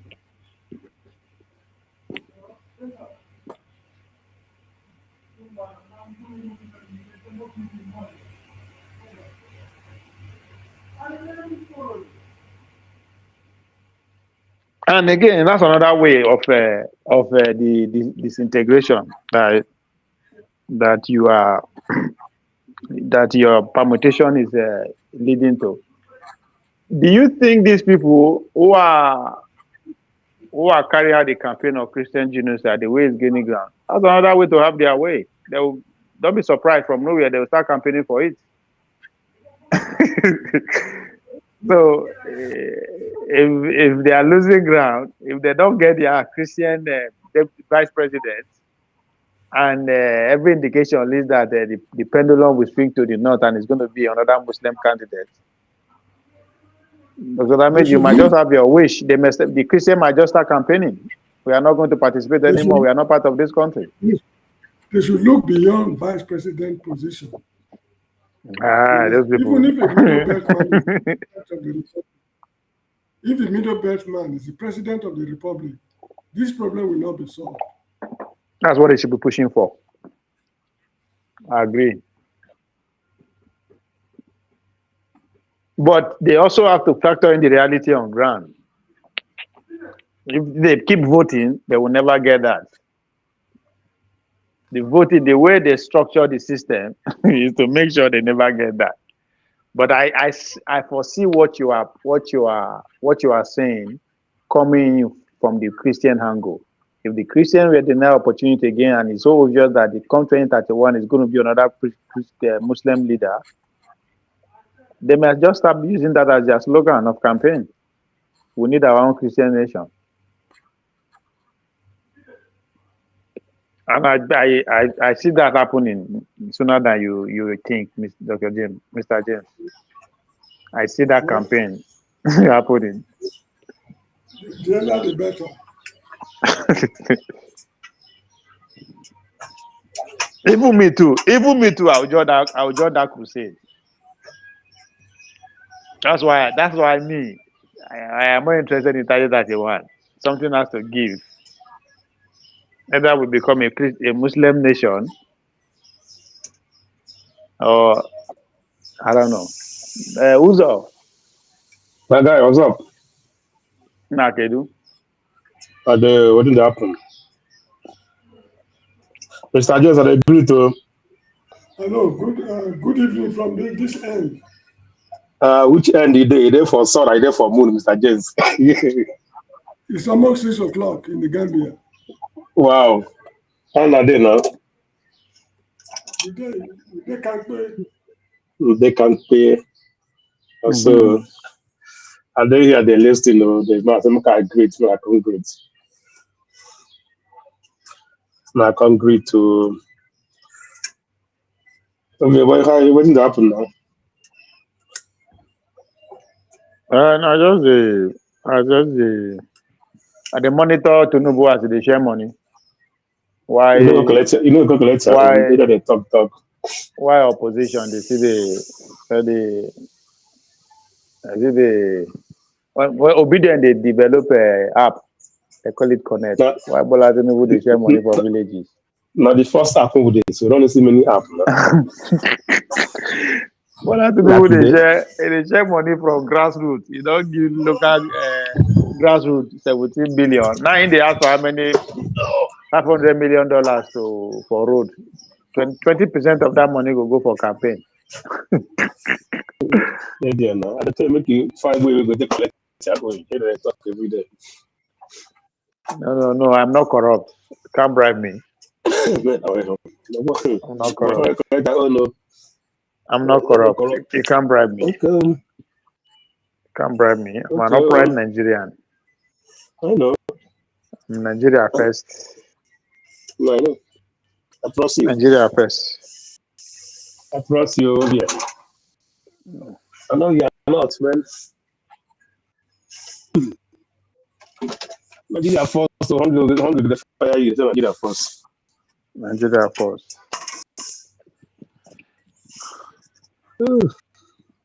Election on the reach. Everyone have the need to make money. So I'm talking about. No, election is it's a period for me to exercise my right and vote. I don't need to be paid to vote or bribe. Mm-hmm. It's right now. As a good citizen that you are.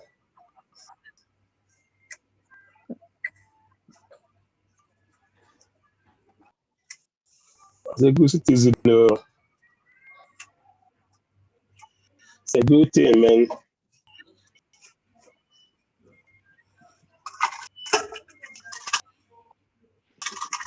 Come.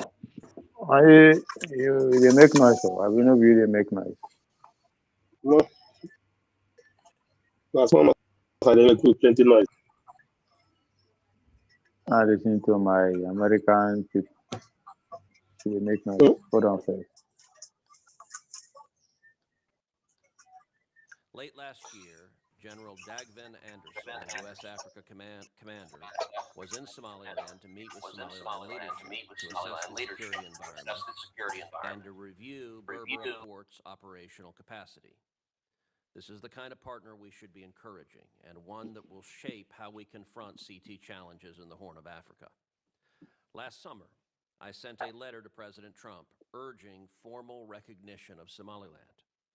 Unsurprisingly, the Chinese Communist Party immediately condemned my letter, which only shows how important Somaliland is to U.S. national security. Critics argue that recognizing Somaliland could introduce new CT risks or undermine our posture in Mogadishu. I would argue the opposite. Working with a capable, willing partner like Somaliland strengthens our CT posture, particularly when Somalia itself continues to struggle with instability and persistent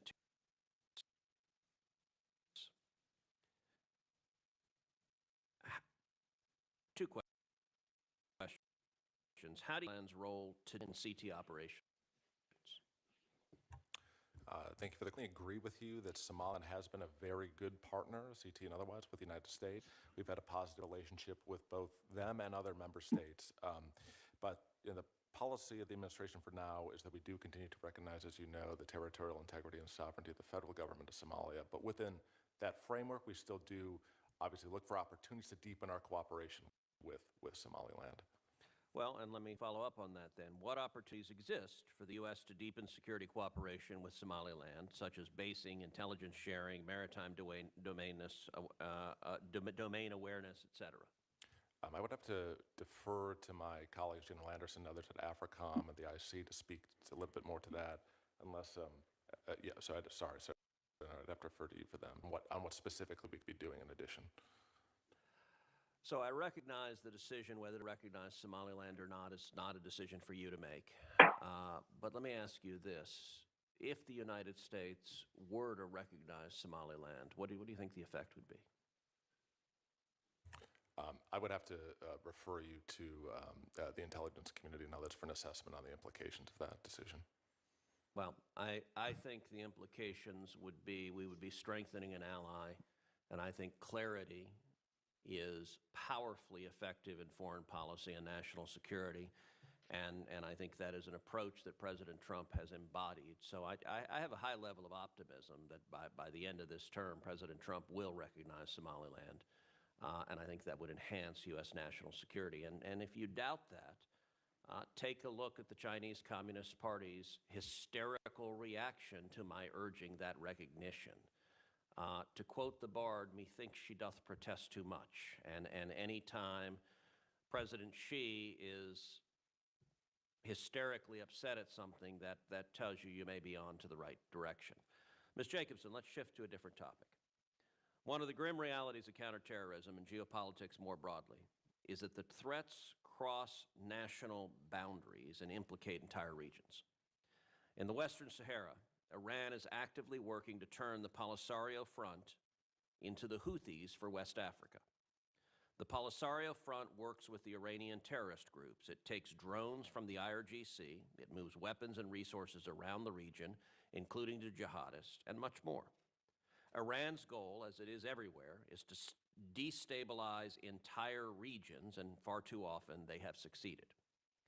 As some of your colleagues will recall from the last subcommittee hearing, I believe that the Polisario Front should be designated as a terrorist group.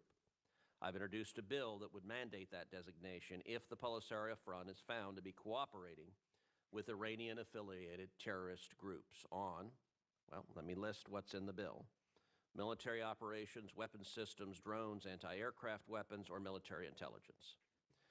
This issue should be a no-brainer. If the Polisario Front is providing or receiving those elements with Iranian terrorists, they straightforwardly qualify for designation. First, what can you say based on open-source intelligence about the degree of cooperation between the Polisario Front and Iranian terrorist groups, including Hezbollah and the IRGC? Well, Senator, I very much appreciate the work you've done to highlight the concerns with the Polisario Front, including raising it with my colleagues at the hearing on North Africa CT issues earlier this year. We share concerns about the Polisario Front and its impact in the CT space. What I can say with confidence in an open hearing is that the region where the Polisario Front operates sits near trafficking and militant activity in the Sahel, and that this creates vulnerabilities that external actors, including Iran, could seek to exploit. So we are closely monitoring the situation, and we're vigilant to those threats. I am tracking the allegations regarding engagement with Hezbollah and IRGC, and the State Department and intelligence community are working closely on that. I think our teams are working to set up a classified briefing where we can speak more at length about those potential concerns. I will also just say that across the globe, we are incredibly seized of addressing the IRGC threat, as well as its proxies and partners. I just returned from Budapest, where I gathered 35 governments together to talk about how we can counter this threat. That includes several senior leader officials from the continent of Africa. We are incredibly appreciative for the support that you've provided in this space, and I just want to highlight that IRGC threats from partners and proxies are of the utmost concern and something we're very seized of. Thank you. Senator Haggerty. No additional. Senator Booker?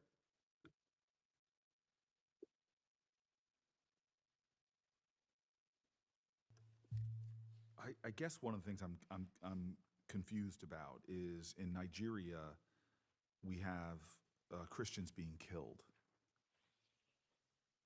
as a result of terrorism. And it's disturbing to me. I'm a Christian. But my faith is rooted in unconditional love for all peoples. And so I have a hearing where people keep talking about the Christians being slaughtered, but there are Muslims being slaughtered. In fact, considerably more Muslims are being slaughtered in Nigeria by terrorism than Christians. I would think the Christian faith would want to center that in the levels of urgency we feel. In fact, if you actually know the Bible, the story of the Good Samaritan is about the urgency to love those who don't pray like you, don't look like you, may not be from your same community, but it's about the existential urgency in the Christian faith to love all God's children. So, am I correct, Ms. Jacobson, that Muslims are being slaughtered by terrorist attacks in Nigeria? Yes, you are correct. The terrorist threat has absolutely touched Muslims, Christians, a whole range of faiths across Nigeria. Is the administration concerned about the slaughtering of Muslims? The president and the secretary have made clear that we must protect religious liberty, and that certainly applies to the terrorism threat that we are seeing in Nigeria. But I can speak more broadly to our counterterrorism efforts across Nigeria, where we have held the Nigerian government's feet to the fire to address their terrorist threats, both in the north, where we see ISIS West Africa and Boko Haram committing horrific attacks, as well as in the Middle Belt, where we see Fulani militias targeting particularly Christians in that space. Well, again, what's really frustrating to me is I hear those words, but they remain empty to me when I'm told that an administration supports religious liberty and then cuts programs that we have in a bipartisan way in this committee have funded to support religious freedom and religious liberty. I understand that that is a State Department decision, but yet again, we are saying one thing and then our actions truly belie that and display a hypocrisy that's stunning to me.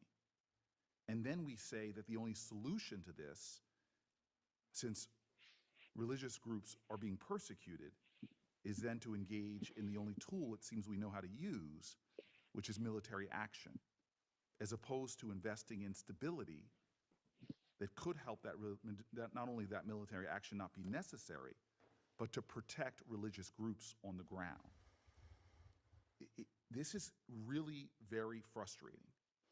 It is a hypocrisy that delegitimizes us as a nation.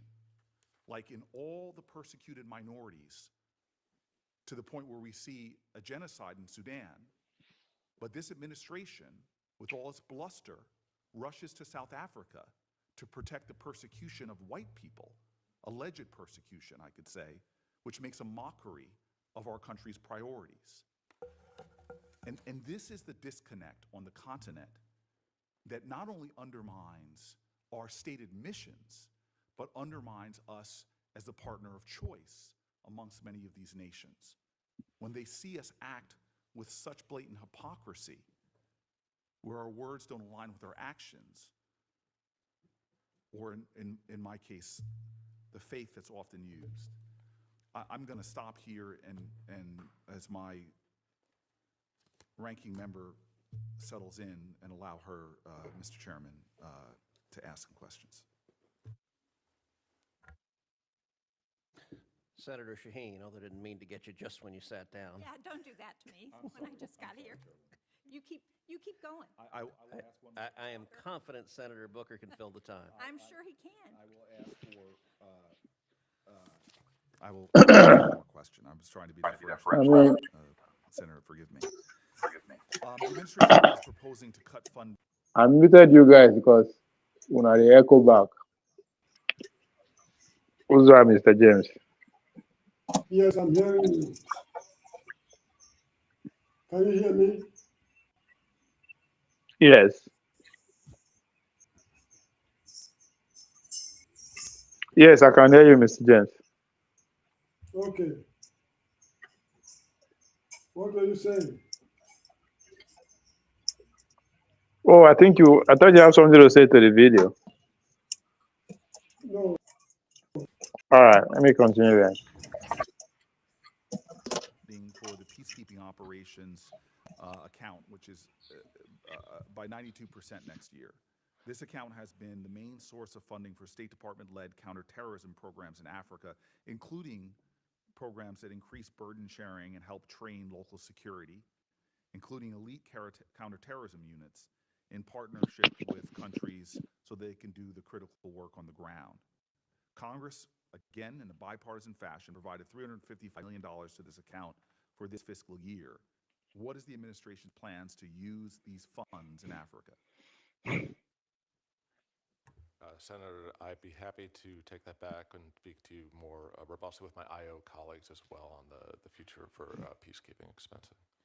Yeah, again, as I said in my opening remarks, the urgency to have a whole-of-government approach and the fact that we're having a hearing on stopping counterterrorism, the fact that my partners on the other side of the aisle and I put $355 million in an account to do just that, that doesn't involve a military, but actually involves a State Department who has gutted so many of the groups focused on Africa, it continues to highlight and undermine many of us today are so frustrated.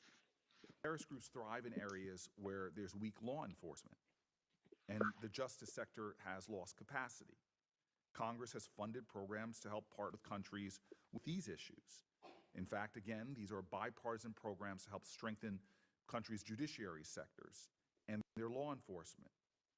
These programs have helped law enforcement and judicial systems investigate and stop illicit activities such as human trafficking, weapons, drug smuggling, extortion cuisines, with so many programs being terminated like these that clearly would go a long way to accomplishing our goals, where Inspector Generals and others have said very bluntly that investments in these programs save us more money that often has to be spent in military operations.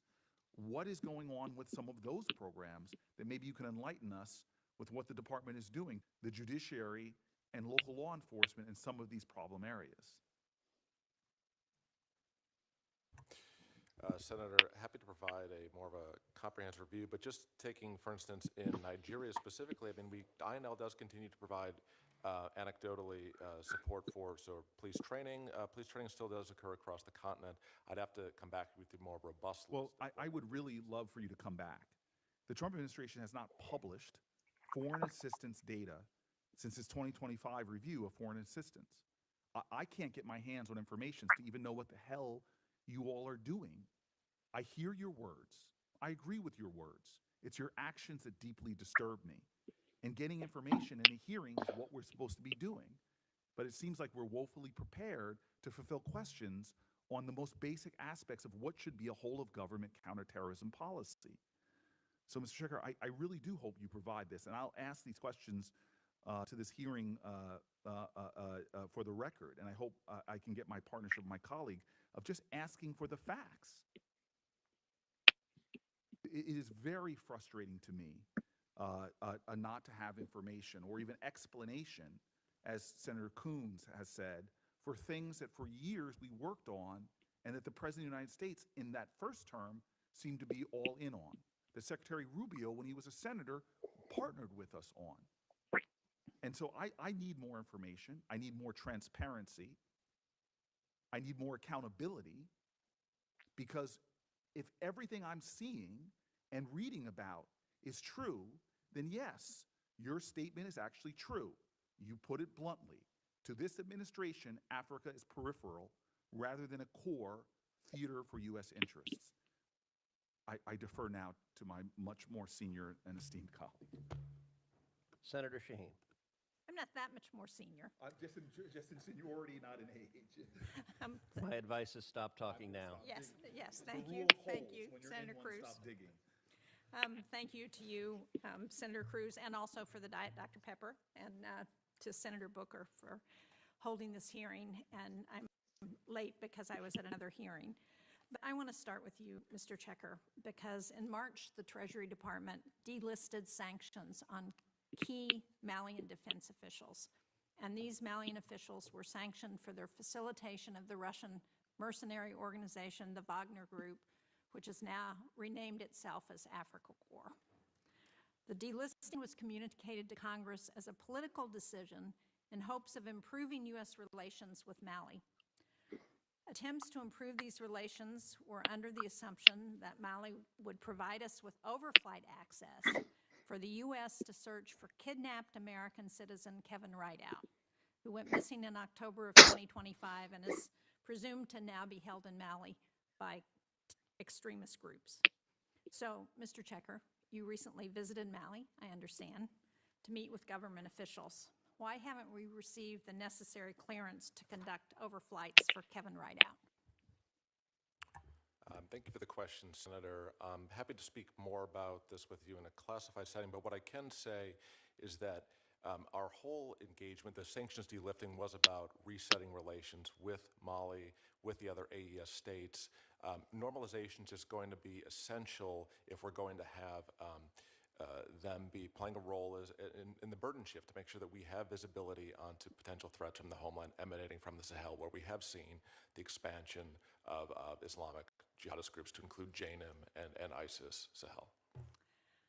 Well, I recently met with representatives from AFRICOM who didn't think that Mali was going to be interested in working with us on counterterrorism.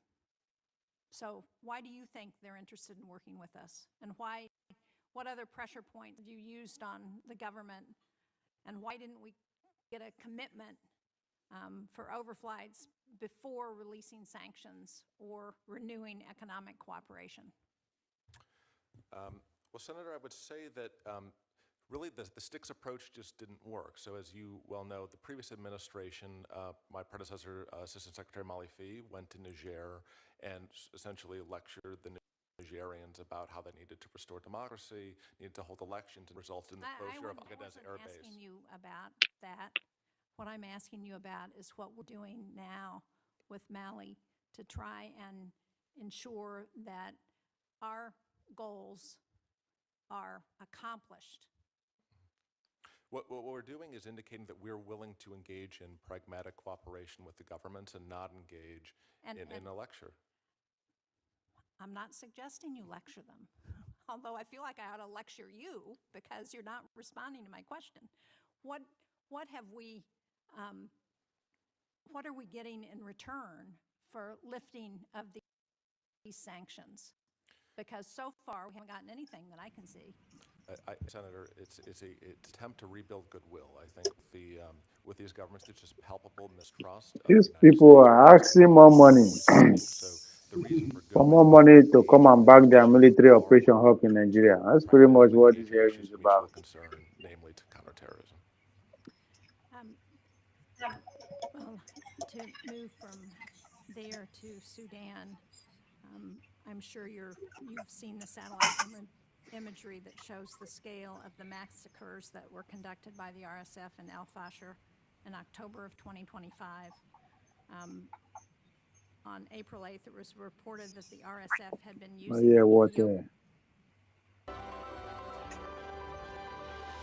regional co-op. This represents on the continent. Let's take a listen. This represents foregone income of about development finance institutions on a new initiative to drive homegrown development on the continent. Let's take a listen. This represents foregone income of about $230 billion, which is nearly 7.5% of our GDP from just one resource. This does not even account for the additional gains from downstream industries such as plastics and fertilizers, which we currently import and which we could add another 2 to 3% of our GDP. Excellencies, what point am I trying to make? Africa's place in global trade is defined by a structural imbalance that requires our urgent attention. According to the UN Trade and Development, the continent continues to export predominantly raw materials, minerals, fuels, and agricultural commodities, while importing the very products manufactured from those same resources. In many of our economies, over 60% of exports remain commodity-based, while we import nearly 3 times more manufactured goods than we export.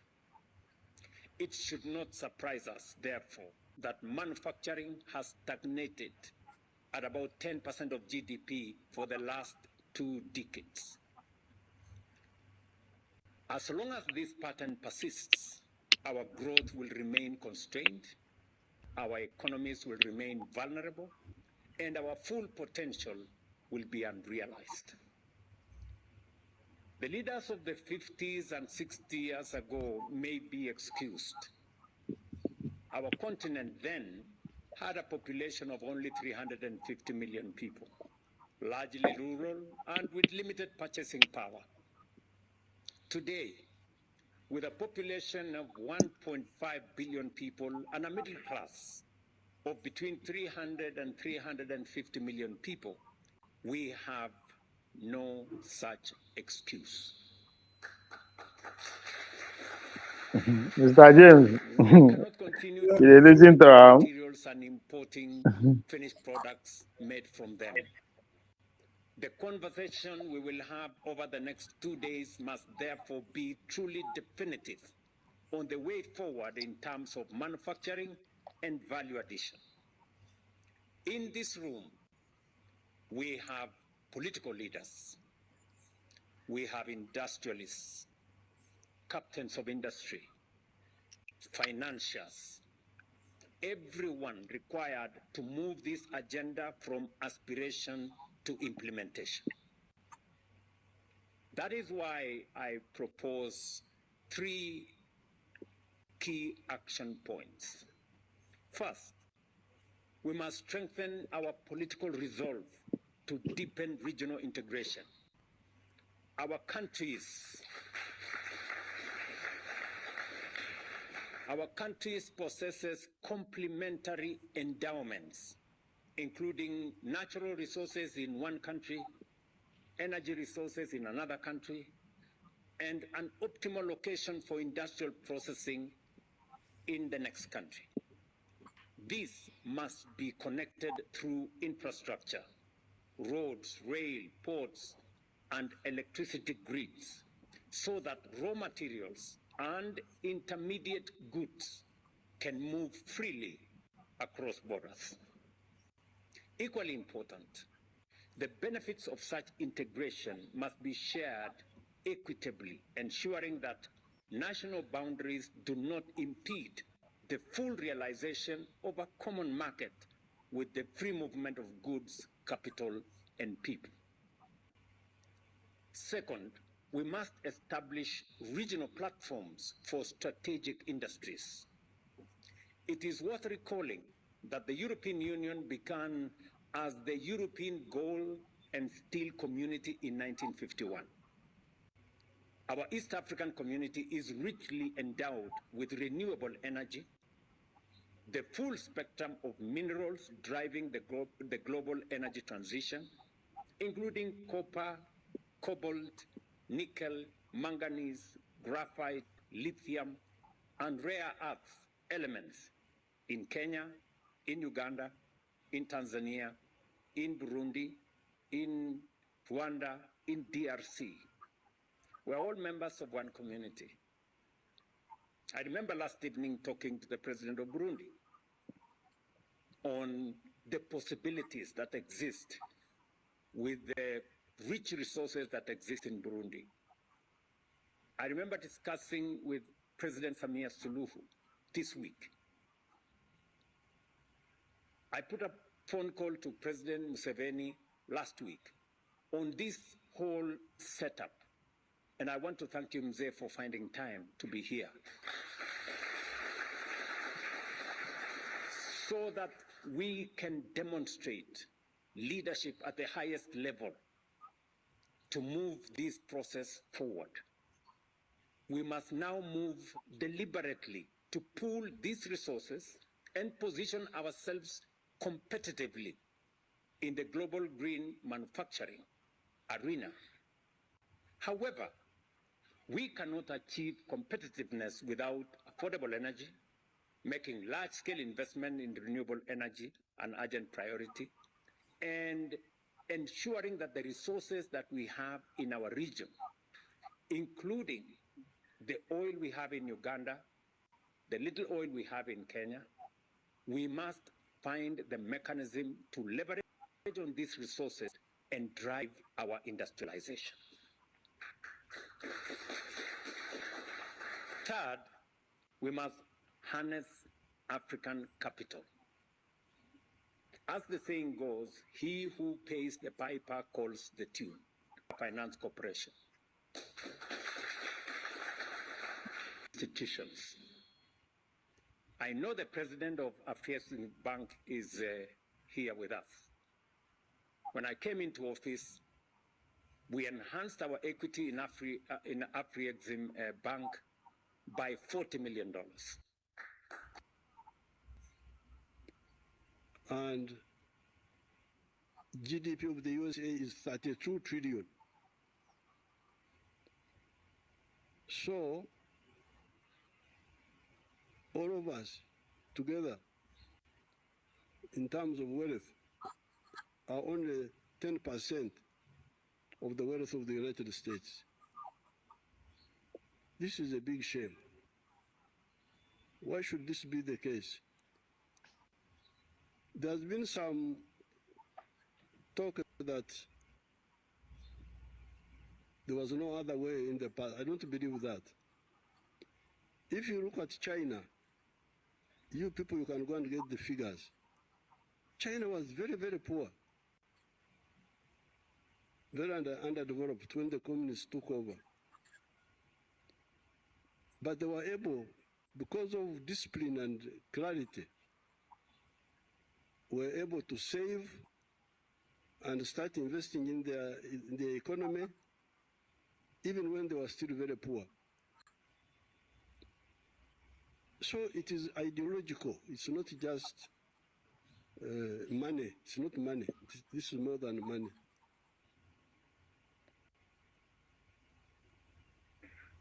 We had a conference here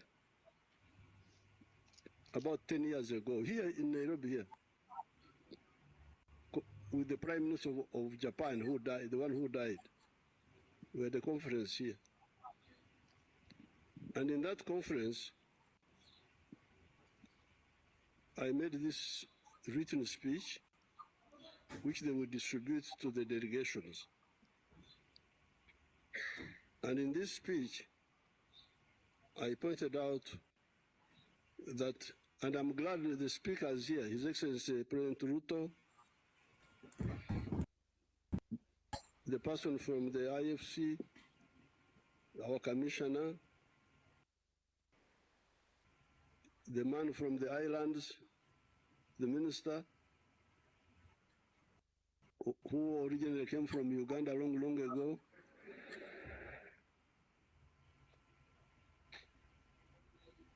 They all talked about it. We should not look at these issues in isolated ways.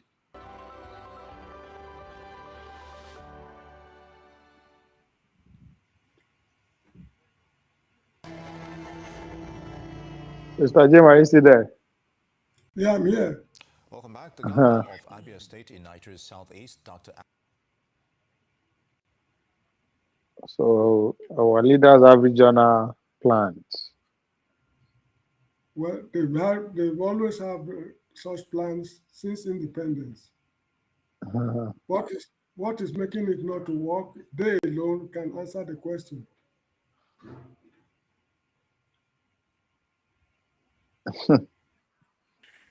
Please continue to say who you are.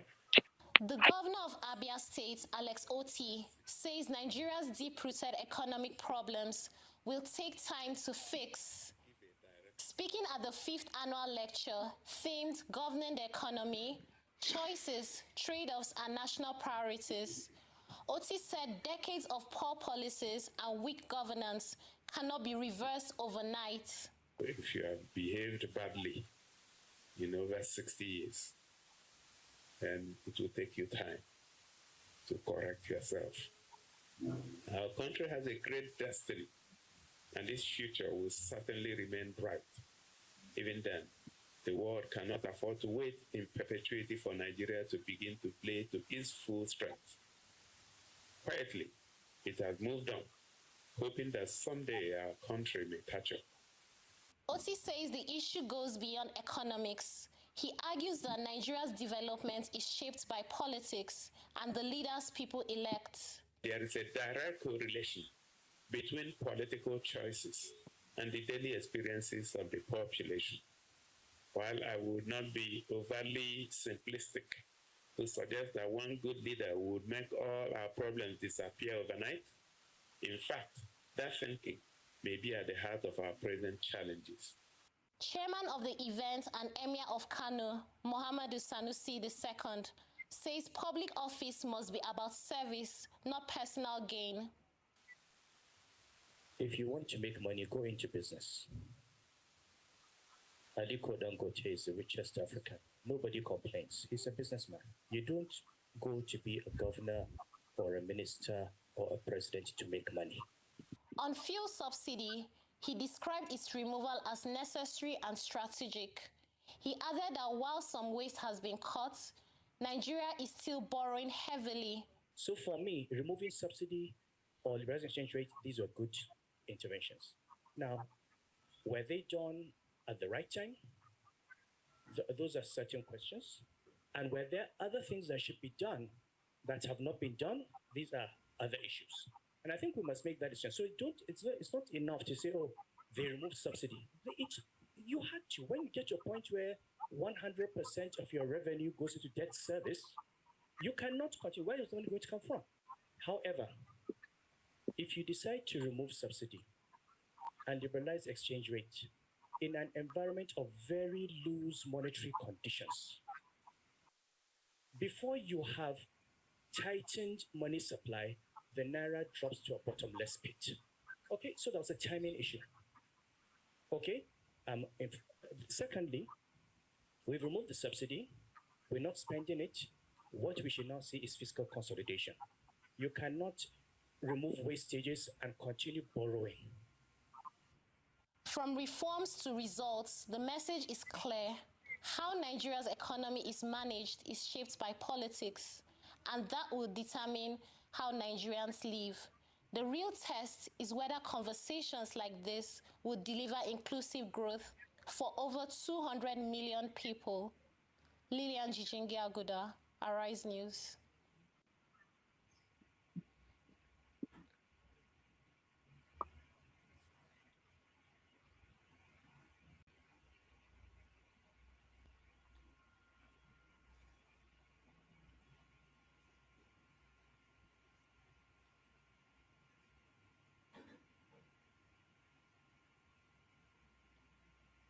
When the child eventually goes to tertiary education, there will be bursary available for that child. Ladies and gentlemen, let me invite for oath of allegiance and oath of office the man that loves his people and his people love him. Put your hands together for Professor Chukwuma Charles Soludo, CFR, Mr. Solution, and the wife, Dr. Mrs. Nonye Frances Soludo Miligulegu. Put your hands together for the family, the first family, as they come forward for this. Oh, Gamuda Soludo,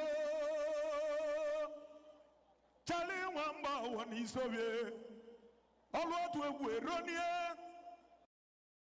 Uberonie, oh wakena mamba eronie, odogunyana gumalombo mudagunana oronie, wajela buja tulugo wena lute oronie, okamuta solution anambara gabaniru, niru koke wena mao, solution abiago na nambara obode kwalugo. Yes, sir.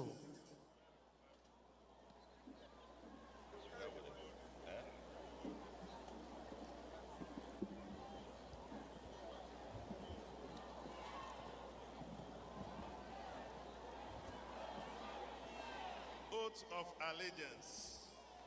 I, Professor Charles Chukwuma Soludo, CFR, do solemnly swear that I will be faithful and bear true allegiance to the Federal Republic of Nigeria,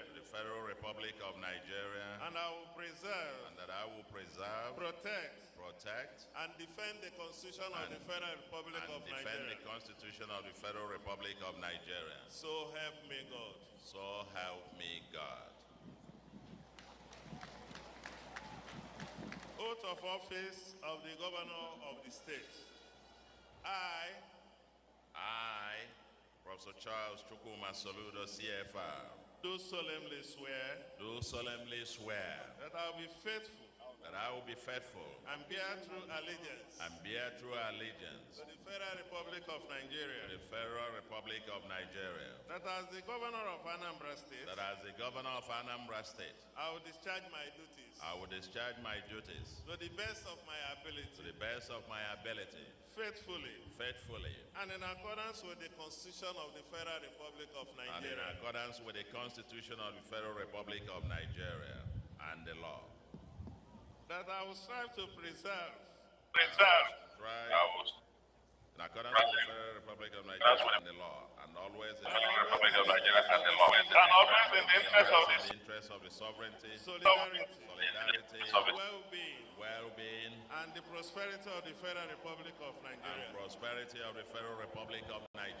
That I will strive to preserve the fundamental objectives and directive principles of the state policy contained in the Constitution of the Federal Republic of Nigeria. That I will exercise the authority vested in me as governor, so as not to impede, prejudice, the authority lawfully vested in the President of the Federal Republic of Nigeria, and so as not to endanger the continuance of the Federal Republic of Nigeria. the continuance of the federal government in Nigeria. That I will not allow my personal interests That I will not allow my personal interests to influence my official conduct or my official decisions. That I will, to the best of my ability, preserve, protect, and defend the Constitution of the Federal Republic of Nigeria. That I will abide by the Code of Conduct contained in the fifth schedule to the Constitution of the Federal Republic of Nigeria. That in all circumstances, I will do right to all manner of people. According to law. Without fear or favor. Affection or ill will. That I will not directly. Or indirectly. Communicate. Or reveal to any person. Any matter. Which shall be brought under my consideration. Or shall become known to me as governor of Anambra State. Except as may be required. For the due discharge of my duties as governor. And that I would devote myself. To the service. And well-being of the people of Nigeria. So help me God. Please, let's give a round of applause.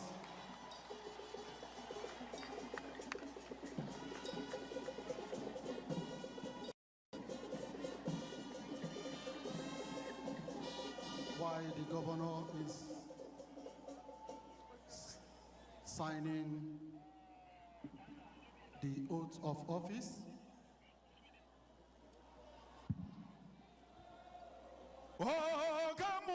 Soludo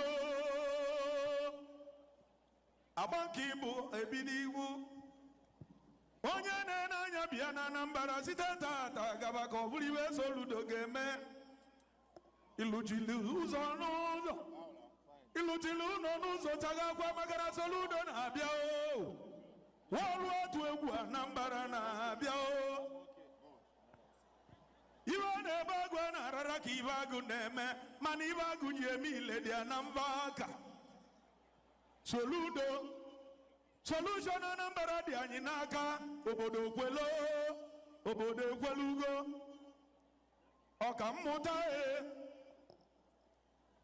Wajala Abuja wetulugo wenata ngino onye na-azoi. Abuja belata ma usalu soludo makana soludo na-eme mma. Iluchana Anambra Igbogo tebe Abuja sosei. Iluchana Anambra Igbogo be Abuja sosei. Sanjoko Puginazu. N'Enugu lọgụ ebele Jonathan kwughị n'azụ. Ntinibu na-achị Nigeria kwughị n'azụ sị gị gaba n'iru. Maka na ọ na-eme mma na-eme mma. Onye na-eche udo ga-abịali ya ọka mmụta solution Anambra gaba n'iru obodo ekwelugo. Thank you. Exactly 11:50, right on time. While we are taking the champion, the lion is here. May I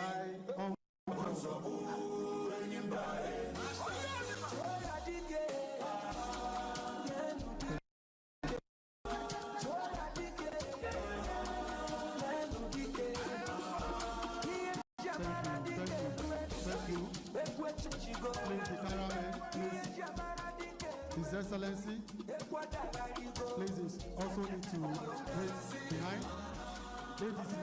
ADC.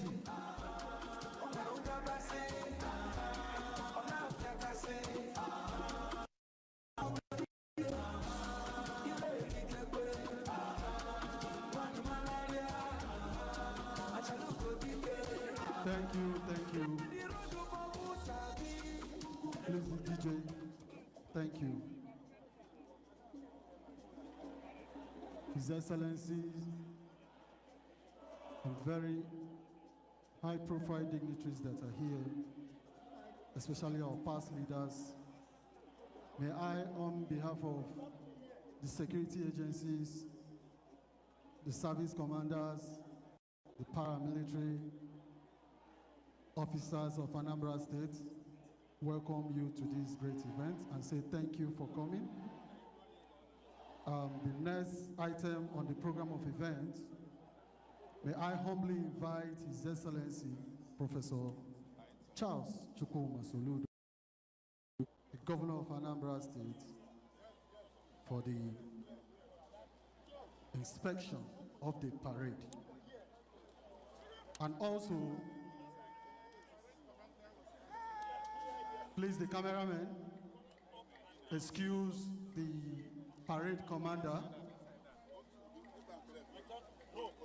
as we await His Excellency to mount the saluting dice so that the parade commander can come and take permission proper from His Excellency, Professor Charles Chukwuma Soludo.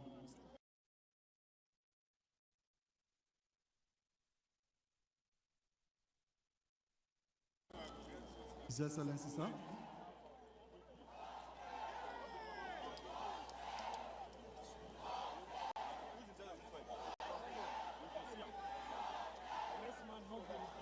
The parade commander is no other person than the Assistant Superintendent of Police, ASP Chukwuma Gideon Ndubisi.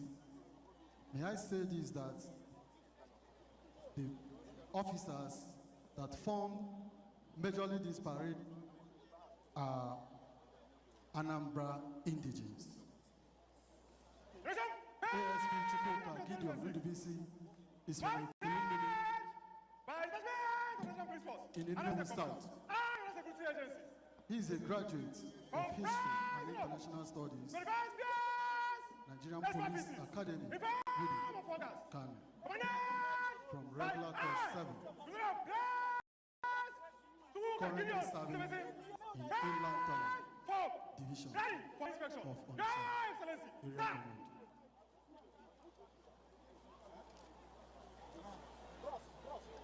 He is taking permission from His Excellency His Excellency will, of course,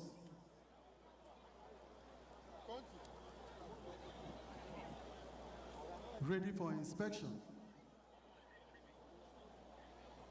as the parade commander joins the governor to inspect the officers before the parade starts properly. Please, the cameraman, let's act in an orderly manner so that it will not be rowdy. Thank you, His Excellency Professor Charles Chukwuma-Soludo. Let me also say this, that the parade is formed of 4 guards and consists of 8 sub-guard commanders. Please, the cameraman, you should give space as the governor proceeds to inspect the parade.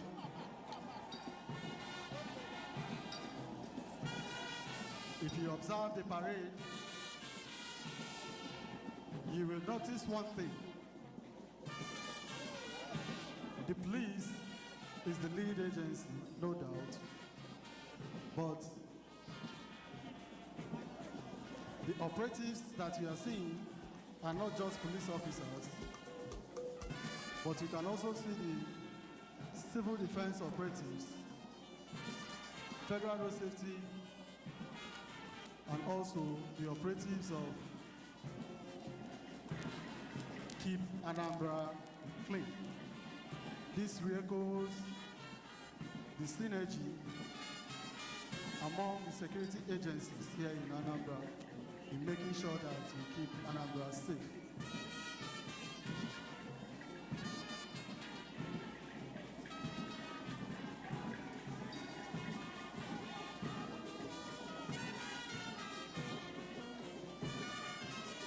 Please, the cameraman, you should not join in the space of the parade. Act in an orderly manner so that our dignitaries can also view this. We also have the podium both in my left and right hand side for persons that cannot see far. They can watch from the projector at both my left and right hand side, so you can get a proper view. The governor is inspecting the officers. Immediately after that, the parade starts properly. Yes, Mr. Gates, I'm here. Oh, okay. Thank you, police band. Let me see. I think I unmuted. We also have the color party. Yes, can you hear me now? Which consists. Yes. Yeah, I have to go. It's almost 7 o'clock in the Gambia. Of both Nigeria as a nation. Okay. Thank you very much for your time. Thank you, too. So is this Obasanjo? Yes, I'm surprised. All of them are there. Obasanjo, good luck. You know where they meet. It's interesting. It's interesting. Thank you for the broadcast. You're welcome, sir. Thank you. So maybe we'll meet tomorrow. Yes, inshallah. Thank you. Good night. All right.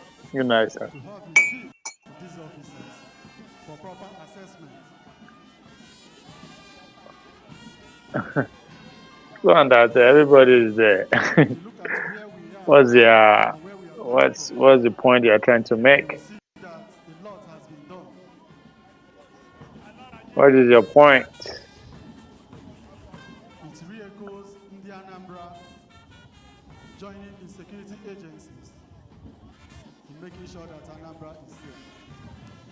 That's why the operatives of Operation Keep Anambra Safe is also here. We also have personnel from the correctional services, duty dressed.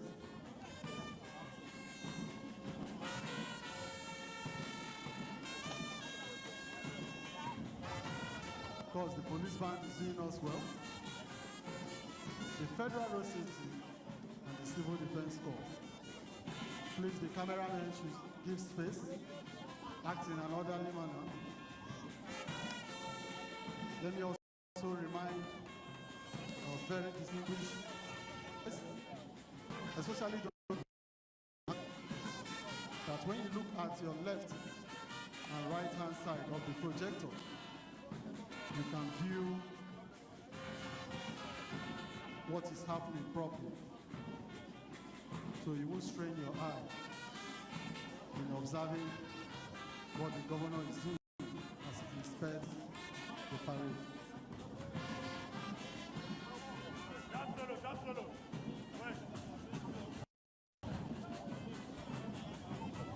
The inspection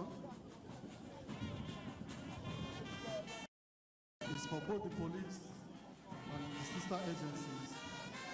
As soon as the parade starts, we have 4 guards consisting of sub-guard commanders and 7 standard party, which comprises of the 7 flags that the authority, especially in this parade, you observe that they are mainly in the Anambra,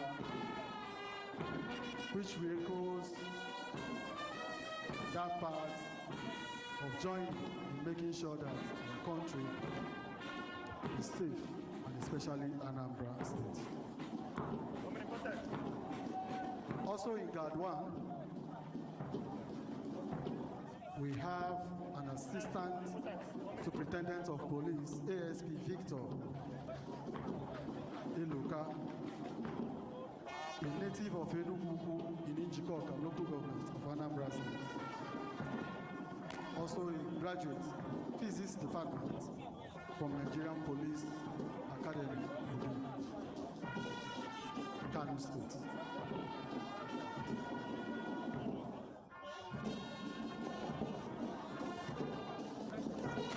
Guard 3 also have the guard commander as an assistant superintendent of police, Emmanuel Chigozie. Just as I rightly mentioned, that operatives that are doing this parade today are majorly indigenous of Anambra State. Emmanuel Chigozie is from Teje, in Oyi local government of Anambra State, a graduate of accounting from the Nigerian Police Academy, Kano.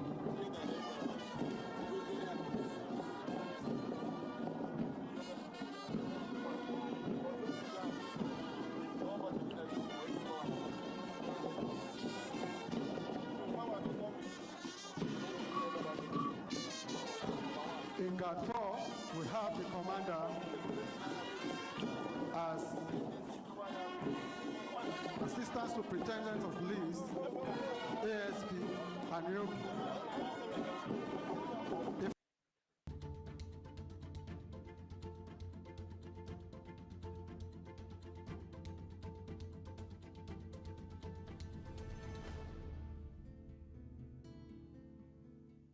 Now, we were supposed to have Francis Onyema, who is a presidential aspirant under the banner of the National Rescue Movement, but we were informed that he is in a family meeting that he can't get out of because the family has suffered a bereavement. So he had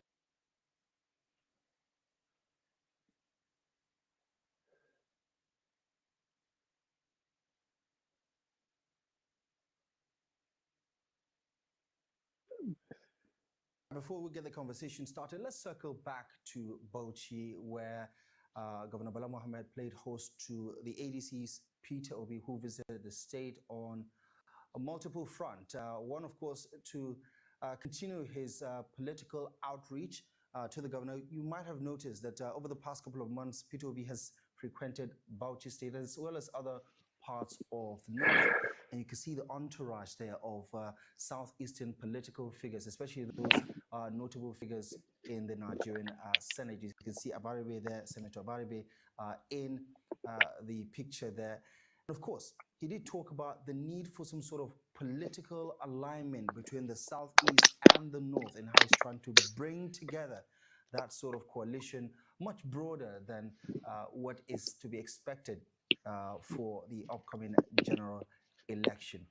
And of course, this is all a part of the calculations about what's playing out within the ADC itself as we see some of these blocks begin to take shape, whether it's the OK movement, which is a merger of obedience and Paposia movements as they try to strategize. And of course, if you heard some of these sound bites there, some of the supporters who welcome Mr. Peter Obi in Bauchi State have been making some of those declarations quite obvious. But of course, Governor Bala Mohammed, in his own right, also has expressed his open-mindedness, if you will, declaring himself a freelance political figure or politician at this time. Remember, just weeks ago, he has been of the calculations for possible defection into the APC. He has met with several stakeholders of the APC in Bauchi State, in Abuja here with some of the leading figures. But then some days later, the leadership of the PDP in Bauchi State said, listen, it's a no-go for them going into the coalition with APC. But of course, we're going to get into the weeds of all of these conversations and what it actually says about the politics of 2027. Let's bring in our first guest. Mr. Abubakar Kari is joining us virtually for tonight's conversation to speak on what is actually playing out in the ADC, how this is shaping up to be a big showdown as the party awaits the Supreme Court verdict that will then open the door for its upcoming primaries, which is, of course, the next stage of the rollout of activities for the ADC and other political parties. Mr. Kari, thank you, thank you so much for joining us on Daily Politics. Good evening to you. And I would just like to start the conversation by asking you what you make of the body language of some of the key political heavyweights in the ADC itself. We're seeing a message of unity, but we're also seeing this strategizing from some of the key candidates or aspirants, as the case may be at this moment. Is this just something that speaks to the contestation that is usual in a political, or is there more to it? Yeah, thank you so much for having me. Whew. The ADC is very, very interesting, particularly given the fact that the party has been enmeshed in something akin to a fratricidal tussle between groups, about 2 or 3 who have been struggling for the soul of the party. Notwithstanding, however, the David Mark group appears to have continued to prosper, to continue to work stronger and grow by the day. This says so much about their resilience, their commitment, and their focus. It is very interesting that in spite of everything, they have remained undaunted and undeterred. As to the goings-ons and the political visitations and pilgrimages, that too is very interesting, but it is not unexpected. We have entered the H hour in politicking. They run up to the primaries for various positions. And therefore, it is quite likely that in the next few days, in the next few weeks, we are going to be witnessing these political pilgrimages. the very important personalities in the ADC will continue to crisscross the land. They run schools for more than 600 displaced children in the camps that the Nigerian government says doesn't exist. He's a former mayor of Blanco, Texas. And he is the author of Epicenter, Nigeria, Radical Islam, and the War for Global Order, a #1 bestseller. Mike.